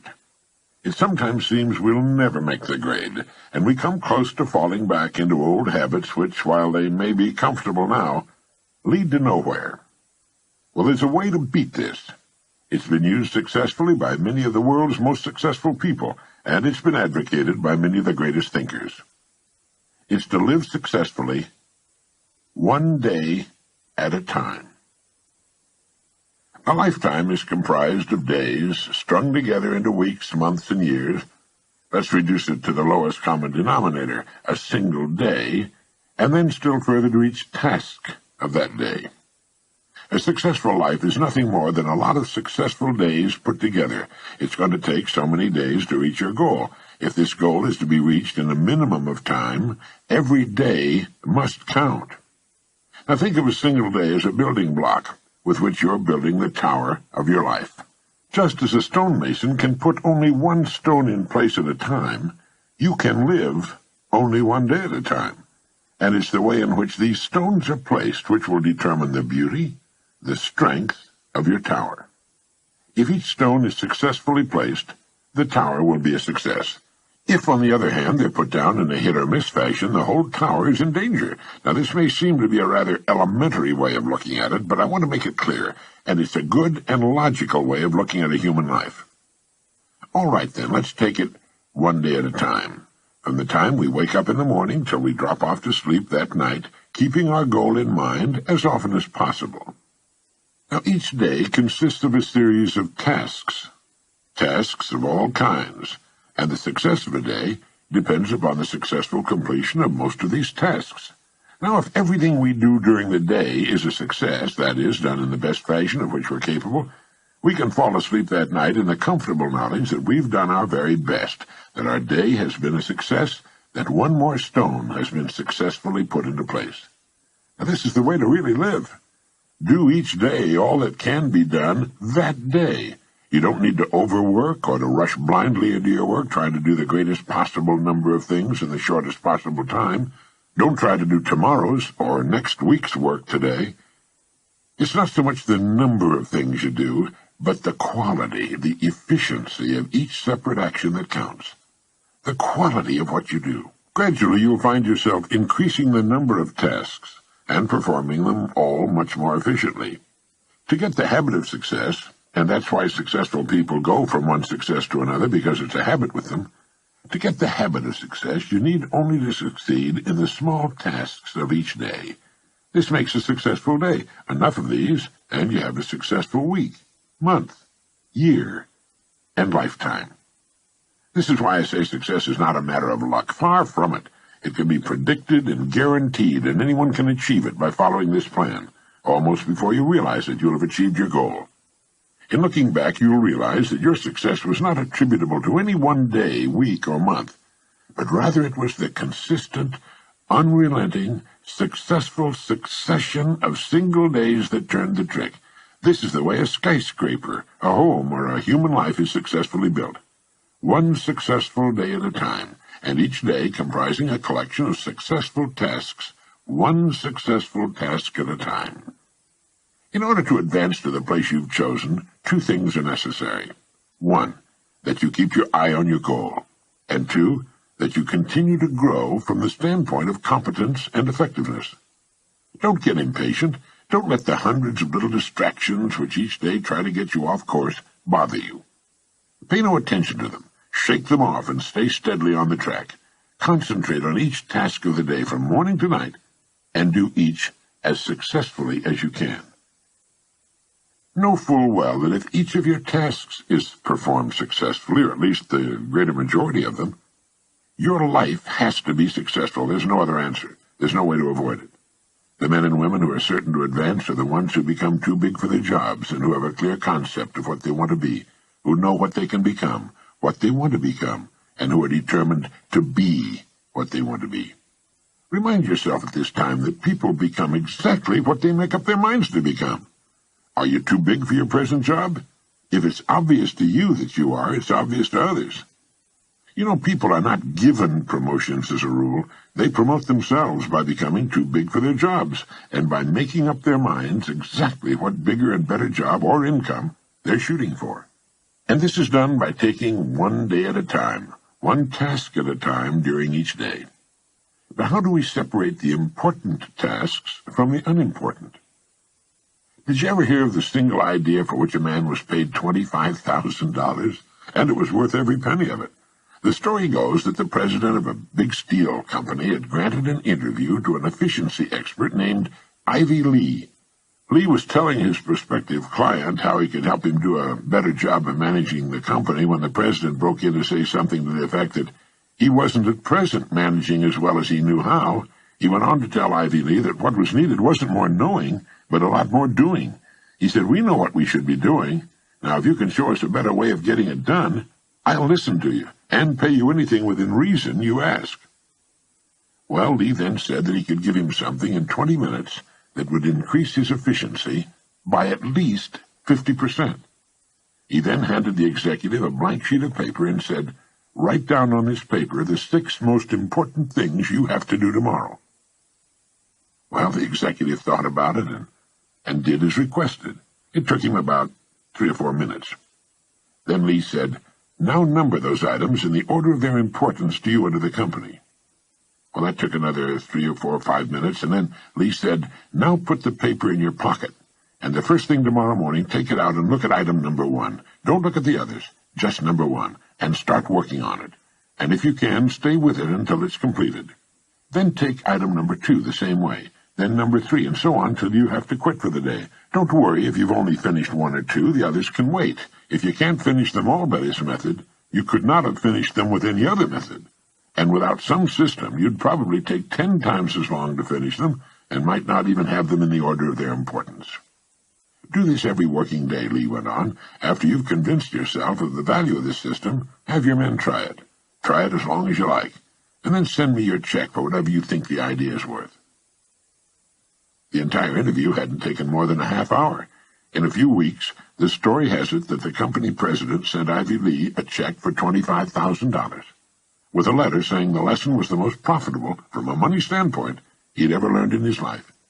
And it was later said that in 5 years this was the plan that was largely responsible for turning what was then a little-known steel company into one of the biggest independent steel producers in the world.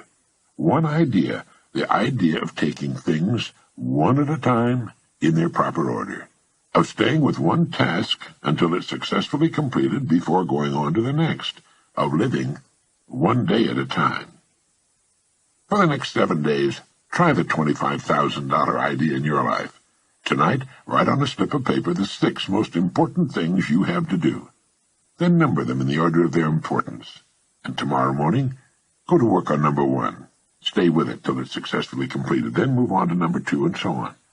When you've finished with all 6, get another piece of paper and repeat the process. You'll be astonished and delighted at the order it brings into your life, and at the rate of speed with which you'll be able to accomplish the things that need doing in the order of their importance. Now, this simple but tremendously effective method will take all the confusion out of your life. You'll never find yourself running around in circles, wondering what to do next. Remember as you do to live the best you can, one day at a time.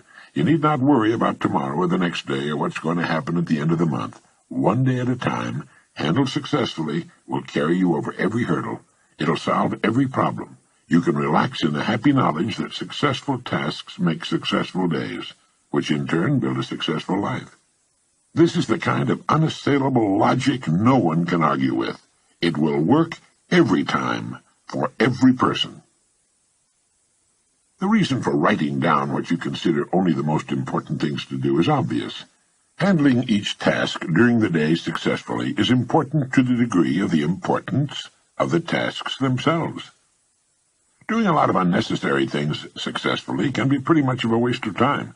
Make certain that the tasks you take the time to do efficiently are important tasks, tasks which move you ahead steadily toward your goal. So often youngsters in school worry about a passing grade. They think of all they'll have to do before the end of the school year. Following this course of action, they can stop worrying completely and count on excellent grades. Freshmen in high school and college are frequently plagued by doubts as to whether or not they'll be able to successfully complete the 4 years ahead and graduate. 4 years seem like such a long time to them, almost forever, and this thought sometimes leads to a sort of giving up, a fear of failure. It was the great Harvard teacher and psychologist William James who said, in effect, "Let not students worry about the success of their efforts. If they will do each day as best they can the work which is before them, they will wake up one day to find themselves among the competent people of their generation." Student, junior executive, homemaker, senior executive, or professional, this plan works for everybody. It removes doubt, fear, and worry, and brings order into our lives. All any of us needs to do is face each day as it comes in good cheer, knowing that we have only to succeed today to guarantee our future.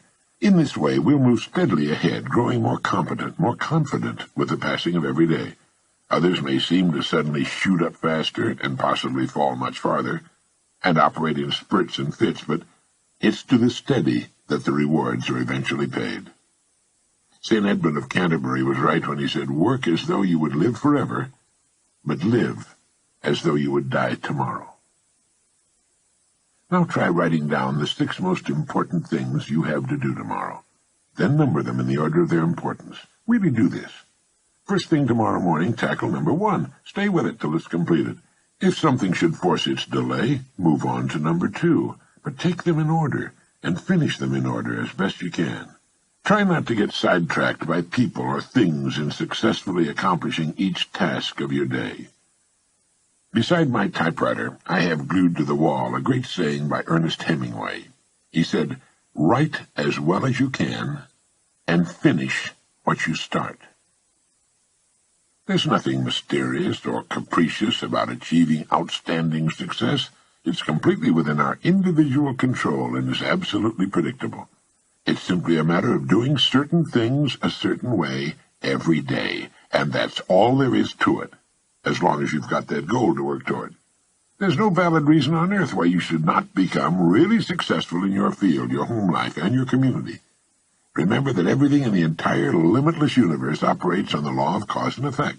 There are no exceptions to this. Nothing happens by accident. For every result, there's a cause. You have only to take care of the cause. The effect will always, without exception, take care of itself. Good cause, good effect. No cause, no effect. Bad cause, bad effect. It's as reliable as the rising of the sun. This business of living one day at a time, the best we can, has an almost unbelievable cumulative effect. For good, for success, and the things we want. Sometimes when we see a bricklayer starting on a building and putting the first brick in place, we're struck by the size of the job he has ahead of him. But one day, almost before we realize it, he's finished. All the thousands of bricks are in place, each one vital to the finished structure, each one sharing its portion of the load. And so should be the days of a human life, and we'll be proud and happy with the finished product.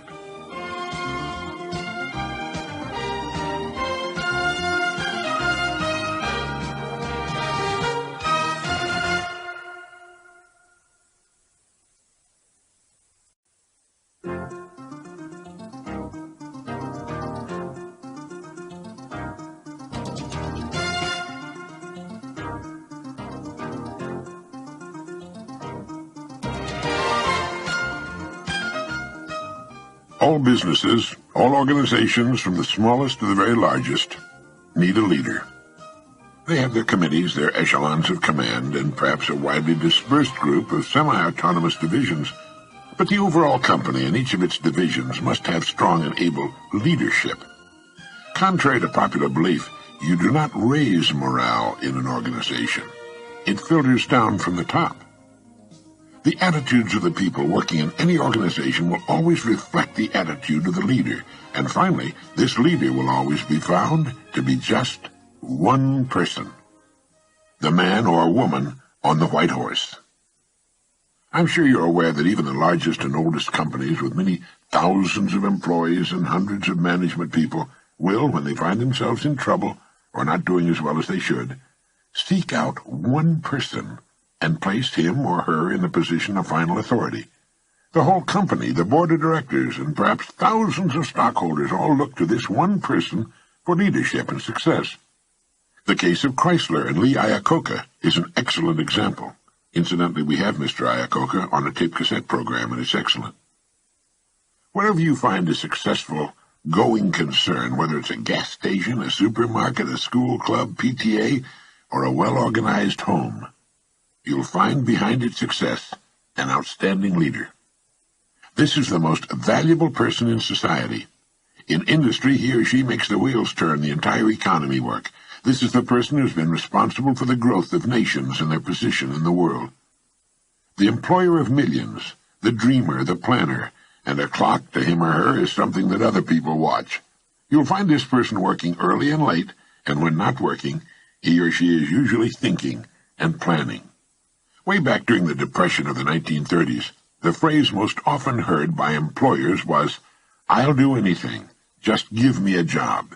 Millions were unemployed. Thousands of business firms had closed their doors, and outside employment offices long lines of people stood waiting for any kind of work. It was during this time in Long Beach, California, crowded to overflowing with thousands who had migrated there looking for work, when there wasn't enough work to go around for the permanent residents, it seemed, that a friend of mine made an interesting discovery. He found that he could go to work almost anywhere he chose. Now, amazing as this may sound, it was absolutely true. It dawned upon him one day that the business establishments of various kinds were just as anxious to succeed as were the people looking for work. The owners and managers of these businesses were worried and concerned over the hard times which had descended upon the country, and a great many of them were looking for someone to come to their aid, the person who would somehow show up and solve their business problems. But all they heard was people asking for work and saying, "I'll do anything." These people were asking for a paycheck from a company which was very likely teetering on the brink of financial ruin itself. And so signs appeared in windows all over the land reading, "No help wanted." This was a negative form of advertising, and while it kept the plaintive hordes away from the door, it also hurt business. Well, this friend of mine decided to become a part of the solution instead of a part of the problem. And his method was simple, and it worked like a charm. He selected the kind of business he felt he would like to work in, and in which he could build a career. He then devoted a month to finding out all he could about that particular business. He talked to other people in the same line. He heard their problems and what they felt was wrong. He talked for hours, asking questions, probing about what they felt was needed, and so on. He went to the public library and read everything he could find on that industry. And then he began to think of ways and means by which this business might be improved. When he was ready and finally made his call on the company for which he had decided to work, instead of asking for a job, he said to the boss something like this: "I believe I know of several ways in which your business can be greatly increased, and I'd like to talk to you about them." Well, here he was, selling the one thing on earth in which his prospect was most interested. The fact that he knew a good deal about the business now permitted him to talk intelligently. He took a positive attitude, expressed a willingness to pitch in and help put the business on a sound and profitable footing. And, of course, that's right, he got the job. Millions out of work and asking for jobs. But one man who found a way to be of help. What had he done? Well, first he had specialized. He had selected one line of work and decided that that was where his future would be. Now he had to prove himself, and he did. The jack of all trades and master of none was the man who suffered during the Depression. People who knew what they were doing and where they were going sailed through those Depression years just like a large ship sails through a storm. It wasn't as comfortable as it could have been, but at least the crossing was a success. At least they didn't founder. And thousands of businesses actually grew larger and prospered during the Depression. The best way for you to develop the security that lasts a lifetime is to become outstanding at one particular line of work. Look at it this way. Regardless of economic ups and downs, the industry of which that line of work is a part will continue to operate. It won't shut down completely. As long as you're in the top 5% of the people in that industry, you know you'll always be in demand. You'll be wanted and needed, not just where that industry is concerned, but where you and your family are concerned also. The man or woman who becomes truly outstanding at what he or she does has the world on a string. Here's the person of confidence and peace of mind. Here's the person who's quietly aware of his or her ability and intimate knowledge of his or her job in particular industry. Here's the homemaker or student who's at the top of the group. They've got it made, and they and everybody else know it. Ask yourself this question: am I now such a person? Down deep inside, you know the answer. If you answered yes, you're among the most fortunate people and in one of the smallest and most elite groups on earth. If your answer was no, it can be turned into a yes in a surprisingly short time. The first step is to make one really big and important decision. It's a decision the great majority of people never make and suffer as a result. Failing to make this decision keeps a person from ever really getting on course or clarifying his or her goals. If you make the decision I'm now going to recommend, you can take a deep breath, give a comfortable sigh of relief, fix your eyes firmly upon your target, and go to work relaxed, comfortable, and sure in the knowledge that the success you seek will be yours. The great steel magnate Andrew Carnegie, when asked the formula for success, answered, "Put all your eggs in one basket, and then watch that basket." Let's be frankly realistic. Who gets laid off work during an economic slump? Well, what gets thrown over the side when a ship is in danger of going down? Everything not absolutely essential to the operation of the vessel and the safety of its passengers. And it's the same with a business or any other organization. It has to be that way. With a corporation, its main purpose is to remain in business forever.